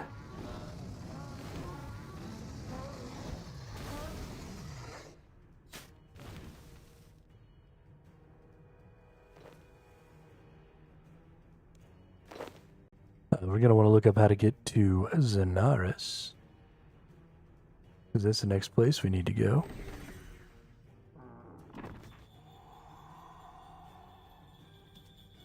We'll figure out what quest we need to do for that.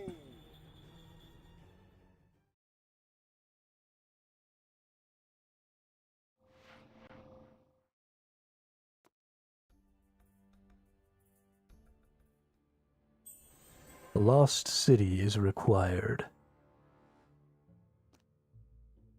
Okay.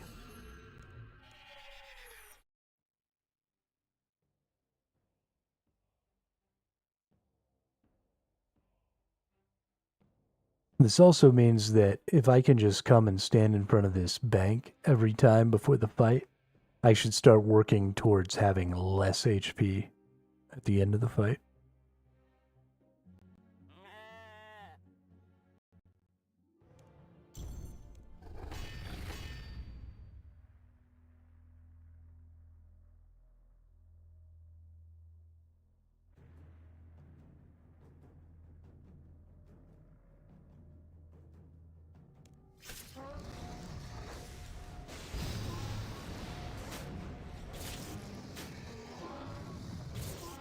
Okay, Lost City. Can I do Lost City? Yes, I can. Ooh, I've even started the Lost City.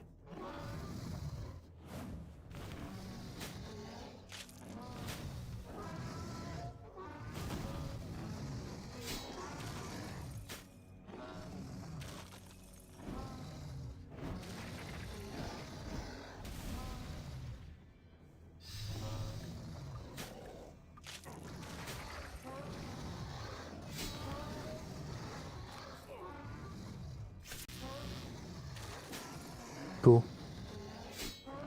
So we'll go bang that bad boy out real quick. We'll get to Zenaris. Where is Intrana?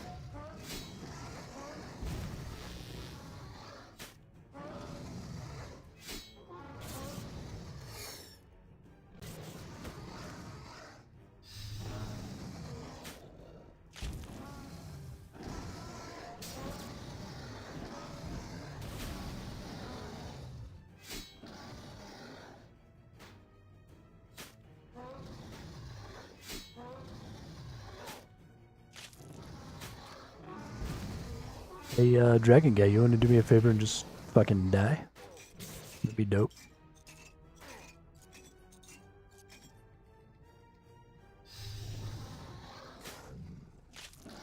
Be real dope. Die and drop me a Visage. I know it's a 1 in 5,000, and I haven't even killed you 100 times yet, but if you could just spoon me a Visage, that'd be super dope.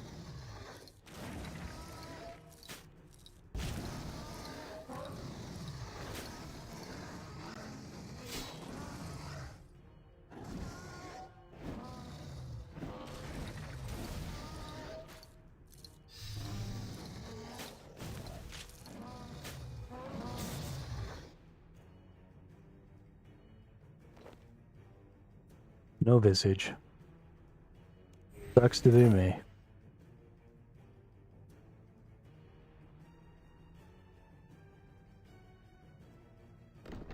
All right. We still have 5 foods. We could probably kill that dragon again. That would give us 6 kills. Let's do that. Let's definitely do that. I like the idea of getting 6 kills in 1 inventory worth of food. That makes me very happy.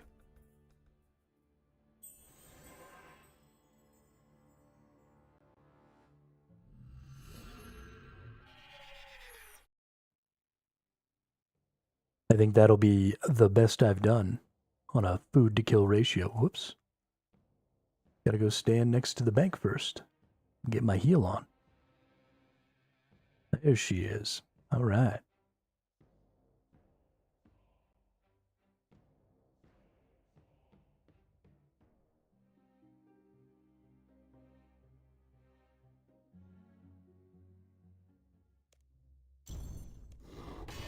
Oh, the dragon's balls blazing as I stepped into his cave.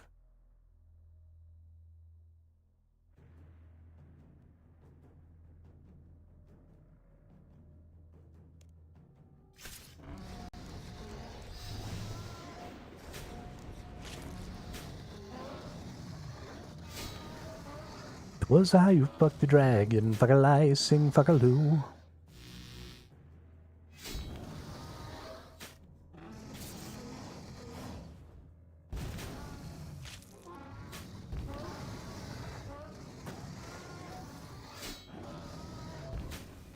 Ba-dum, bum, ba-dum, bum, ba-dum, ba-dum, bum, bum, ba-da-dum, ba-dum, ba-dum. You disobeyed my orders, son, why were you ever born? Your brother's 10 times better than you, Jesus loves him more. I forgot to put on my prayer, so I took a bunch of damage.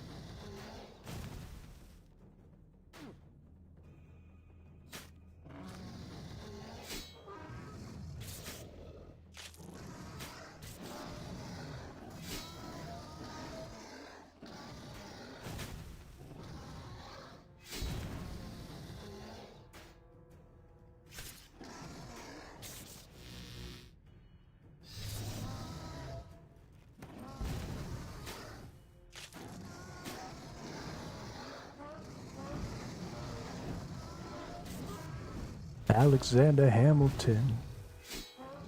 They call me Alexander Hamilton. There's a million things I haven't been. Just you wait, just you wait.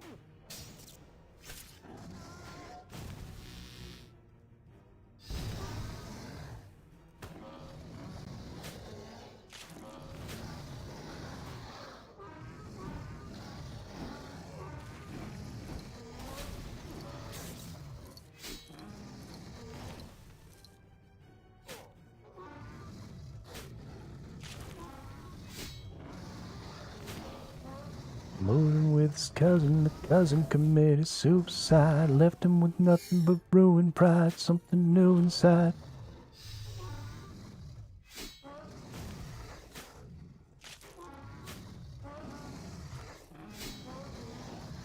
Boys saying, Alex, you gotta fend for yourself. You retreated, started reading every treatise on the shelf.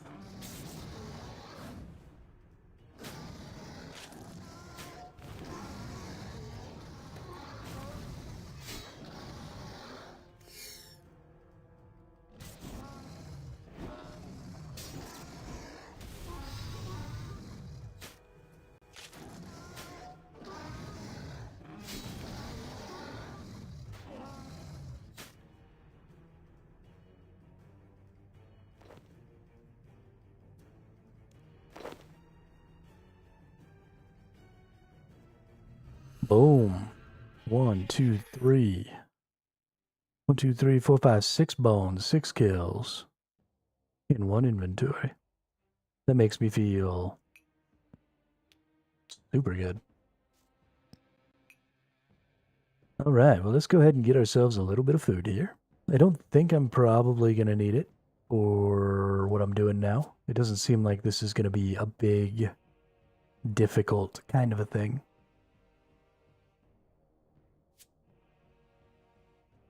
But let's move all this stuff up here. Let's get my regular shield. Let's turn that off. Dope.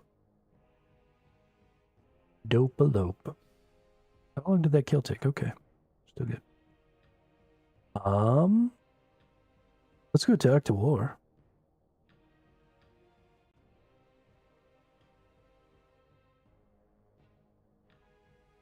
What do you got for me here, buddy? I have 134 boss kills, so we're getting close.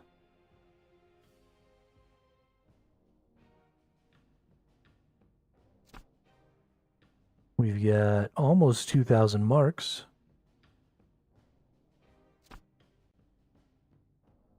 Okay, cool. Cool. Okay, so in order for this quest, let's set this as active. It says that the entrance to Zenaris is in the shed in Lumbridge, but only if I'm carrying a Dramen staff and find the Dramen tree in a cave somewhere in Entrana.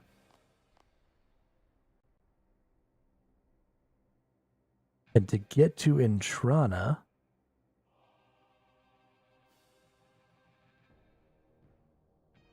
I have to go to Port Sarim, right? And then, like, not have anything on me. Because I've definitely been here before.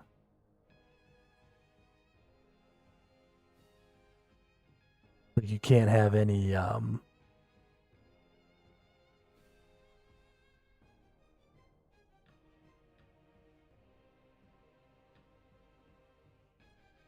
Yeah, I think it's Port Sarim. You can't have any weapons and stuff on you. So I guess I might as well go to the bank over here. Put all this shit away.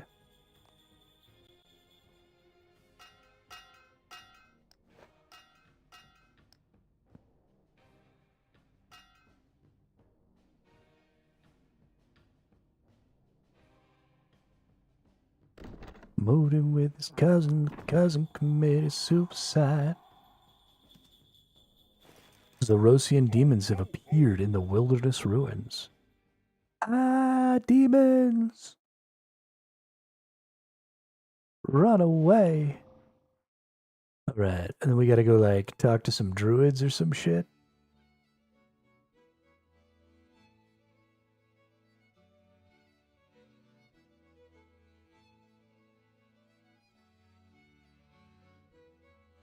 This looks like a druid. Hi, how can I help you? Where does this ship go? To the Void Knight Outpost. Well, that's not where I want to go at all.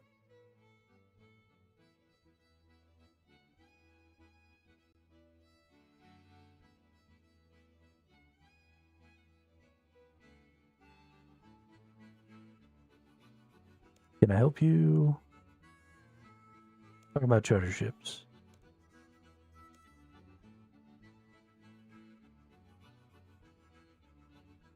I don't want to go to any of those places.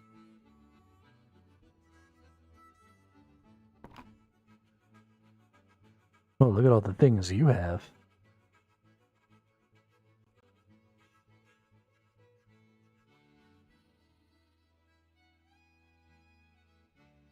An eye patch. Yo, I kind of want an eye patch.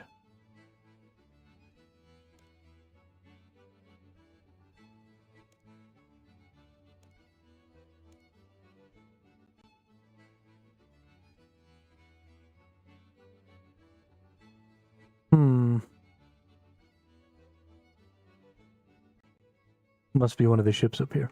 What do you think? Oh, Monks of Intrana.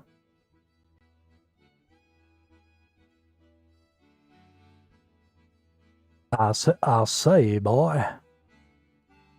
Do you seek passage to the Holy Intrana? So you must leave your weaponry and armor behind. Yes, I am ready to go.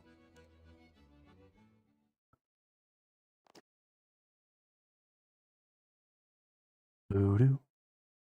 Voodoo.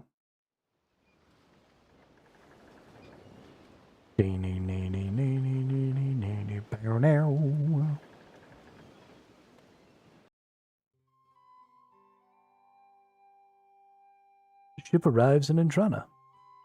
Okay, so now I just need to find a tree.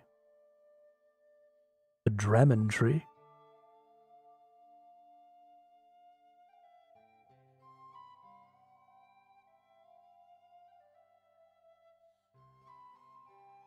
Right?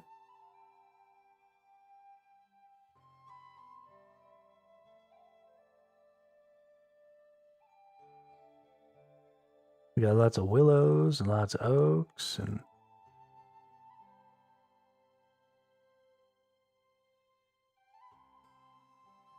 so maybe in here with the law runes. Need talisman.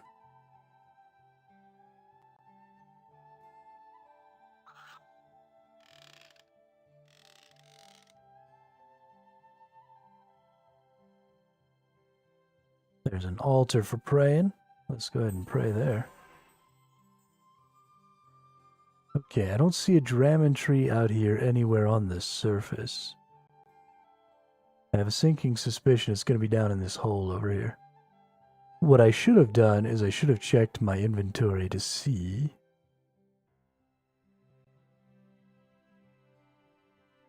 It's sand from a sand pit, a hops patch. I should have checked to see if I had it, because it's possible that I already did that part of the quest.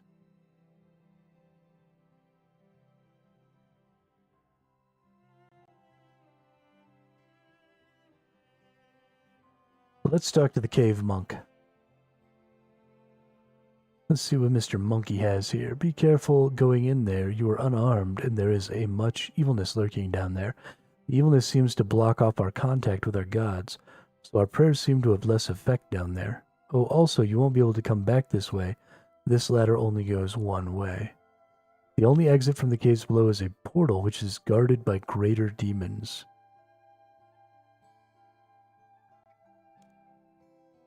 That is a risk I have to take.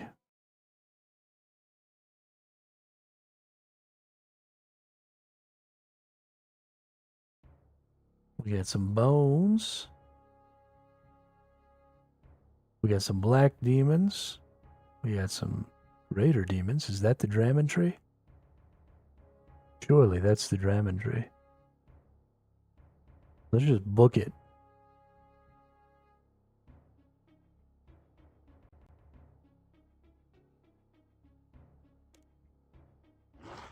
Ah! Must defeat me before I push. What the fuck, Knuckles?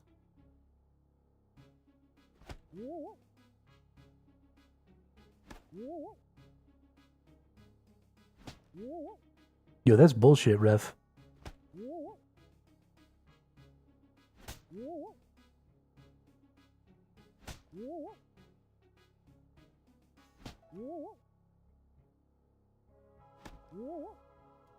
This is bullshit. I don't think I'm going to be able to kill this dude. So it seems like I do need to just bring the resources I need to make some sort of a weapon. And then murder this dude. I've got plenty of crafting, so I can absolutely do that, but I don't have enough food based on how much damage he's doing, so we're just gonna yoink on out of there. Let's see, I have everything. We have a bunch of black dragon hides, so I can at the very least make myself a really nice range set. I can take one bowstring.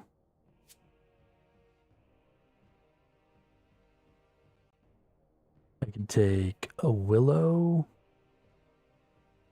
Let's take one willow short bow.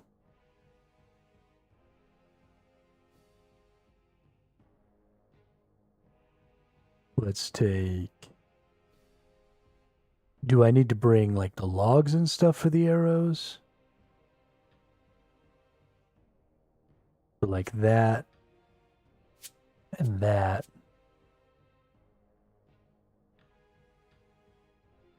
Okay. Well, let's put everything back, actually. We need to make...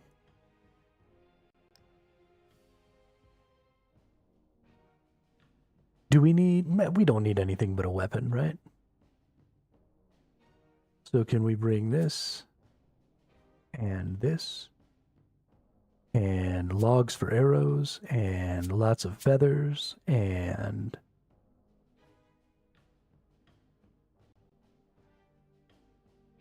Oh, I don't have any tips because I used them all. So I'm a jackass.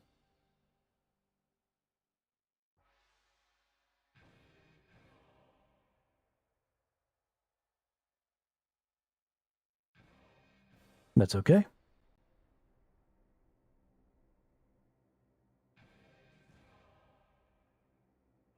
We can go straight to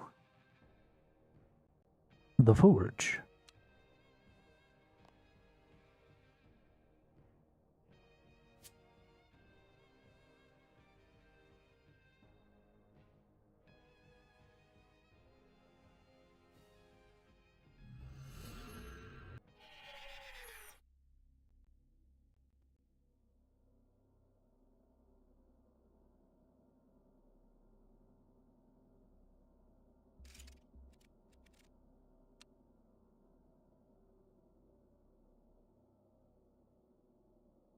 Is there not a regular...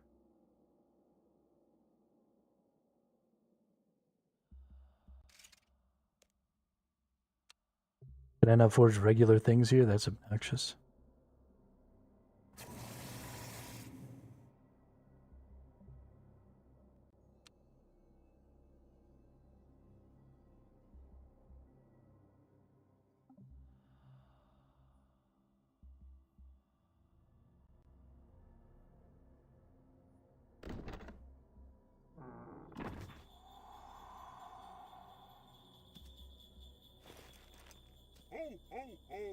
So obnoxious. You know what I gotta do? Is I gotta fucking eat.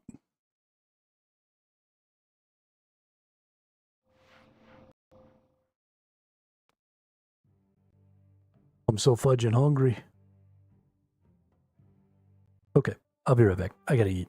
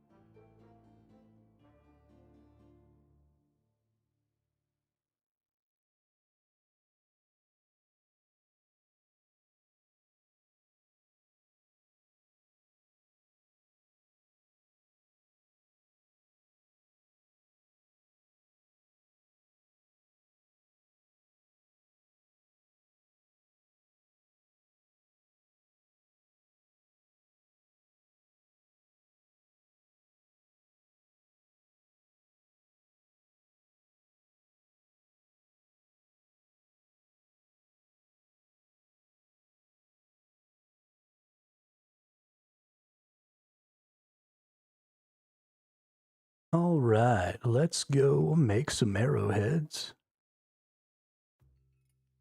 While we get some grub on, we'll just make some basic. Let's make some mithril arrowheads. Here we go. Surely I can take arrowheads with me, right?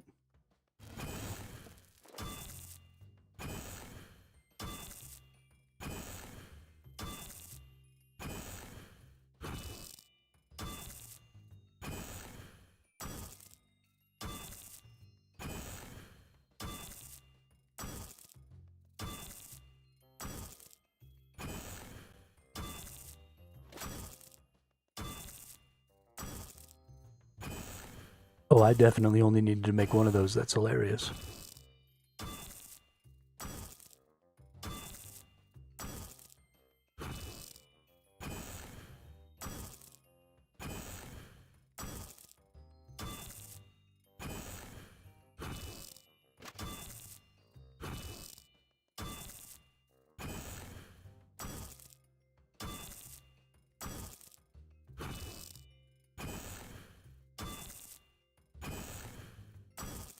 I guess while we do this,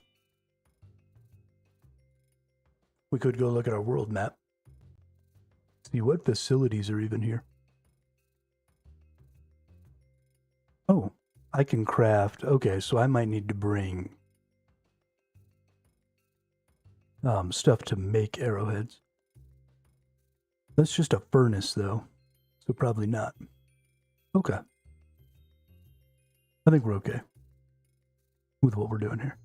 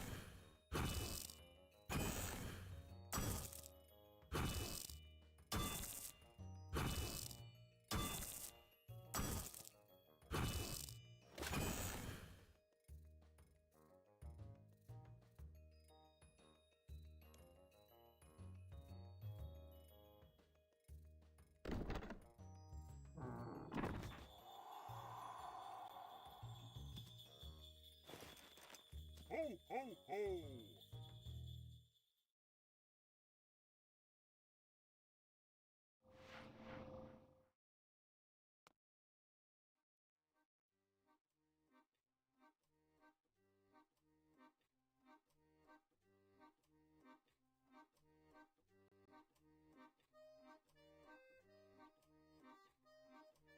All right, you goofy ass monks.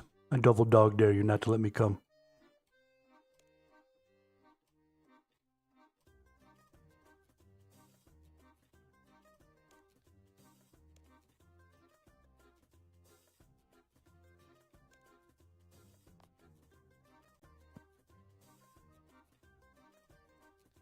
Hey, just the grimoire. Nice.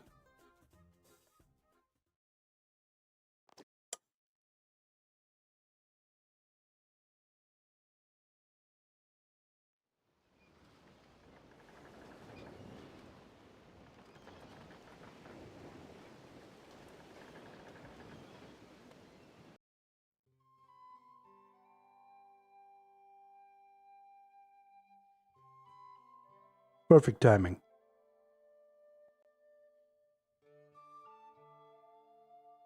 Managed to get my lunch down.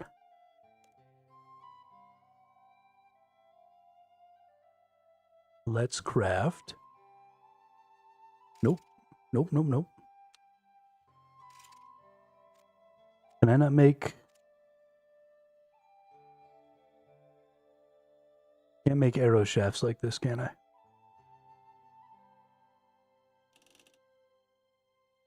Shit.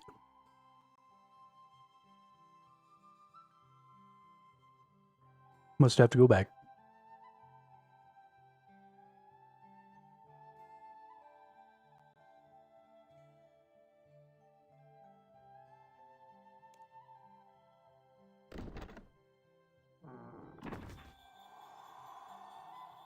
We're going to figure this shit out. We're going to figure out exactly what I can bring, exactly what I can't.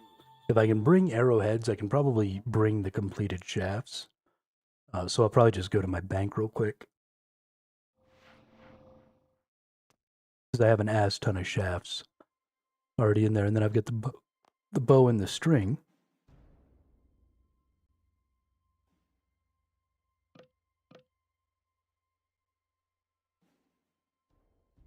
So let's see.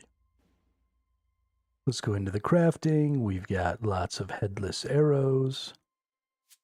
So let's take a bunch of those. We've got that stuff.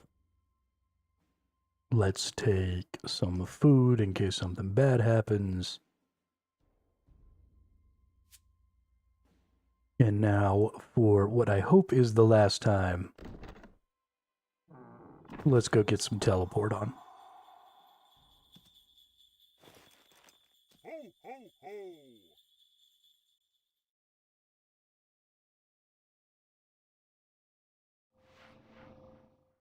I am significantly stronger than this obnoxious ass creature I'm supposed to kill, so...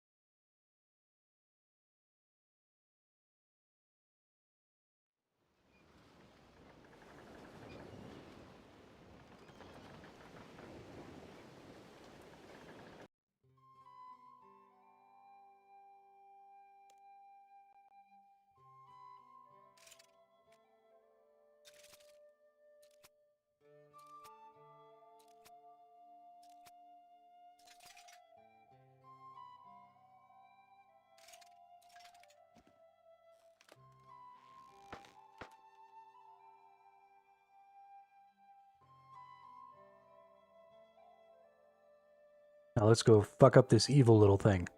That's pissing me off.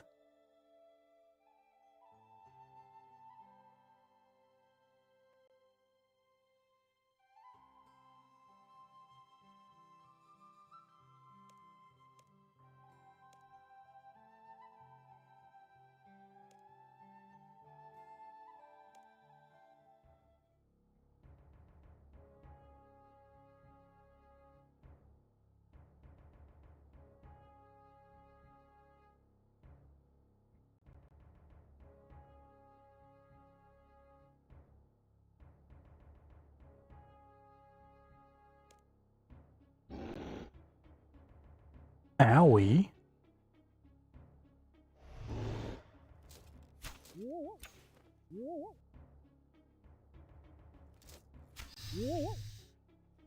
Yeah. Get fucked on, you crazy little spirit.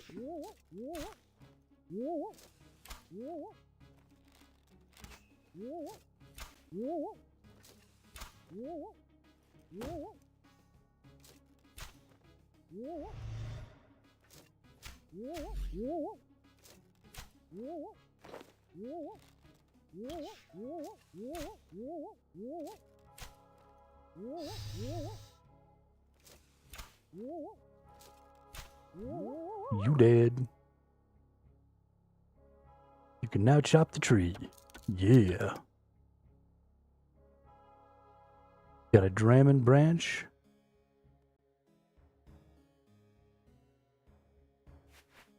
Carve the branch into a staff.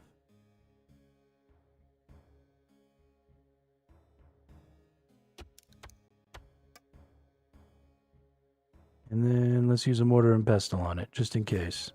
Oh, we get cinnamon that way. What's cinnamon for?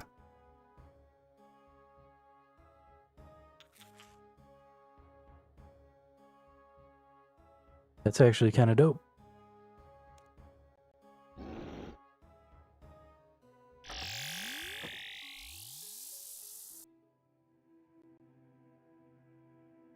Cinnamon.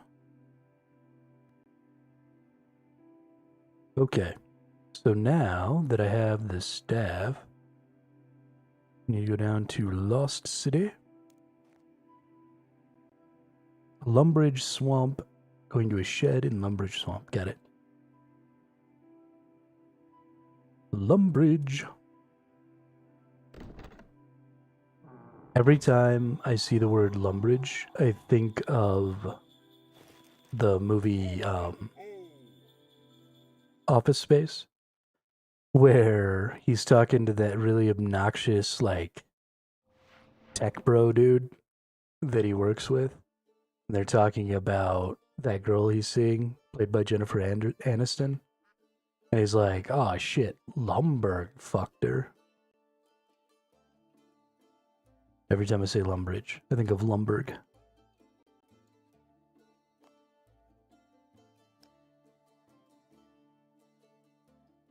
That is a hilarious movie. We definitely don't need this shit anymore. So let's go in here. Let's get our good shit out.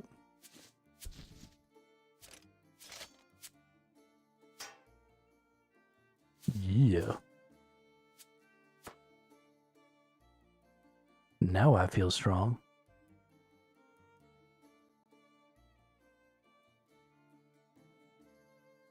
Now let's go do this damn thing.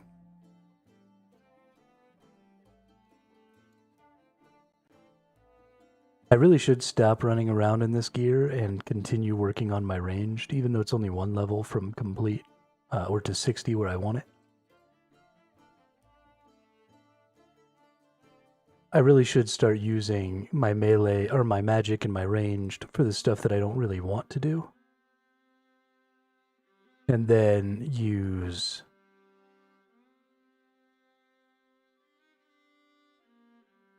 let's see. This has got clovers on it. This has got to be the leprechaun. Surely the staff will show me the way. Take tools.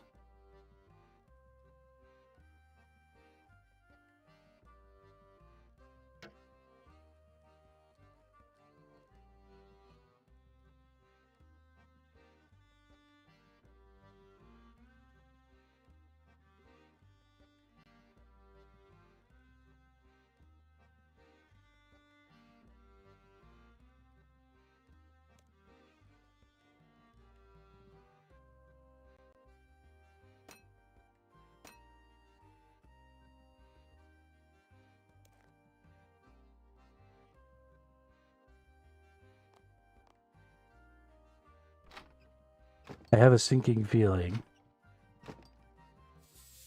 There we go.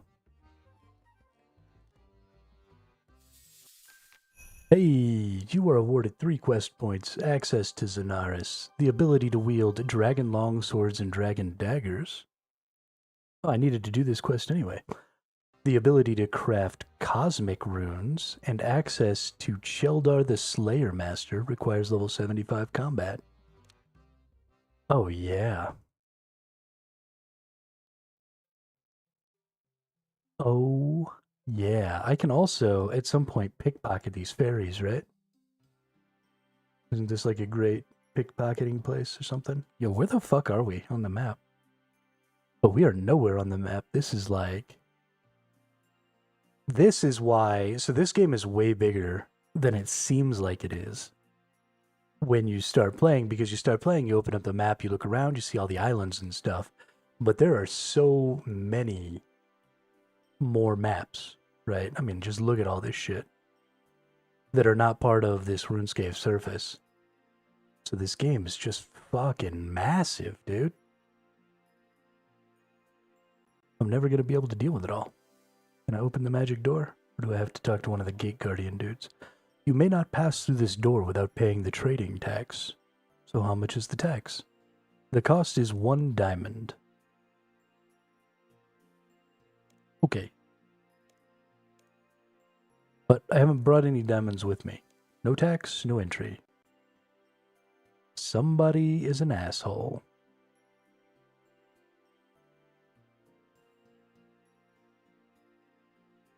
It better be a bank. I think I saw one over here.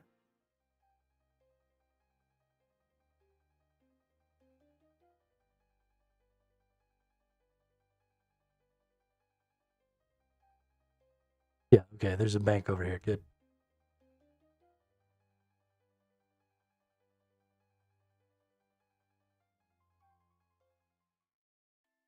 Good, good, good. I guess I need to figure out which trader is the one that I actually need to talk to. Let's go into my inventory. Let's get out 1 diamond. I only have 600 of them.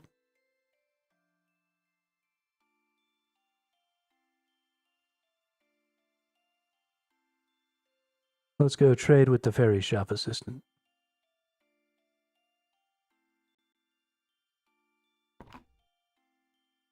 Security book, a bunch of other random stuff I don't really need. Thank you.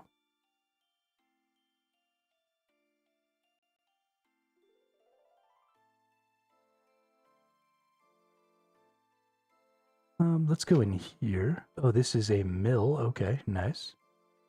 With lots of wheat right here. This is actually, depending on how high you have to go. Oh, nice. There's a cow spinning the mill. That's so adorable.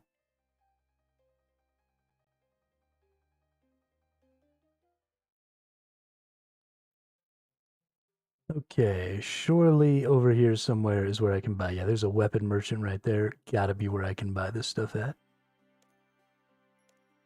How much is the tax? Costs 1 diamond. Okay, here's your diamond. Thank you. Do I have to bring a diamond every time, I wonder?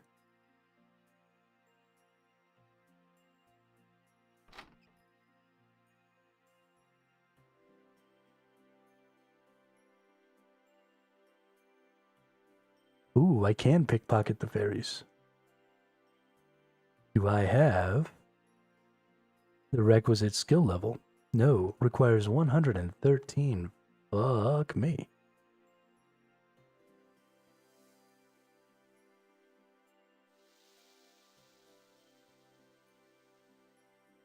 Trade with Jucket. Oh, yeah. Look at that. It's all so beautiful.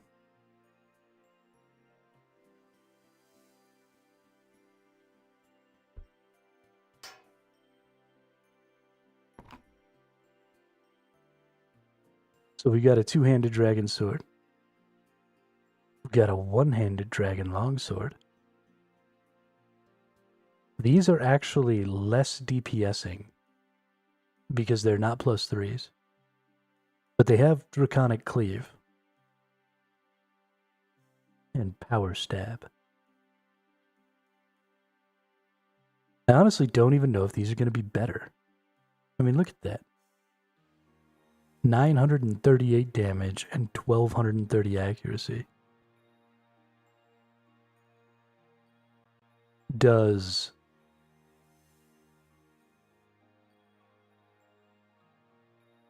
that special attack really change the value? Or really improve the power of the weapon that much? Because I just don't feel like it does. Unless there's some way, like, can I power these up or something? Dragon Longsword.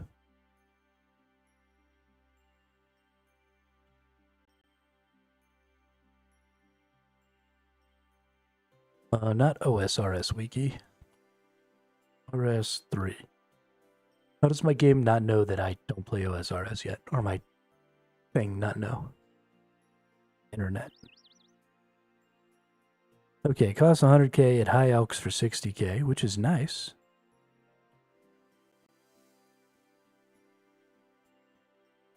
First tag costs 25% adrenaline. Oh, it's only 25% instead of 50. That's pretty big.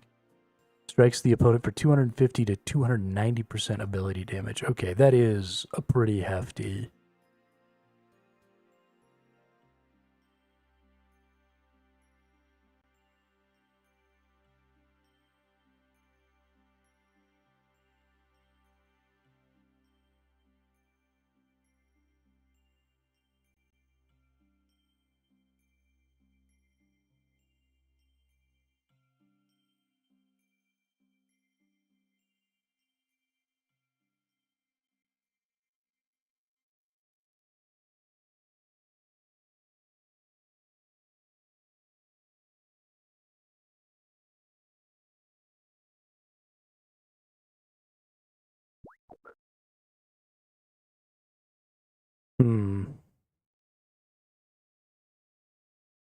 Okay, so you can disassemble them to get some parts.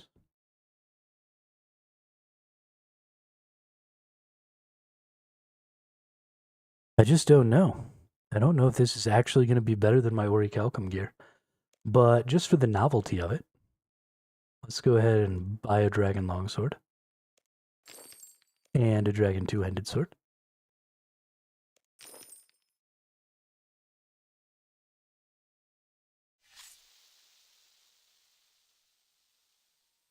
We'll put the Dragon Longsword there. We'll put, or the Two-Handed Sword there. We'll put that there.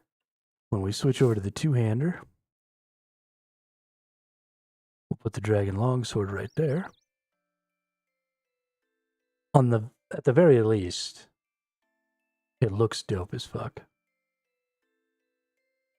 And that's really all that matters. I also have a dragon helmet. Now I really want to get the whole set.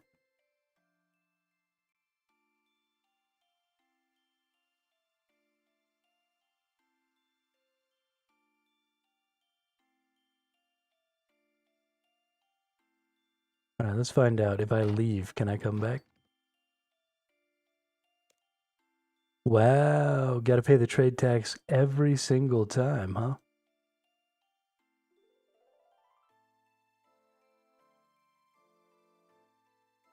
Thieves are greedy.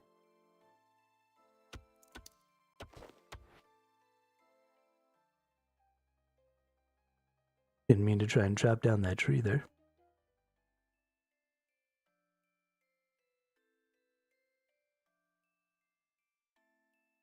Might have to consider spending some time going out of my way to try and get a full set of dragon gear.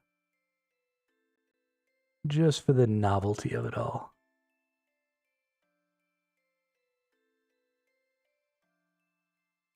Because bammo, dragon helm. Look at me and my bad self. Let's go ahead and take this out, put this right here, pick that out. Put that away. Yeah, boy.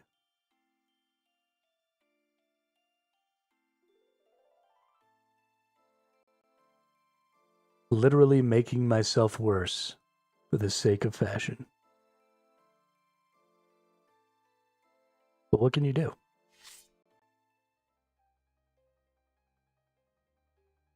Oh, I accidentally put away my shield.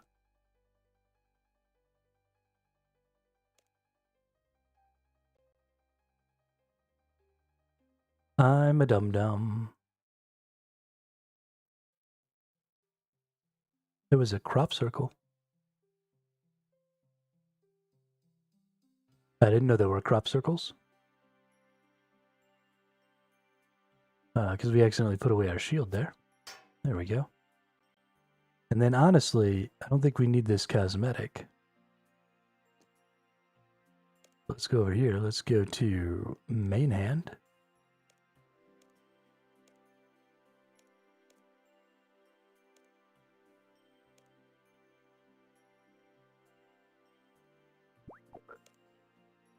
Main hand. There we go.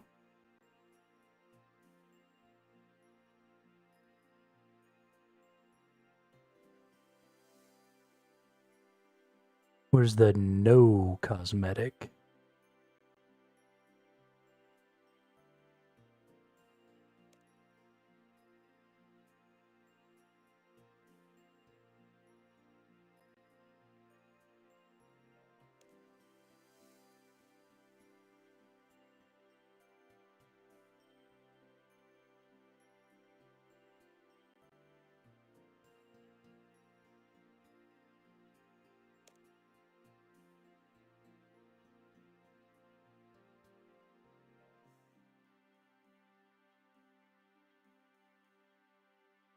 There we go.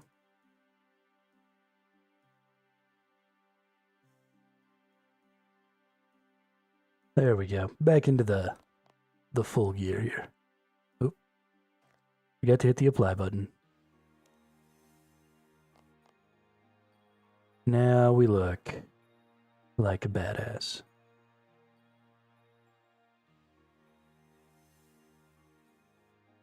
Booyah. Alright, let's go do some of these Slayer tasks. Let's see if we can get ourselves up to Slayer level 60 real quick. Let's see what kind of cool shit might be around here. There's definitely some interesting things. There's these crop circles or whatever inside of this wheat. Big hunter thing there. Maybe not big hunter thing. Hunter thing that I've never done before. Alright, get a task from Cheldar. I need another assignment. Oh, I've got to finish hunting shades. Well, fuck.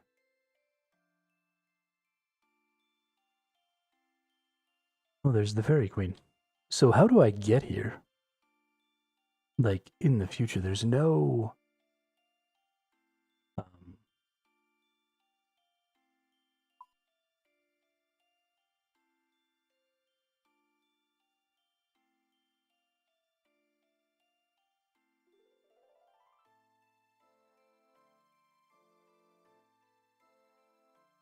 Fairy Ring. Fairy Tale 2, Cura Queen. So, in order to use the fairy rings, I'm going to have to do the fairy tale stuff. Otherwise, I'll have to come here in the same way that I came here previously, which is through the little gate thing.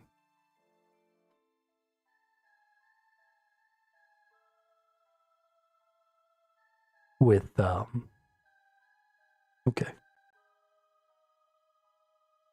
So I gotta go kill some shades, and then I can come back here and do some of these. Oh, not the underworld. Just give me the home teleport. There we go. Canifus.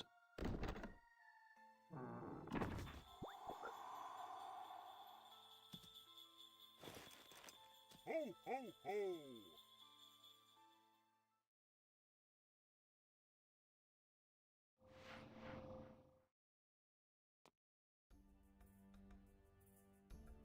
Oh, and now we go murder shades.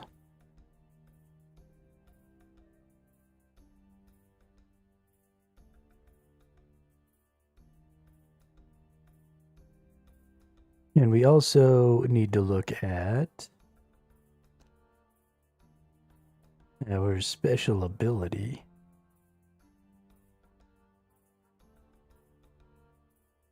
And then we need to switch weapons, and we need to put our special ability here as well.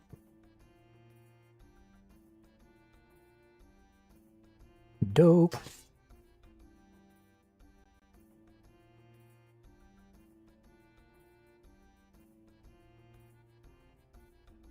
It is definitely time to dragon slash some motherfuckers.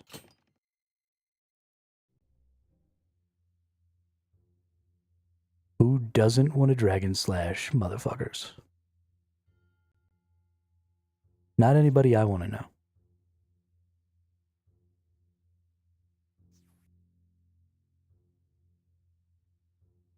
If you are opposed to the dragon slashing, we cannot be friends.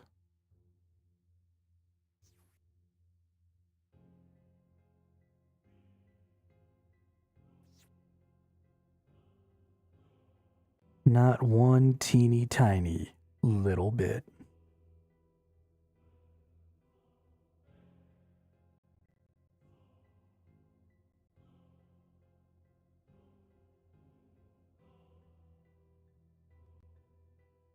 These snails, can't you cook these snails? Isn't that like a thing?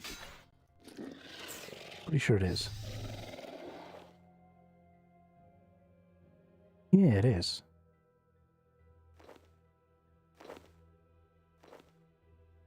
A whole bunch of shit. Ooh, you can craft these into things?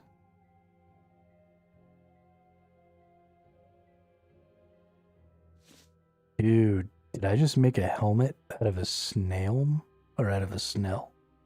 Snail? What the fuck?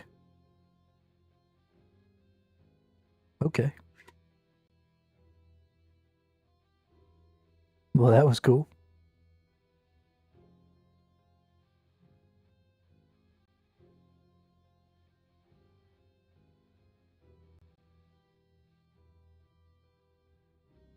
Let's see, where are the shades at?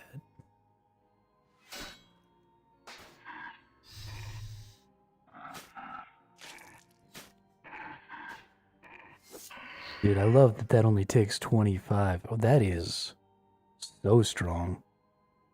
Holy shit. Only needing 25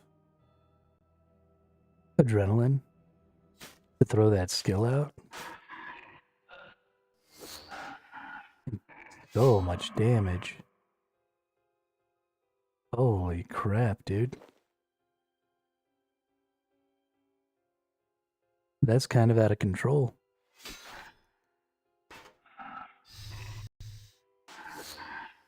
I feel like that's enough to almost get rid of all of my threshold abilities.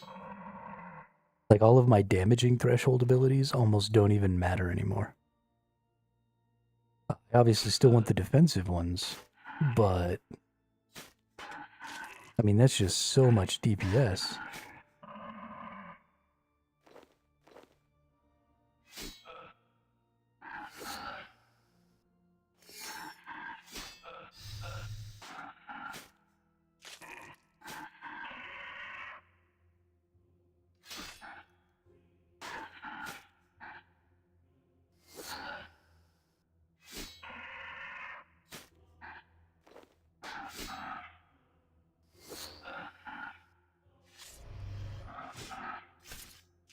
Let's switch it up to the two-hand.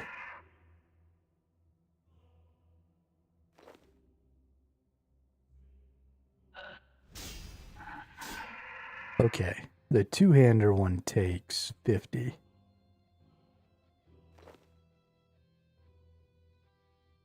So it's the one-hander that only takes the 25 and seems pretty overwhelming.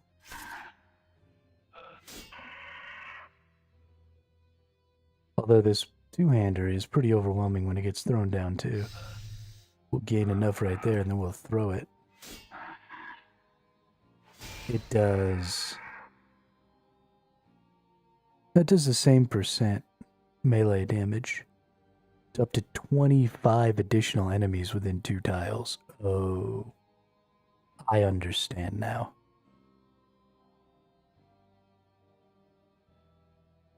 It's about the AoE.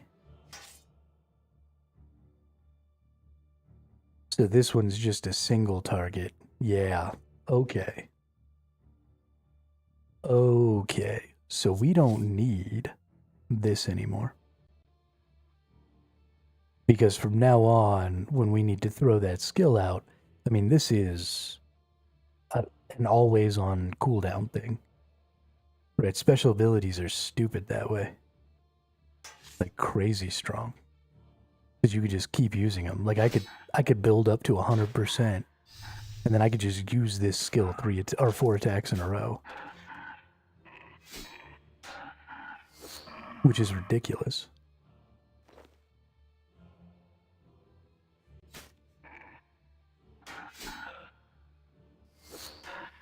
And I mean, I'm getting to throw this off on every single enemy.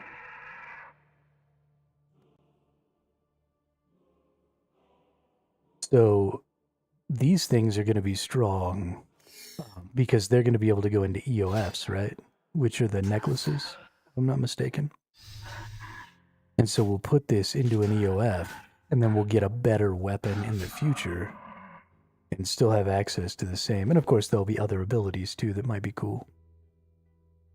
But it's especially going to be good, I think, down in the God War area. Not this one, but the AoE one. Because 25 enemies within 2 tiles is fucking massive. So going anywhere where there's lots of aggressive shit and then just fucking laying the hammer down seems pretty good. These are also really going to be strong for... specifically, the Greatsword is really going to be strong for the Flesh Hatcher boss. Like, holy crap, that's going to be so good. For the ad phase.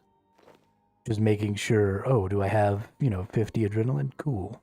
Then I just nuke that whole ad phase in one blow.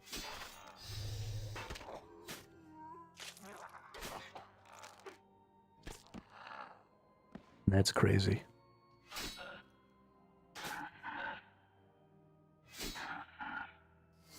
This extra damage, I mean, 2,000 every one of those swings. I think it'll be worth it to take off this Transfigure. I don't think the Transfigure gives us enough. So we'll want to use our Rejuvenation when we can. And we still want to be using our Threshold defensive abilities. But we'll probably, get rid of Assault and just manual cast the Dragon Sword attack for any sort of adrenaline DPS we want to do against the bosses. It'll take a lot more, paying attention and doing stuff, but that's crazy good.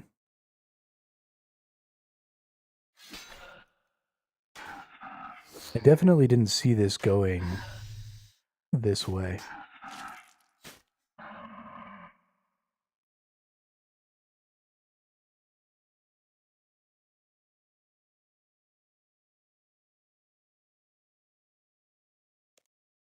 I did not think that this weapon was going to be that much better. It really goes to show how strong the special attacks are in this game, though. And that's going to really, really gets me excited for future items, right? Because this is like the first special attack you get.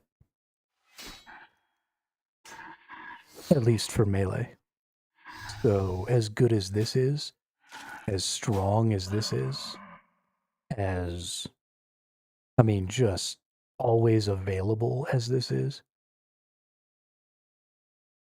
that's crazy. We're hitting these guys for, let's see, for 2K at what percentage? At 96% hit rate. So I don't know how that compares, but it'll probably be looking at 1.5K at least to the mole.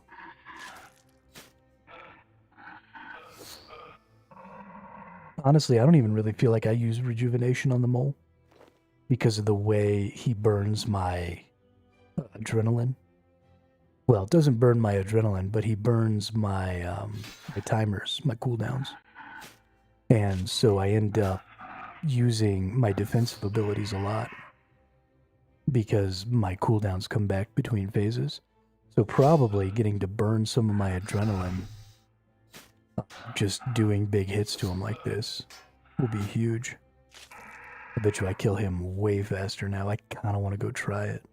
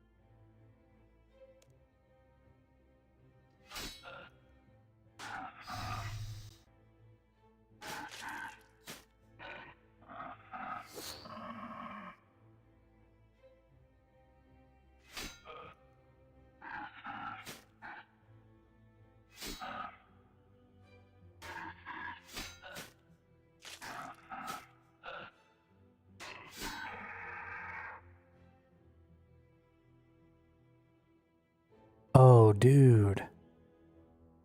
I want this Ring of Vigor. Need 62 to engineering. Gross. Retaining adrenaline after using this special ability, even if it's only a little bit. Right, it's only what, 2.5 adrenaline that you're retaining? That's still, I mean, 10%. That's good stuff. And retaining 10% of what you have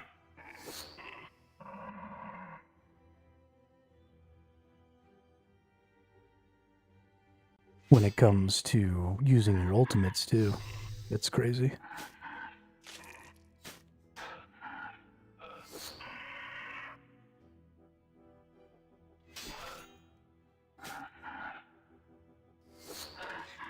Yeah, itemization in this game is going to start to be a lot more fun once you start to have a lot more items. Hopefully we can come up with some cool, unique builds. You know, I know that the game's been out for a while. A lot of these items have been out for a while. A lot of things are pretty set with people as far as the meta is concerned, but maybe we can come up with some cool stuff that's a little quirky. Maybe not the most effective, but there's something to be said for fun, quirky, you know, niche kind of builds as well. It doesn't always have to be just an optimization thing. And an optimization can be really narrow too, right? Like an optimization for just one type of enemy or one slayer task or something like that can be pretty good. That was one of the things we did a lot in Guild Wars 1 was, you know, a lot of the different dungeons and a lot of the different quests and stuff.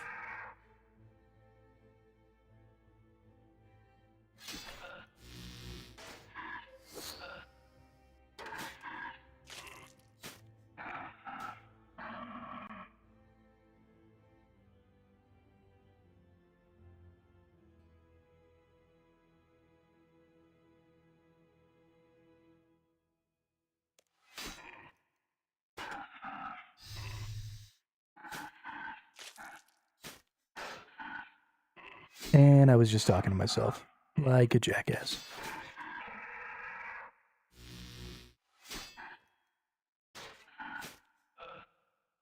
Couldn't weigh me, that dude.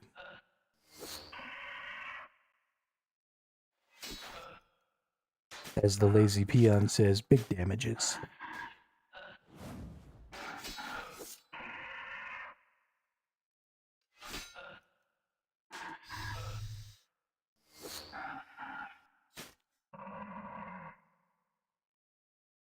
This makes me want to go fight other people.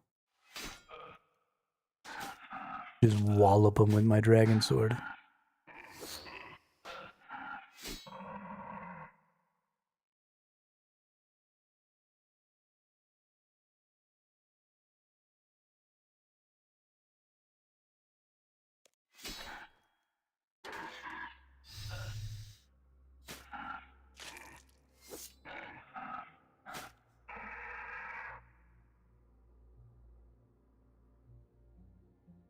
I wish that this dragon helm, like...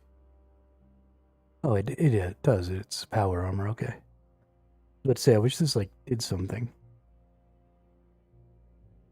But it does. It gives me a damage boost. Not that I actually care about that damage boost.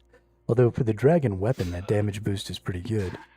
Because the dragon weapon is, you know, 250% to 290% weapon damage. Or melee damage.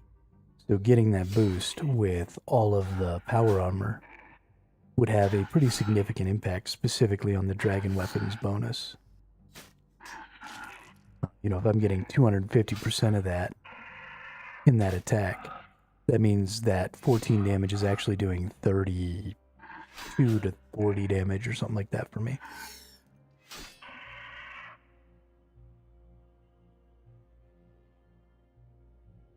Which is a pretty nice little damage add.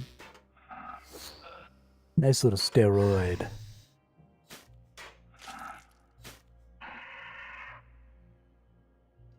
Obviously, I still care more about my defenses than I do about my attacking, but...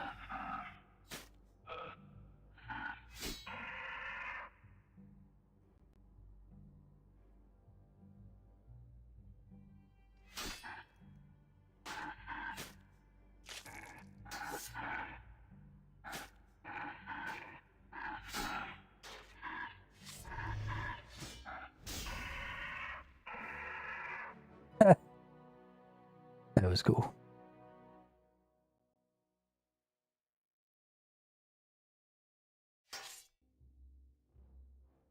Okay.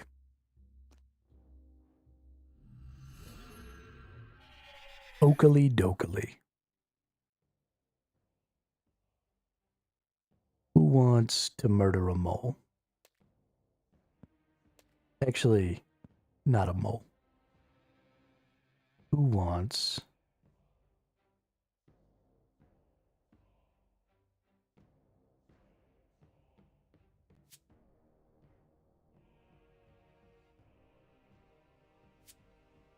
murder this other dude?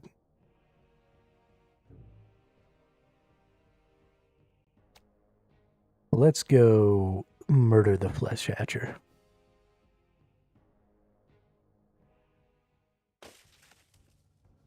Because I really, really, really want to kill this guy. Or kill his ads. We're going to have to pay a little attention, but we've gotten rid of... So let's get rid of assault. Assault doesn't do me any good. Let's go over here. We've gotten rid of our big AoE here. We still have our cleave AoE, which is fine. It's still a good damage skill. So it doesn't hurt us to use. We switch back here. Oh, we have to use... That's right, we have to be flicking here. Which means I have to go out and re-up my prayer.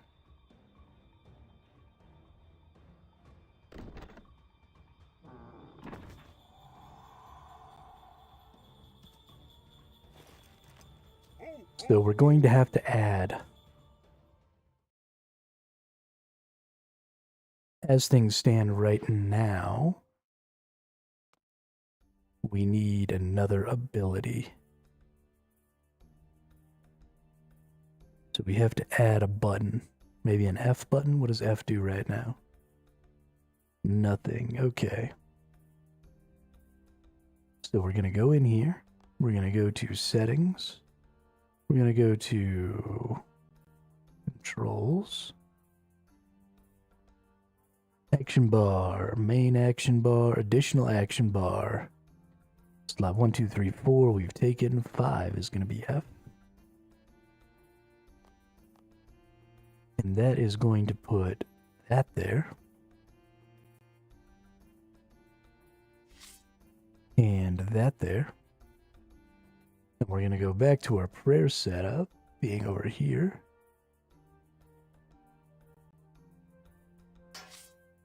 And over here.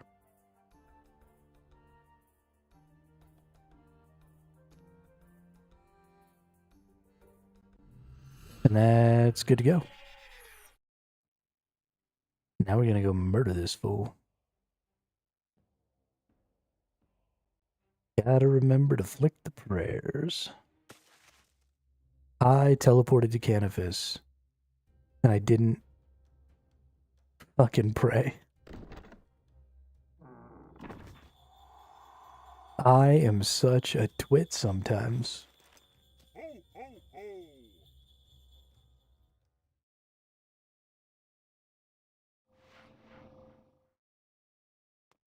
Such a fucking twit.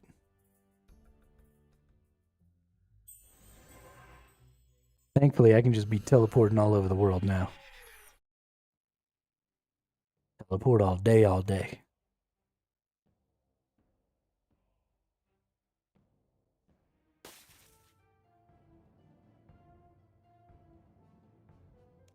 Private encounter, rejoin. Alright, let's go down here. Let's go drinky, drinky. Let's get this dude. What's up, you big turd burglar?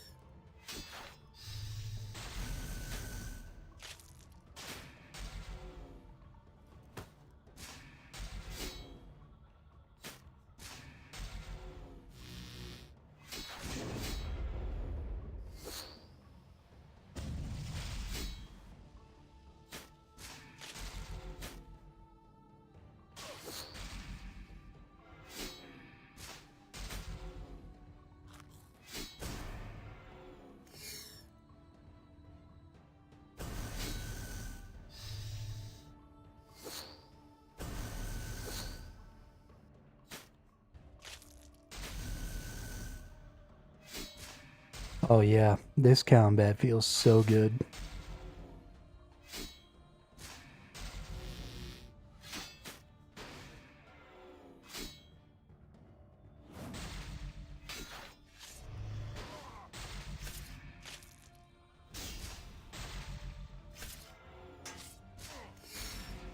It's a little too many buttons for me right now. I made some mistakes here. I didn't block a couple of those orbs. I had a little bit of trouble switching between weapons and stuff. My hands just aren't quite used to the setup yet, and my brain doesn't quite know what my hands need to do based on the visual cues for the setup that I'm specifically running right this moment. But we'll get there. We're going to get ourselves up to where we can actually use our rejuvenation here pretty soon. There we go. Get ourselves kind of all the way back up to healed. We've used up, I think, 4 foods so far, which is way, way better than we normally do by this point. And our damage output is way, way higher. The amount of time it's taken, I mean, we've only taken 3 minutes to get almost halfway through this fight. Which is, I mean, we were taking like 12 minutes per kill before. This is massive for us.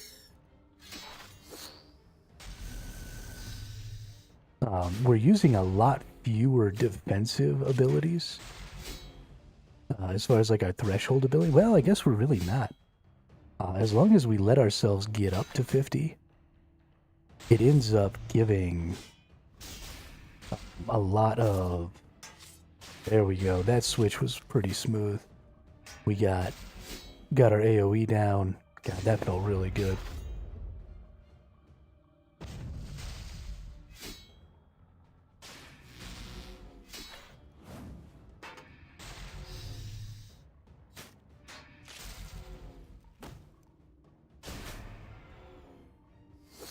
I think we're going to get rid of that. I don't want to accidentally throw that off, because that almost feels like a waste of all of that adrenaline. If I use up 100 on such a weak skill, doesn't even really heal much.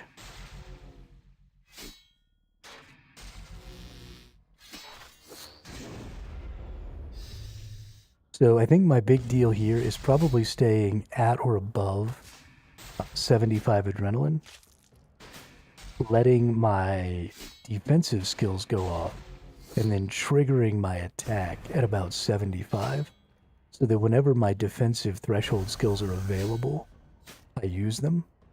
And then if I'm holding at 75%, then I know, okay, it's time to go ahead and use my big boy attack and throw out some extra DPS.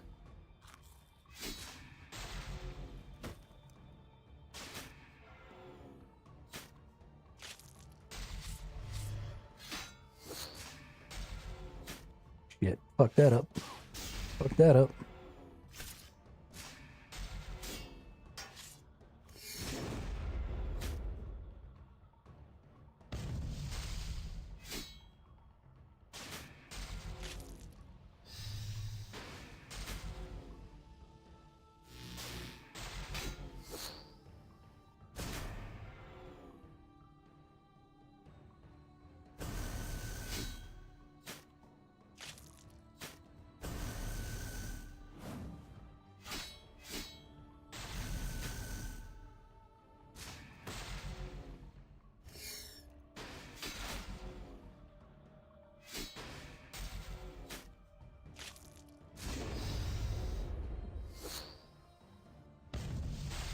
I can't believe how much faster this kill is going to be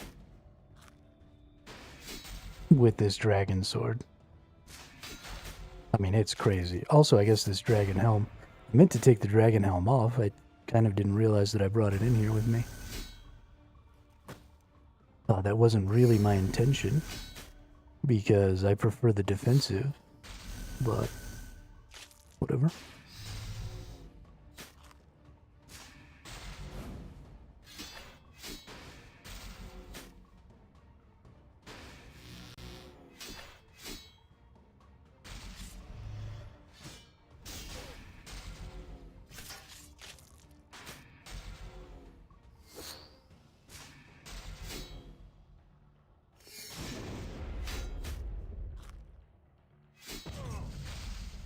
Whoops.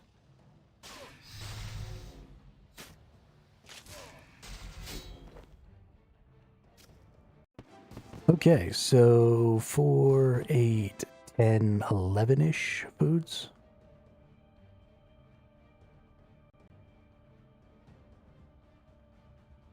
Which is not outstanding. But it is enough.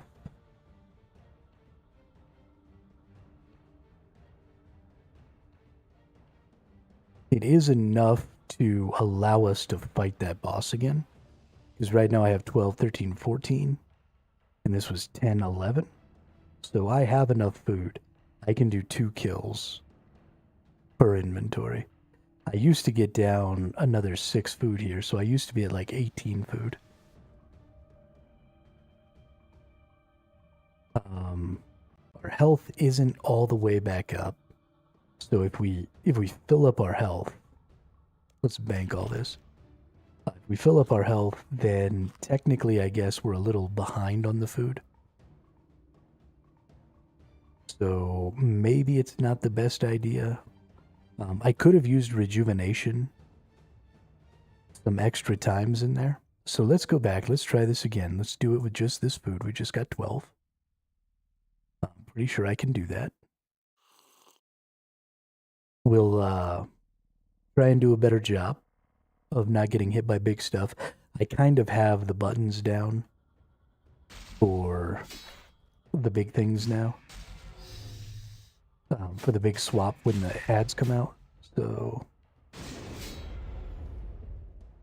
maybe we'll avoid getting massacred when that happens, because I took a lot of unnecessary damage in those.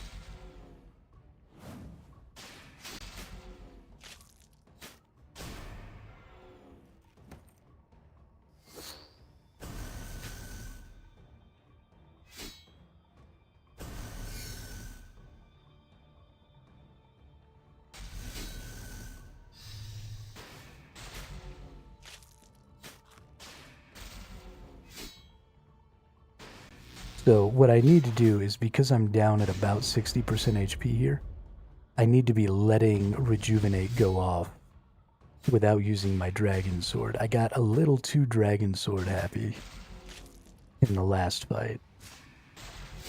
So now our Rejuvenate's going to go off, going to bring us right back up to basically full health.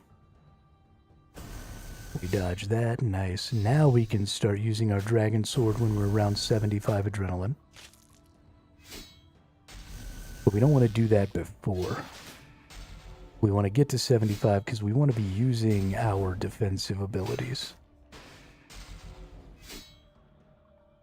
And we want to have 50 adrenaline available for that right there. Which, boom, we clear out those ads. Ooh, that feels good. That was clean.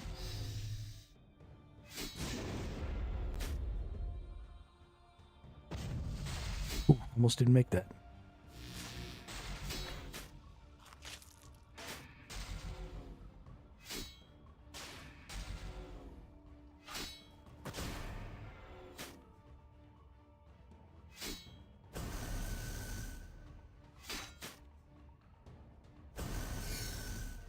The Dragon Two-Handed Sword is so good for this ad phase because you're right up on that boss. So the boss takes the hit. All the ads take the hit. It's a one-shot on those ads, which is phenomenal. Being able to one-shot a whole pack of ads like that makes ad phases totally trivial.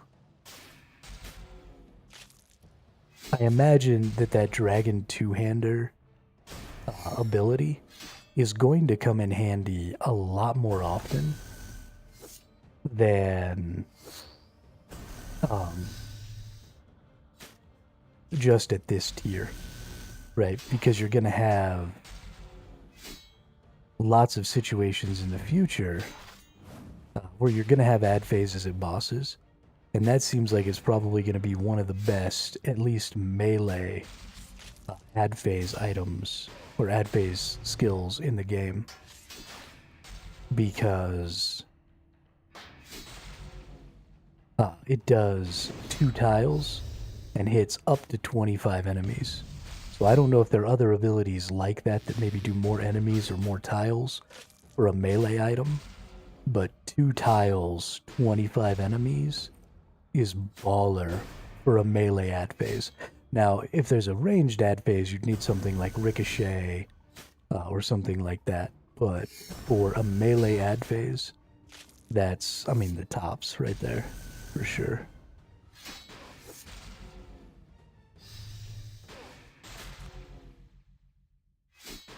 And it feels great.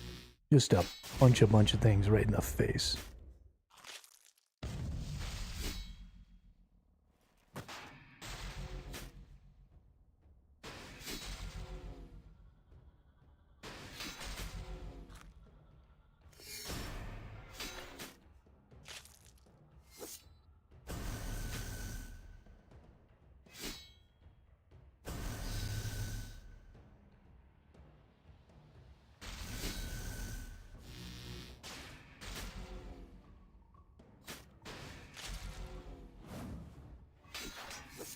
So we're seeing now we've got about a minute and a half before we get back to our rejuvenate.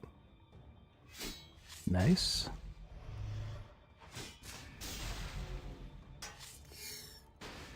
We're definitely still going to be fighting this boss when we get to it, so we are going to use it again. But you can see I've used up way less food. I'm down 6 food, so 6 eats so far this fight.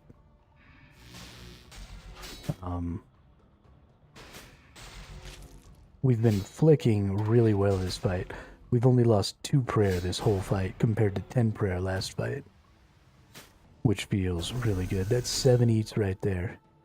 We've got 50 seconds before the rejuvenate. Oh, not sure why he turned around there, but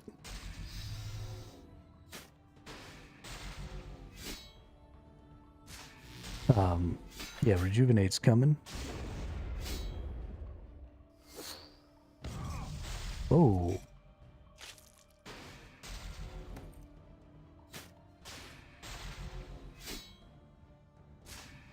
It seems to be happening if I have my skill queued up and I try and run to dodge something. As soon as I get to whatever position I was telling myself to go to, because the skill is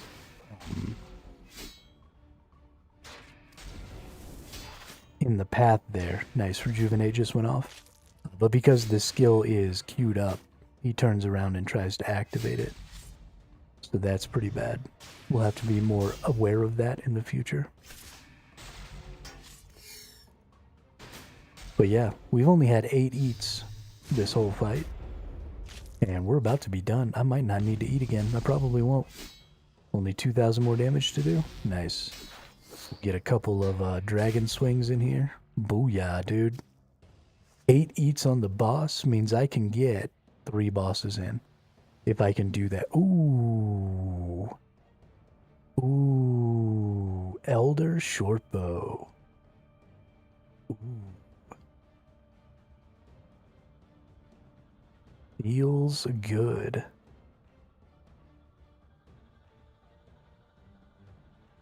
Feels really good. Tier 60. So we got to get one more level in our range and then we can start using that. That's going to really, really help us out.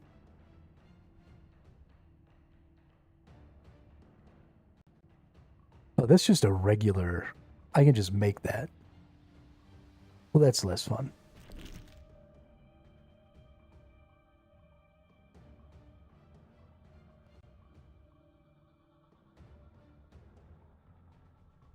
I was all excited. Oh, it's fletching.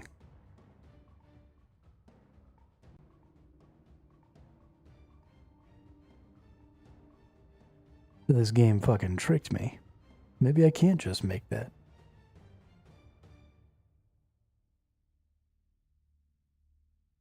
Oh, it looks like I can't just make that. Never mind. There's a U short bow at 65. Where's the Elder short bow at?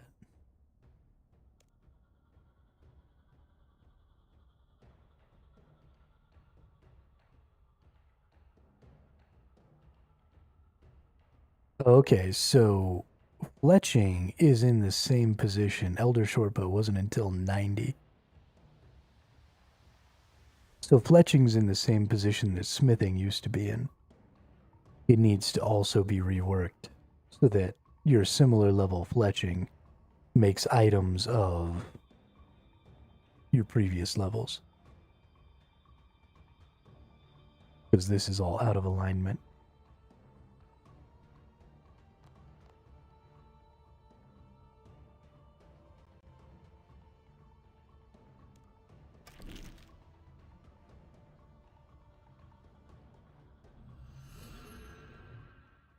Yeah, okay, so it's nice to get that Elder Shortbow because now I don't have to craft it, which was going to be kind of a pain in the ass for me. So that feels pretty good. That was a lot of fun. I really enjoyed kicking that dude's ass. And it also makes me think that my ability to kill the worm guy, mole, there you go, not worm. My ability to kill the mole must just be like way better now. Let's get out of this dragon helmet. I don't think it's what I really want to be wearing. I like my orichalcum.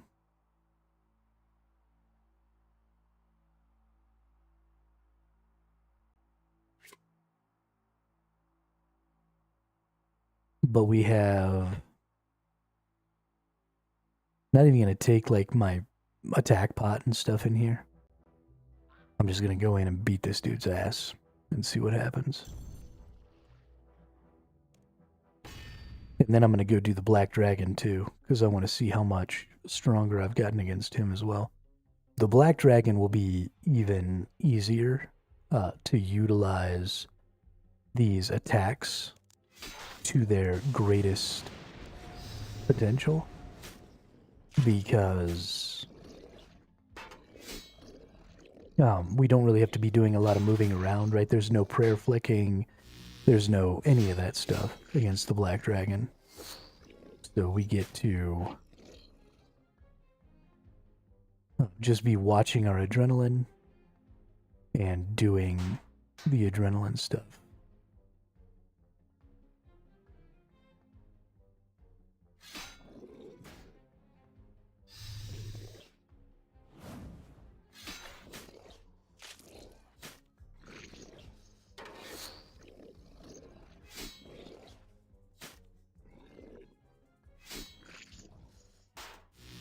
Been wasting some adrenaline here, but it's because I haven't taken enough damage. I definitely don't want to get to maximum adrenaline because I just haven't taken very much damage, and I don't want to use... This does give me a little control over when I use my rejuvenate. One of the things that usually happens... Oh, I don't have my freedom on. Dang. One of the things that usually happens is my rejuvenation the first time goes off way too early. And so at least this way I can have a little more control over that. Right, like now I can kind of wait and let my rejuvenation go off.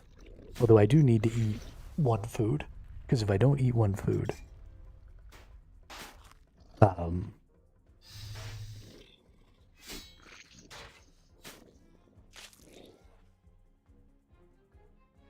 then I won't be able to swap when we go to the ad phase.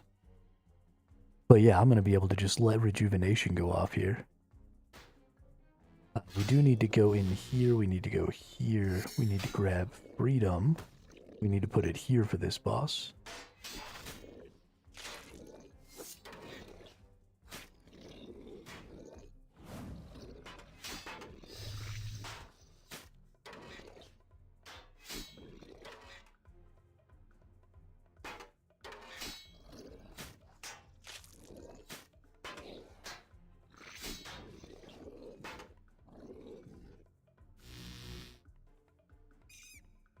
Damn. We might not get the rejuve off, because I kind of botched it. I used the dragon swing too much. But that's okay.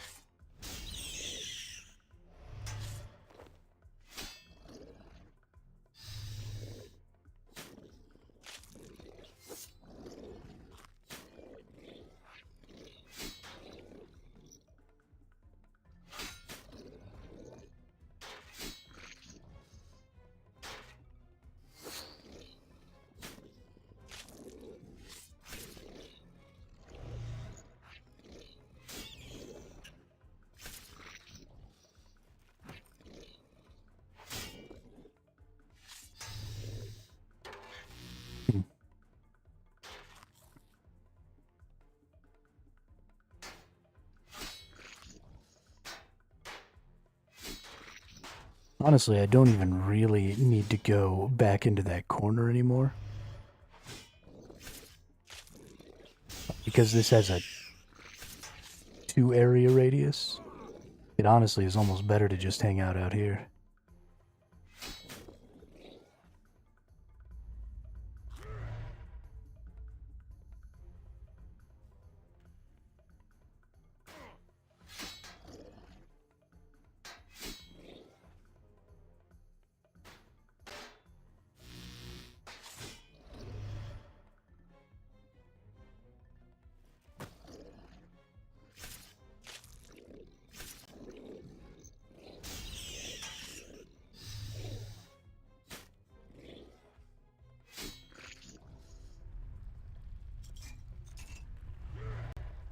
Alright, we are having a little trouble. It's more buttons. It's causing me to be a little off with my gameplay. Which is definitely making it not quite play like it should. Ooh, this is bad.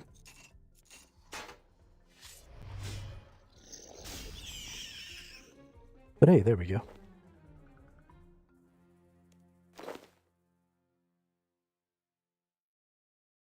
That was what, 6 eats? That's definitely more than I wanted. And honestly, to get back up to a healthy position here,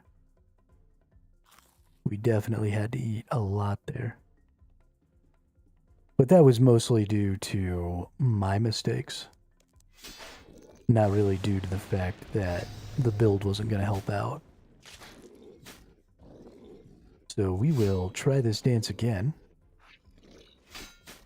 And we're going to try and hold ourselves at a higher adrenaline level. So we're not going to use the dragon attack as often. That also actually took more time, even though the early stages were way, way faster. As we got into those later stages, things just weren't playing out right. I was making too many mistakes there.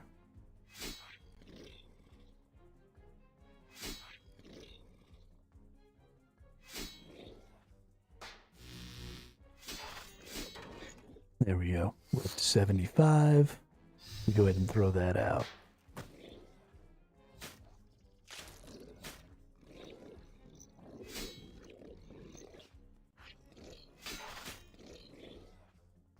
But the earlier we allow ourselves to kind of build up the adrenaline, the better off we'll be if we ever need to use rejuvenation or something like that.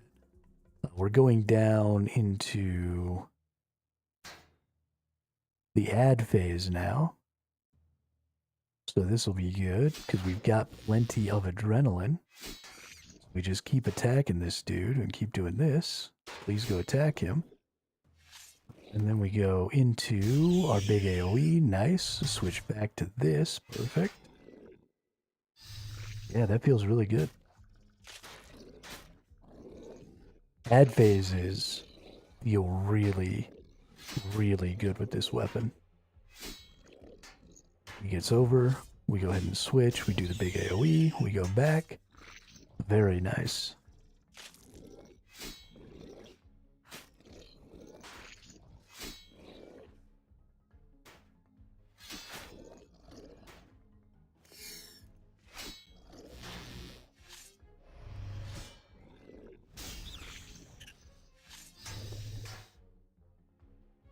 Yeah, no, that feels pretty good.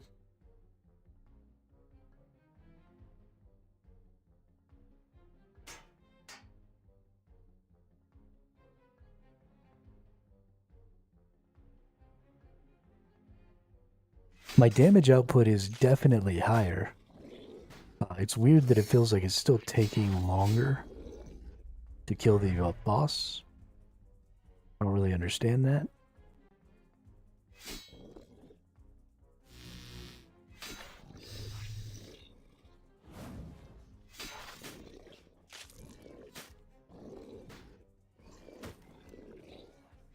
But that's fine.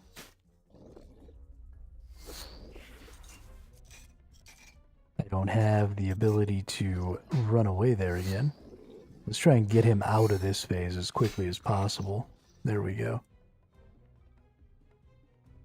That's definitely, on that phase, I should burn all of my adrenaline in my Dragon Slash to try and keep him from using that ability again. Because this phase is really good for building up adrenaline.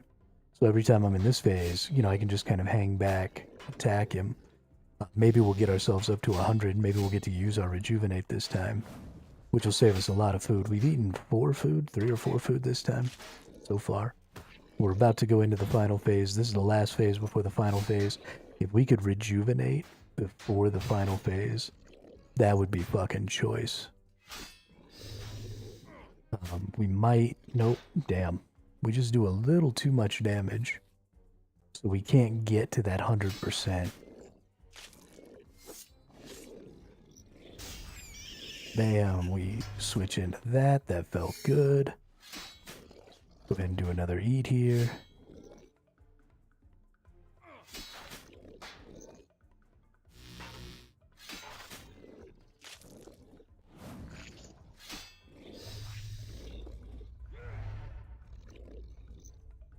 Ooh, that was a lot of crazy shit all happened at once there.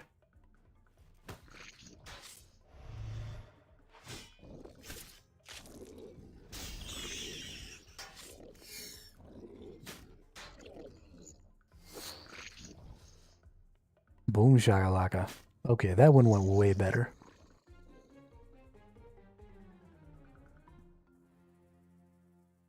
We did 5 eats, 6, 7 to get us back up to a decent spot.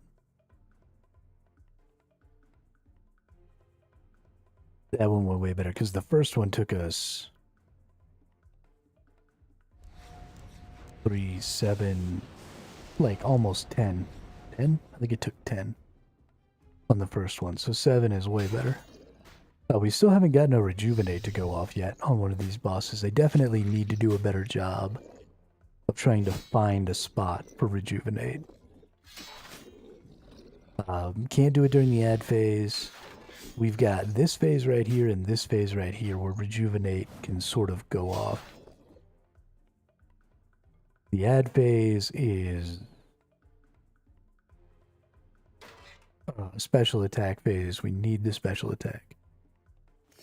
I don't even think I need to move. I think I can just fight these here like this because they hit so far. Please activate the ability. Thank you. But because that skill hits in such a huge AoE, I don't think I need to take it back into this space anymore. Which saves me from a lot of attacks from these little guys. which is honestly pretty good.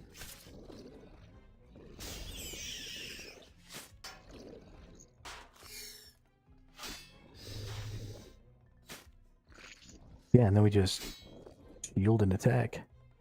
All right, now we're kind of in the phase where normally I would be looking to try and trigger my rejuvenate, but doesn't look like that's going to be a thing. I doubt that I'll hit 100% here. I almost want to like have a weapon swap that's a weaker weapon just to build adrenaline during this phase.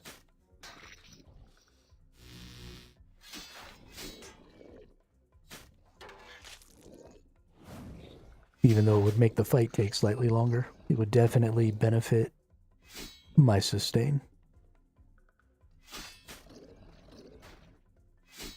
But we're not going to do anything except just basic attack and let my Revo bar do its thing and see if maybe we'll hit. Yeah, we're just not going to. We are going to hit the two right phases, though. Back to back here. We might actually get Rejuvenate off. These guys are going to stop me from using up all my adrenaline here. We're going to come over here and attack this dude. So we might get Rejuvenate off. Because now, boom, we've just used our 3 abilities. So now we're just building up adrenaline for Rejuvenate. We've got 20 seconds before one of our abilities goes off again. We've got 20 seconds before that one even goes off, so everything is going to be generating adrenaline. So as long as I don't kick him out, there we go, and there's Rejuvenate. Nice. We've only had 1 eat so far. This whole fight. We're going to go ahead and whack that dude real quick. I should have let myself build up some adrenaline. The next zone is the one I shouldn't have dragoned him there. Because I want adrenaline for this part so that I can dragon him a bunch. So that I can try and keep him from hitting me with this over the head thing multiple times. So we take off here. And then we boom, we dragon him. And the goal is just to try and get him not to do the bullshit more than once during this phase. Because I don't have my freedom.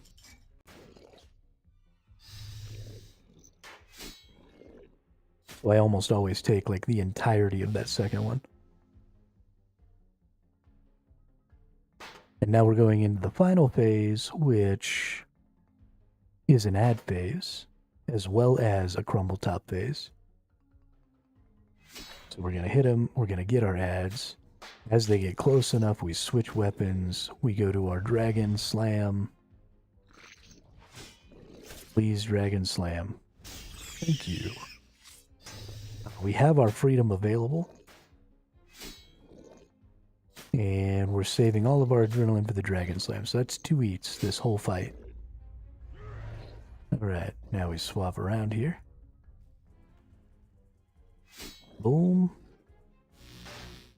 Now he's got those dudes coming. We're going to go right into the big dragon attack as soon as I can. Nice. Dragon attack. And now we can probably just go ahead and use some dragon slices here to try and finish this fight off. Boom. Done. So that time was only 3 eats because rejuvenation went off. Which is fucking crazy. That is massive. So there's a lot of skill and paying attention that goes on in these boss fights. Even a boss fight as simple as the mole has a lot of potential little optimizations, even though I'm using the Revo bar, right? Even though I've got tons of skills going off automatically. I am paying a lot of attention to what activities are happening, what actions are going off, what can I do in certain situations.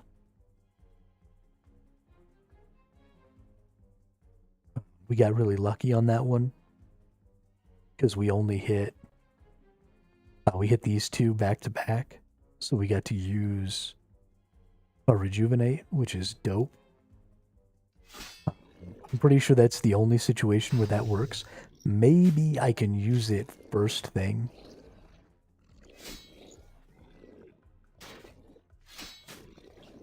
If I get like the first one going into one of those two, then maybe I can use it just straight out of the gate. But I don't think that I can save it. And I think I can only use it in the middle of the fight if those two come back to back. My northeast and my southwest corner come back to back. So it's kind of a weird.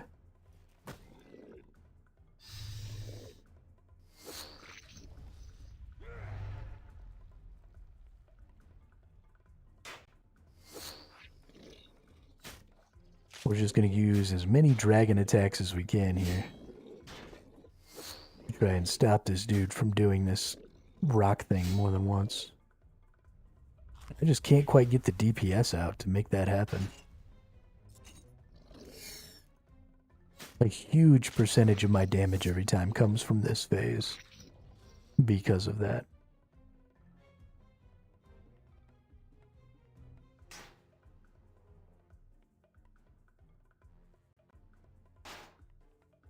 It might be worth it maybe even to switch to my two-hander there.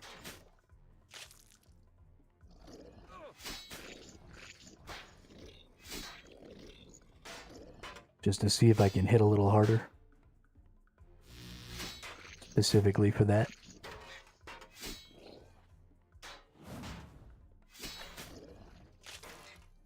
I don't know. We're going to finish up with the mole here on this one. And then I want to go kill the black dragon as well with the dragon weapons and see overall how that feels. I guess the other option here is that I could also do like I'm doing with the black dragon and run the melee defense, right? Because this dude mostly does melee damage.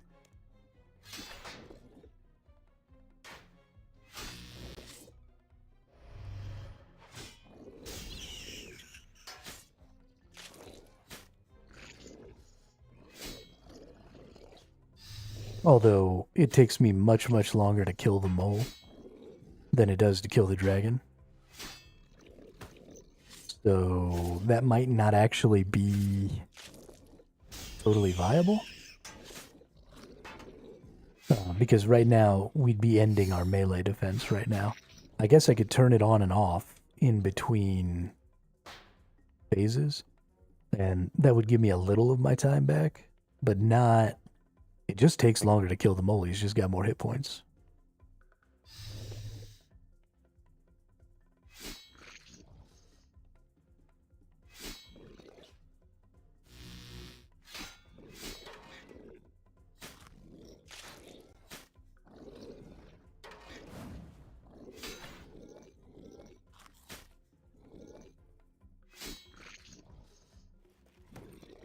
Just got more hit points.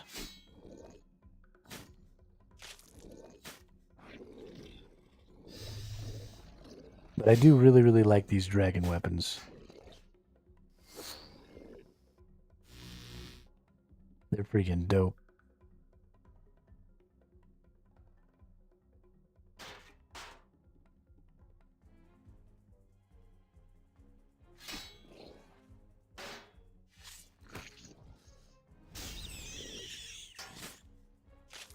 God, that went smooth.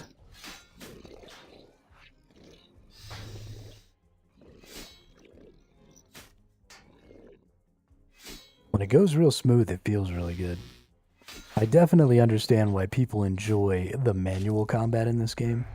The little bit of manualing that I'm doing feels pretty great when you get it right.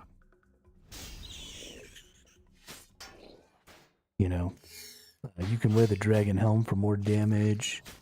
You have it already. I do have the dragon helm already. I was wearing it a little earlier.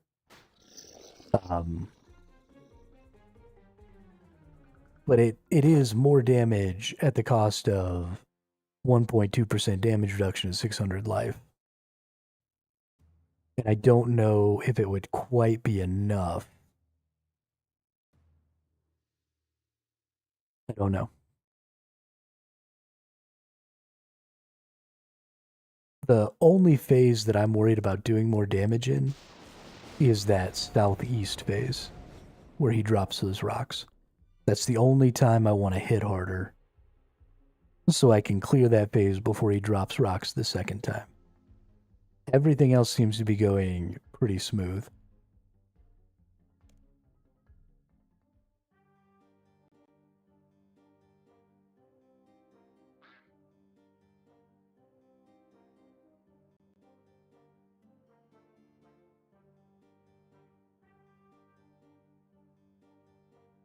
But yeah, no, that shit's fun.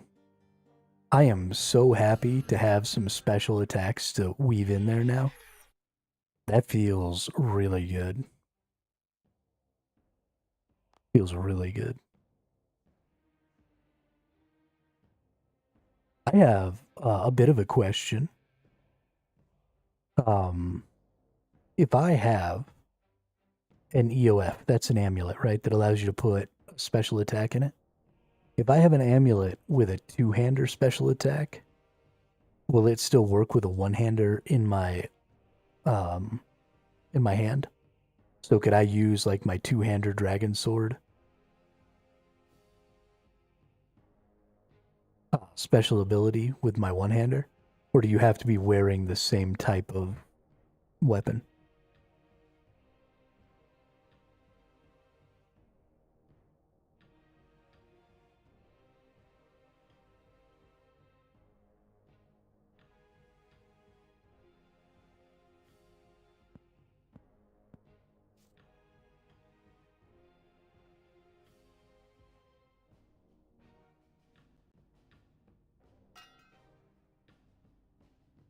Don't have an amulet with specials, so don't know exactly. Okay.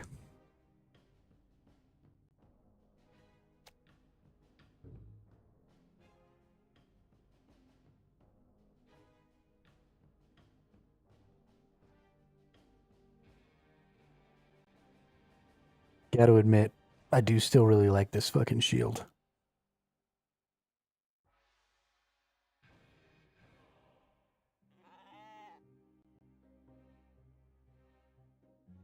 Alright.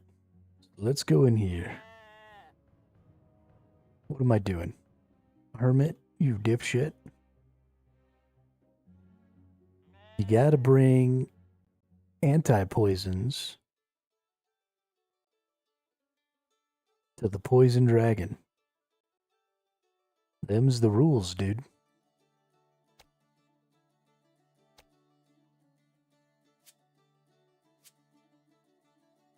Okay. This should go stupid well.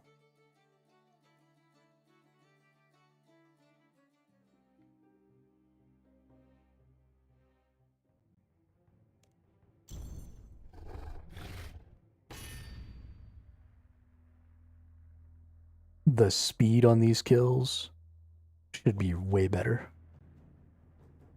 I'm hoping for 2.5 minutes. 2 minutes and 45 seconds would be pretty choice.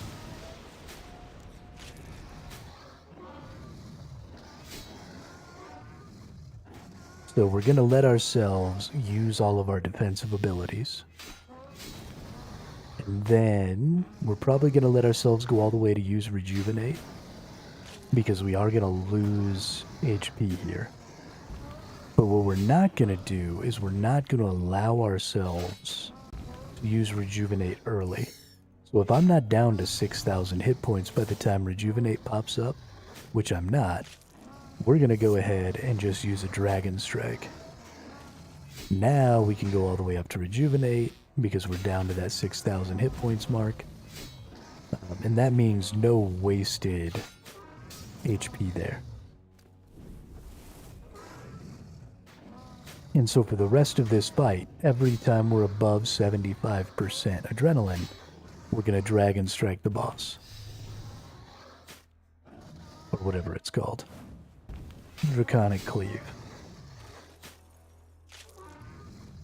Because that way we're making sure we're always using all of our threshold abilities. And while they're on cooldown, we're not just standing around picking our assholes. We're actually doing some extra damage. So there's a Draconic Cleave. There's a Draconic Cleave.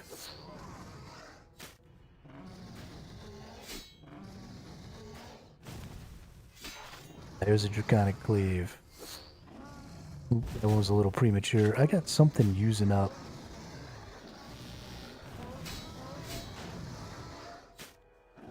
I don't know. Get a heal there.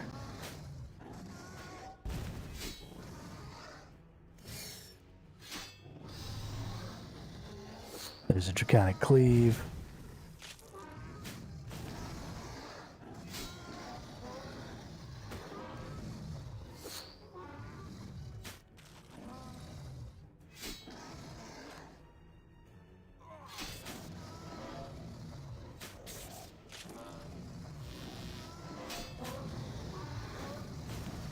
Whoops, not what I want. Heal poison. Draconic Cleave.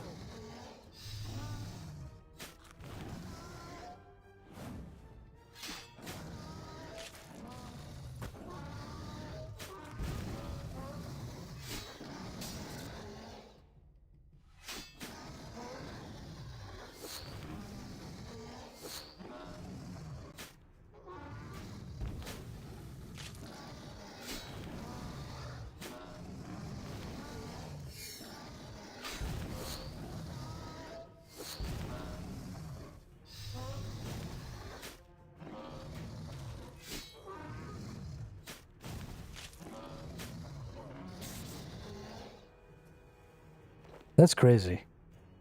I expected that to make that fight happen so much faster. I'm actually a little disappointed. Because that still took 3 minutes and 20 seconds, despite significant use of a very powerful ability. And it still took the same amount of foods and stuff.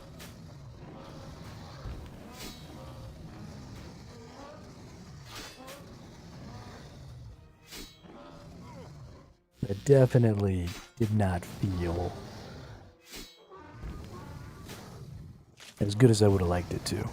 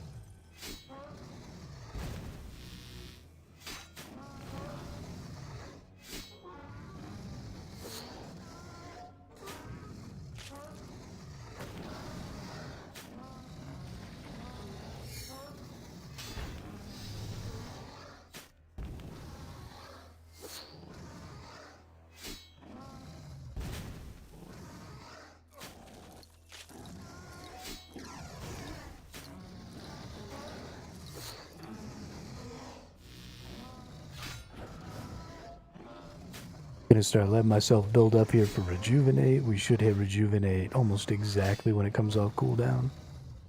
We don't want to use up any foods right now, because if we eat, we use up adrenaline.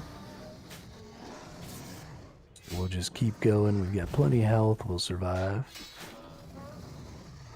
Boom, we've got 100. We hit Juve. As soon as we hit Juve, we hit an eat. Because when we do that, we don't use up any adrenaline with our eat, which is a small optimization, but I think a good one.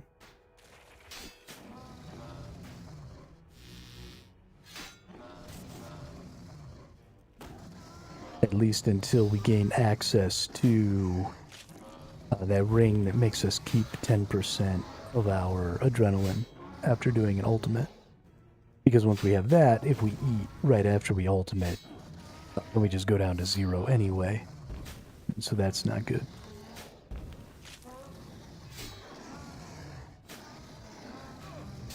Yeah, we are not...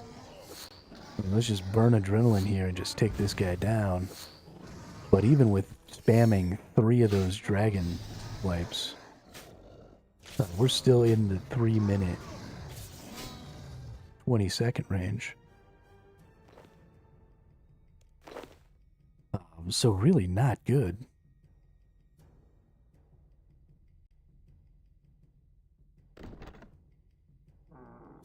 I mean, those attacks are so powerful.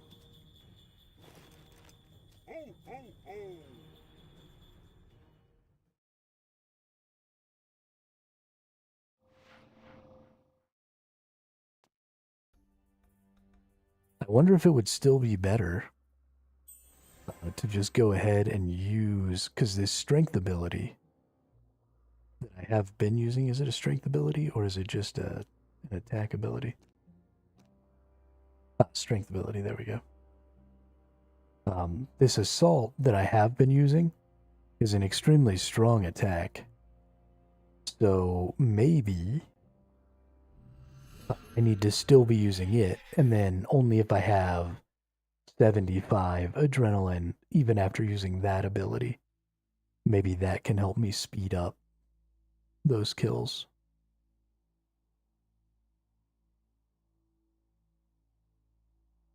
I don't think just swapping out the dragon cleave for this ability necessarily did much in the way of speeding up my kills. There is definitely some time in there, though, when I don't have dragon cleave, where I'm sitting at 100% adrenaline and not doing any bonus damage. So Dragon Cleave has to have some value in speeding up my kills. Because anytime that I'm sitting at 100% adrenaline and not using any of these abilities would just mean that I was doing way less damage. So we're going to do, like right now we're about to hit our assault. Right, that'll use 15%, and that's a really good attack, right? That does a lot of damage. And then, now, anytime we get to 75, which we're about to, now I can use Dragon Cleave, right? So that's bonus damage right there.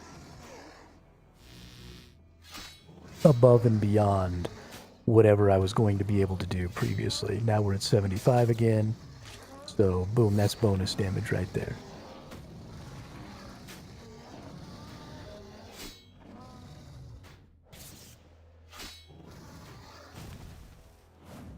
We're not going to get to 75 for a while because we're using up all of our threshold abilities, but that's fine. That's what they're there for.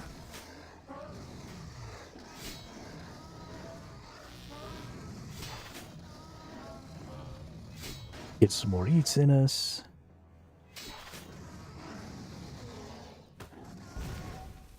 This time, if we go up almost to 100, we'll use Dragon Slash. But I need to start working on getting to rejuvenate here. And we're going to use that. Good. We do need one Dragon Cleave in there, I think. Please click the fucking button. Oh, no, I fucked it all up. I think I used it twice in there. Then I had to throw down a bunch of eats. Now we're kind of off. We're pretty off kilter here.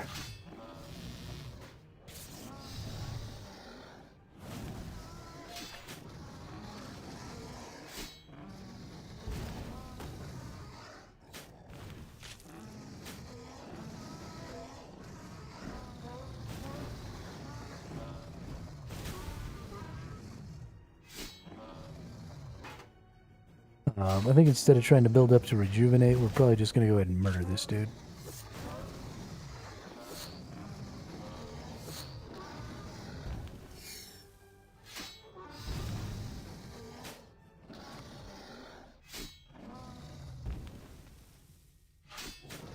That's crazy. Even with not using Rejuvenate, throwing off all those extra abilities, we're going to get about 20 seconds here. This will be maybe my first sub 3 minute. Yeah, first 3 minute.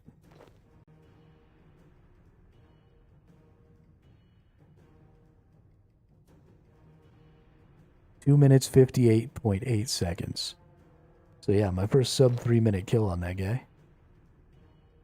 I kind of forgot to trigger my protection, so I don't actually have to leave. Throw down a couple more eats here. Throw down our protection. Okay.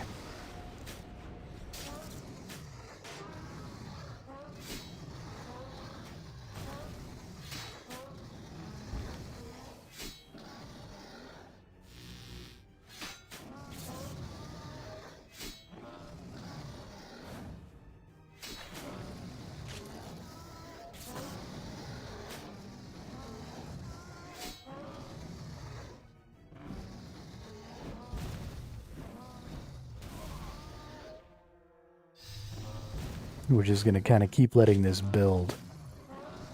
It's not going to get there in time this cycle, but we'll be getting pretty close. I don't want to waste my adrenaline. Come on, come on. Alright, there we go. Rejuvenation goes off. Heal goes down. Perfect timing. Heal goes down again.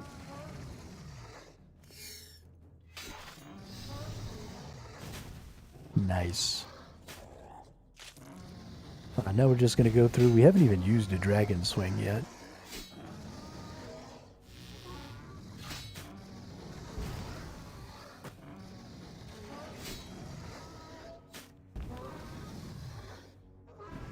We just haven't gotten up there that high with our adrenaline. I think we're about to, though. I think we're going to get to use one right here. Nice. Dragon swing him. Boom.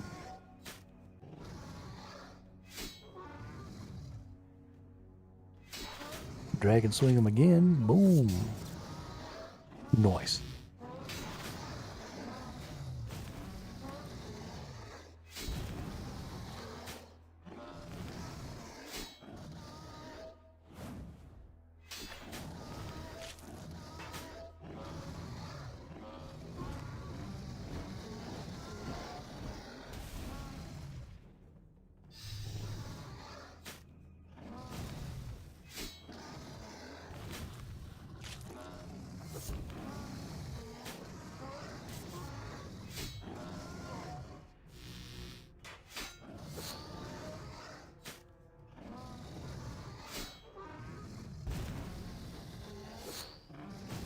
Alright, lots of dragon swings for the grand finale here.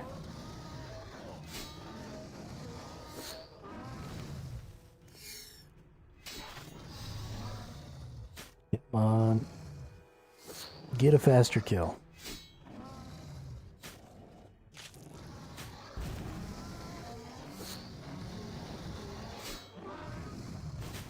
Nope. That one was exactly this. Nope. Oh, exactly 3 minutes. Wow. Alright, well, take all that stuff. Head back towards retreat. Well, while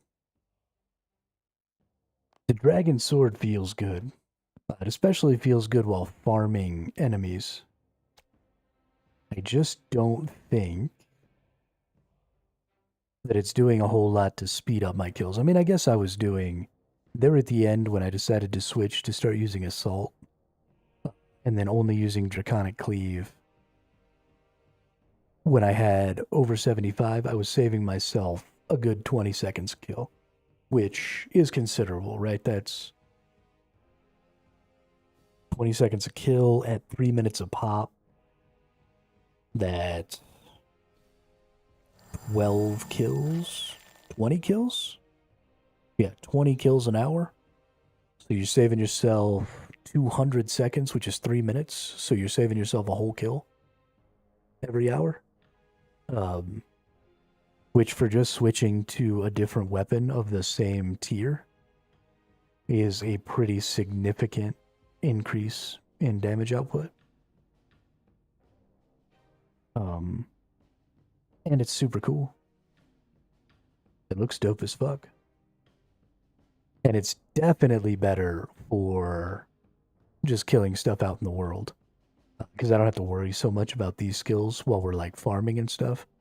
So this does so much for, just farming and stuff. And then the AoE one does so much if I can get into a place where I'm like getting aggroed. I mean, that would just be huge. Huge for the damages. But I'm very happy to have these. Thank you for telling me, William, that I could go and buy them. Because they're making my life fun. But I think we should go back to Lumbridge. Let's take the Dramon Staff. Let's go back to Lumbridge. Let's go back to that place, and let's go do some Slayer tasks in there. Because I want to go try some of the new Slayer tasks. I want to get my Slayer up to 60, which means 2 more levels, about a level and a half. And if we can do that, then we can start maybe farming up some stuff for some prayer potions. I think that's what we need Snape Grass for. If I'm not mistaken. It's prayer or strength, and I honestly don't remember.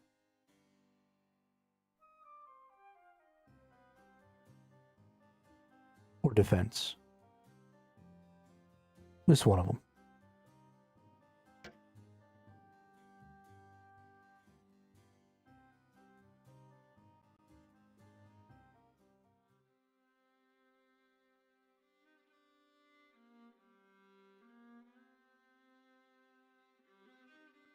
Also, we need to be able to get to level 60 ranged. We should crank that out as well. We should switch gear sets to a ranged gear set. Because that will give us the ability to use our Elder Bow, which will be a nice change. And will feel good. Because I do love leveling up to new tiers of gear in this game. Especially once I get to 60, being able to use lots of different gear that has lots of different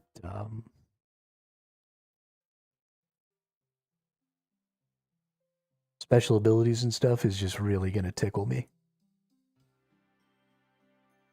I enjoy special abilities. So let's drop this off. You know what? I'm not done. I'm not done having fun with the dragon weapons.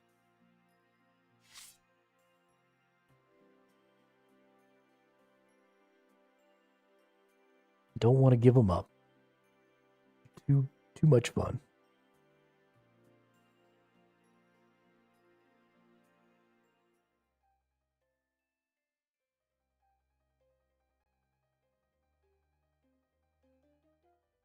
The longest 70 crafting grind ever. Oh yeah, we're still not to 70 crafting.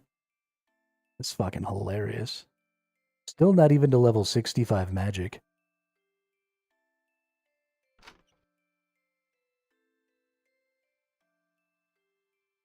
Just all kinds of hilarious.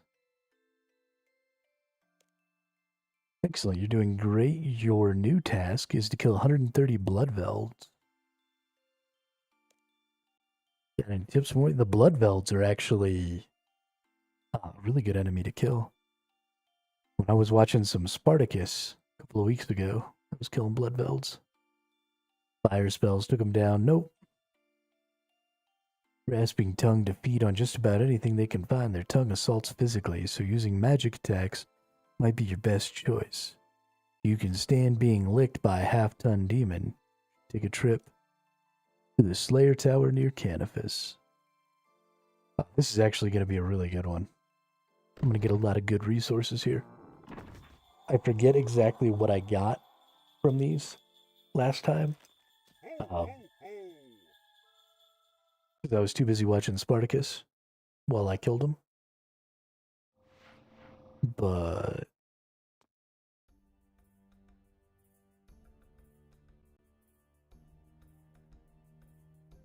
I remember being happy that I was killing them because of what I was getting. Hey, we got about 7,000 wrapping papers too. That's dope. Gonna need to go use those. Actually, let's go do that right now. Because after I kill these bloodvelds, or maybe halfway through killing these bloodvelds, we're gonna call the stream over. We're at about 7 hours. So let's go over here and let's do some of this. We need to do some more work in the Christmas village. I haven't gotten everything that's available here yet. I have all the pets. I have all of this miscellaneous here. So all I have left is these cosmetics, which is still considerable. We're still looking at 50 or 60,000 points that I need here, I think.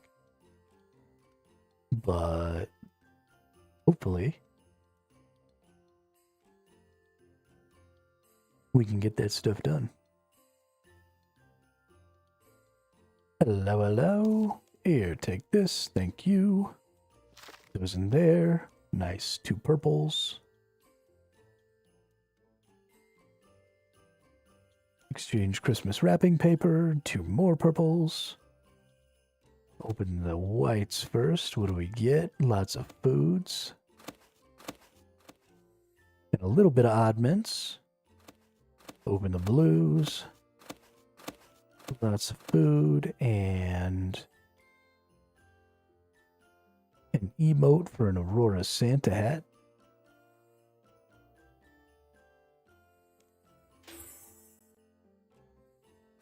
And then, ooh.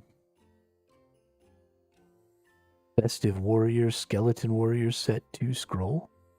And an orange candy cane token.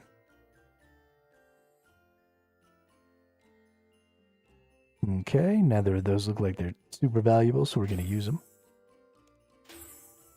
Open up another couple here. Ooh, gift-wrapped longsword. Untradeable. Redeem that bad boy. And some oddments. Nice. Add to the currency pouch. Let's go check the oddment. Oh, nope, not that. Actually, I think I need 5,000, so I'm 300 short on the oddments, which is fine. I want to go back here because I want to go give all this food to the reindeer.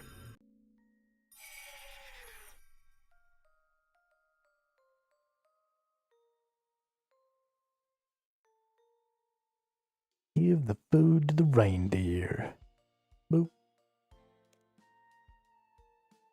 Whilst feeding the reindeer, you find Rudy the Christmas Village reindeer pet.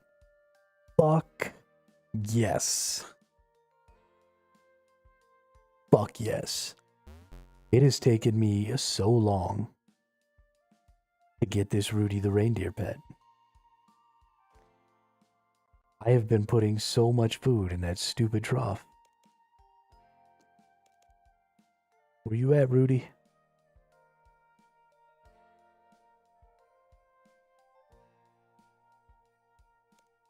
Hell yeah.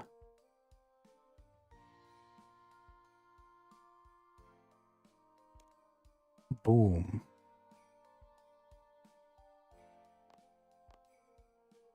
Who's got a reindeer? I've got a reindeer.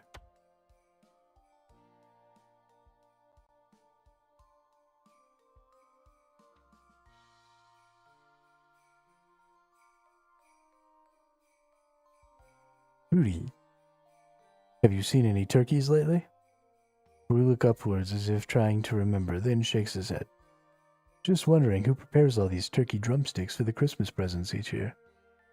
Rudy leans closer and sniffs expectantly at the mention of drumsticks.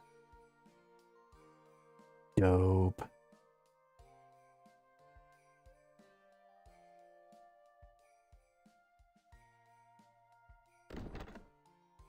I am so happy to get that fucking reindeer, dude. So happy.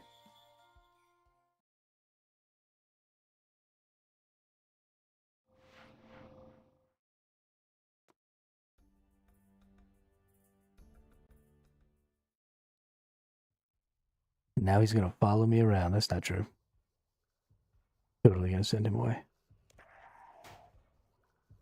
Hey.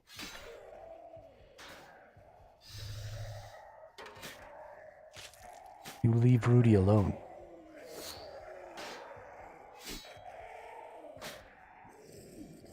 Get fucking dumpstered, dude.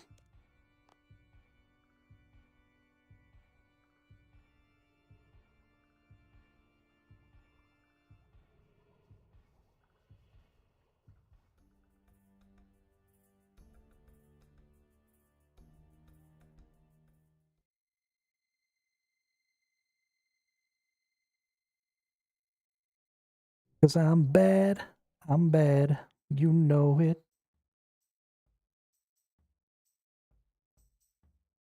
So creepy.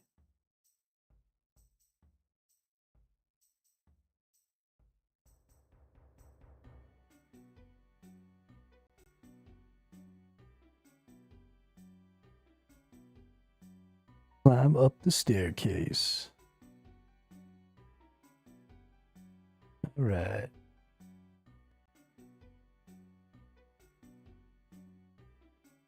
Now we've got some blood velds.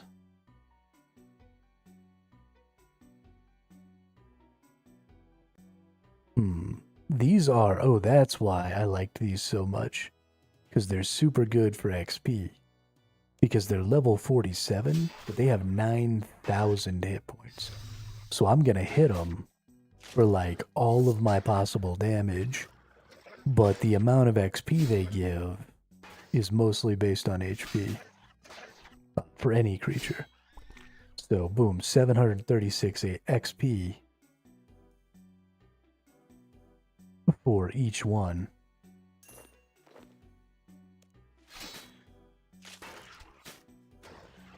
Honestly, I should probably use my two-hander because the damage I'm going to take is probably going to be pretty minimal. I've got my sacrifice. I've got... Let's take that off. Ooh, luminous stone spirits. Let's hit this big bad boy right here. Oh, yeah. Oh, this is going to be... This is going to be dope-alicious. We're going to loot some food right out of these things. Yeah, with that ability. Oh, yeah. Oh, yeah.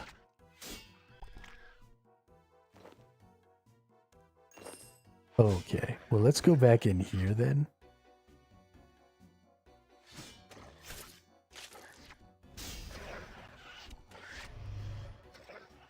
I mean, it is true. Not having my shield out does make me a little sad. But sometimes you gotta do what you gotta do. Really fuck shit up.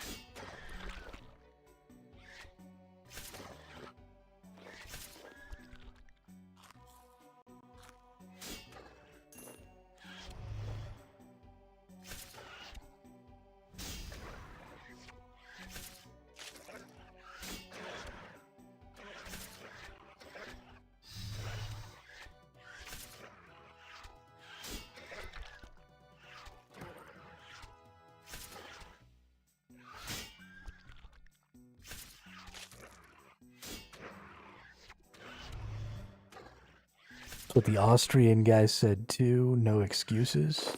Oh. Now I know what you mean. Took me a second. But I don't have any AoE abilities with my regular weapon.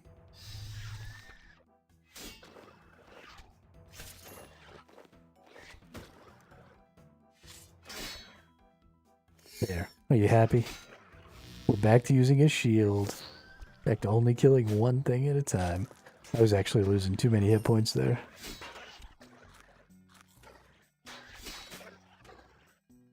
This will keep me from losing too much HP. It'll be much, much slower, but sustainability, that's the name of the game.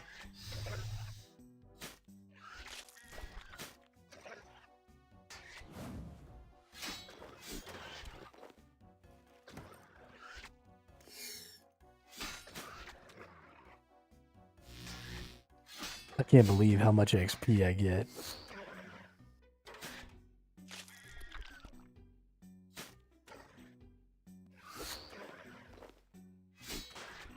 From each of these enemies. This is so good.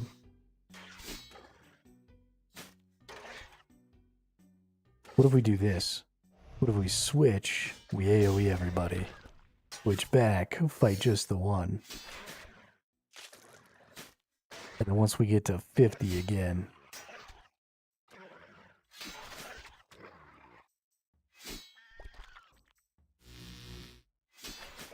That doesn't even really seem to be working. I kill everything too fast.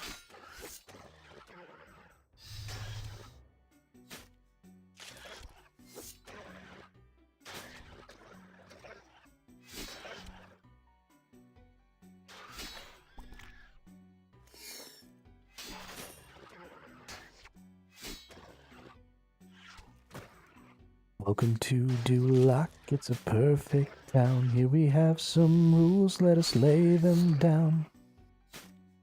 Don't make waves, stay in line, and you'll get along fine. Duloc is the perfect town.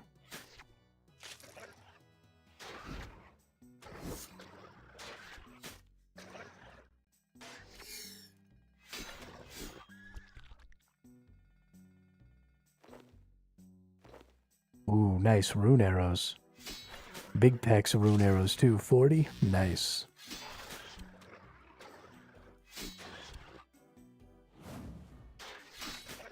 Cause I'm bad, you know it. We're gonna let ourselves build all the way up and rejuvenate here. Because that'll keep us nice and healthy. Although, I guess we did just get an extra pizza. So we can actually gain back a couple thousand HP, so now we don't have to wait for rejuvenating.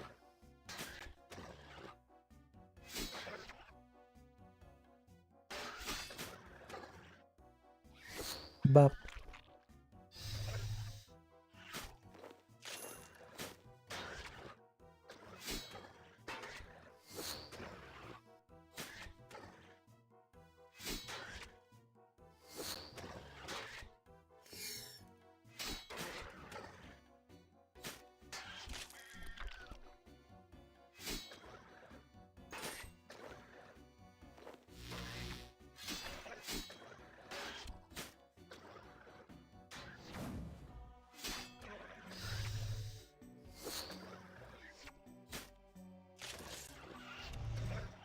Big dragon sword.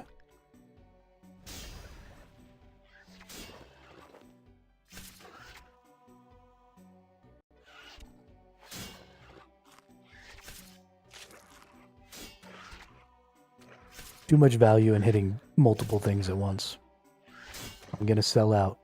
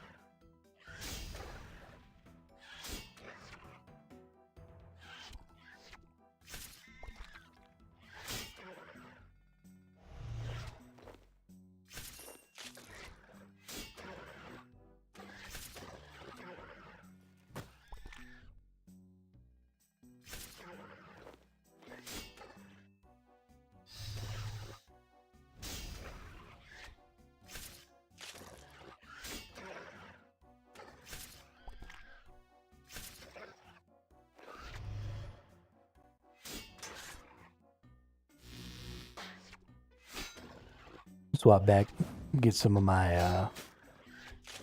health back.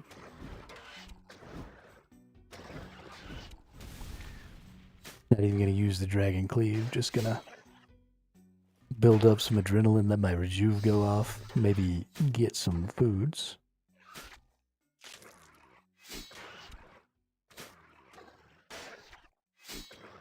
I definitely don't need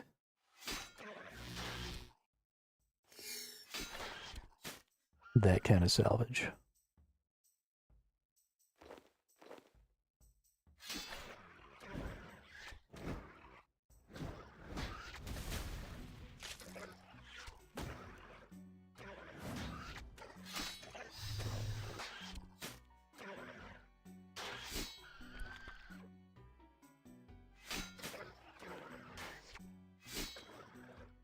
Hey, there's rejuve. Eat these foods. And then... bam, always swap. Big ass sword.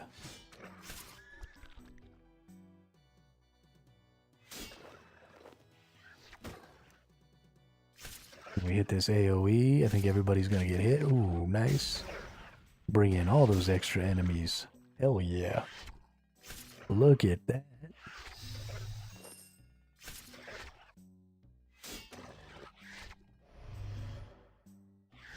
Now I need to find a way to gain adrenaline every time I get hit. And then pulling lots of enemies like this will just be out of fucking control.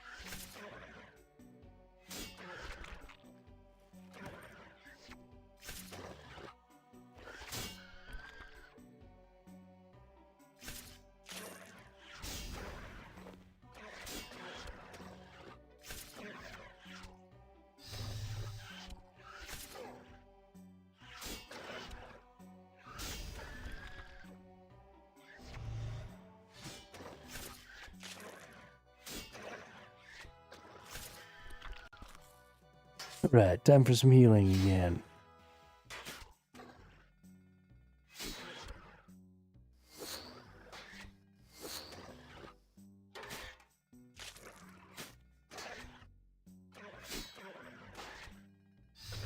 We're not quite halfway there. I think we needed to kill like 130 to start, something like that.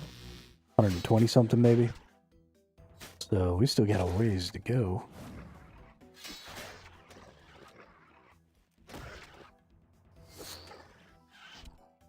Ooh, that was a big wallop. 2,800 damage. What's up? How does that feel?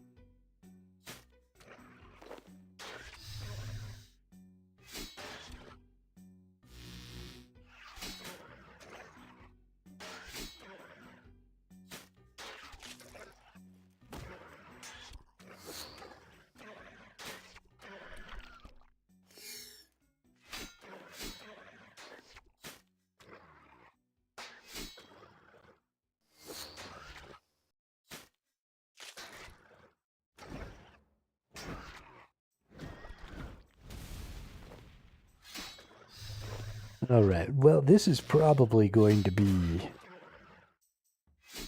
the remainder of my evening, is rocking out Slayer tasks until I get Slayer 60. Maybe doing some more range to get range 60. And then I'll probably just be farming up for herb lore and summoning some more. So it's mostly just going to be me farming some low tier enemies and enjoying my new dragon weapons. So thanks everybody who came out today. I don't think anybody... We haven't really talked about it a ton.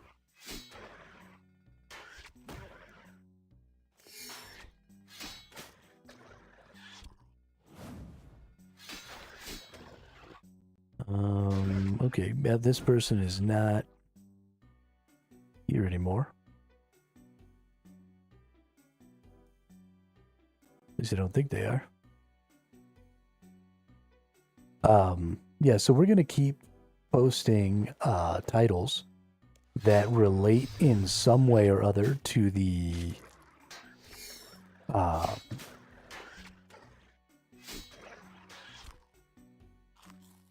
group Iron Man games.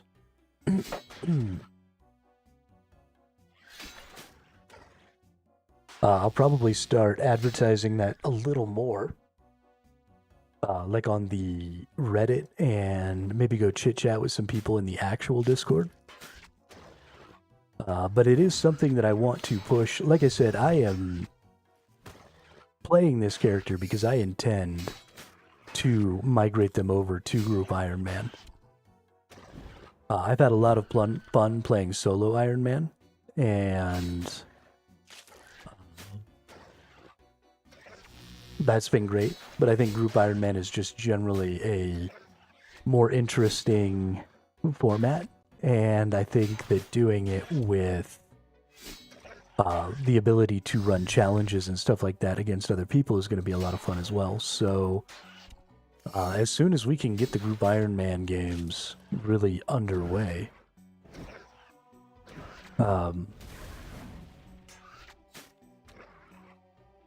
we'll be doing a lot more of that. So yeah, I hope that starts to see a little bit of traction. I think it's a really cool idea. It's a little difficult to just explain to people. It'll probably be better if I can maybe find somebody to like hold a contest again, like against, like have another group, Iron Man group, go and compete with the Group Iron Man group that I'm a part of right now. And then maybe make a video about it, but we'll see if we can figure something out with that. But we're just going to keep advertising it, keep putting it out there, and see what we can do with it. So thanks everybody for coming by today. I really appreciate all the conversation.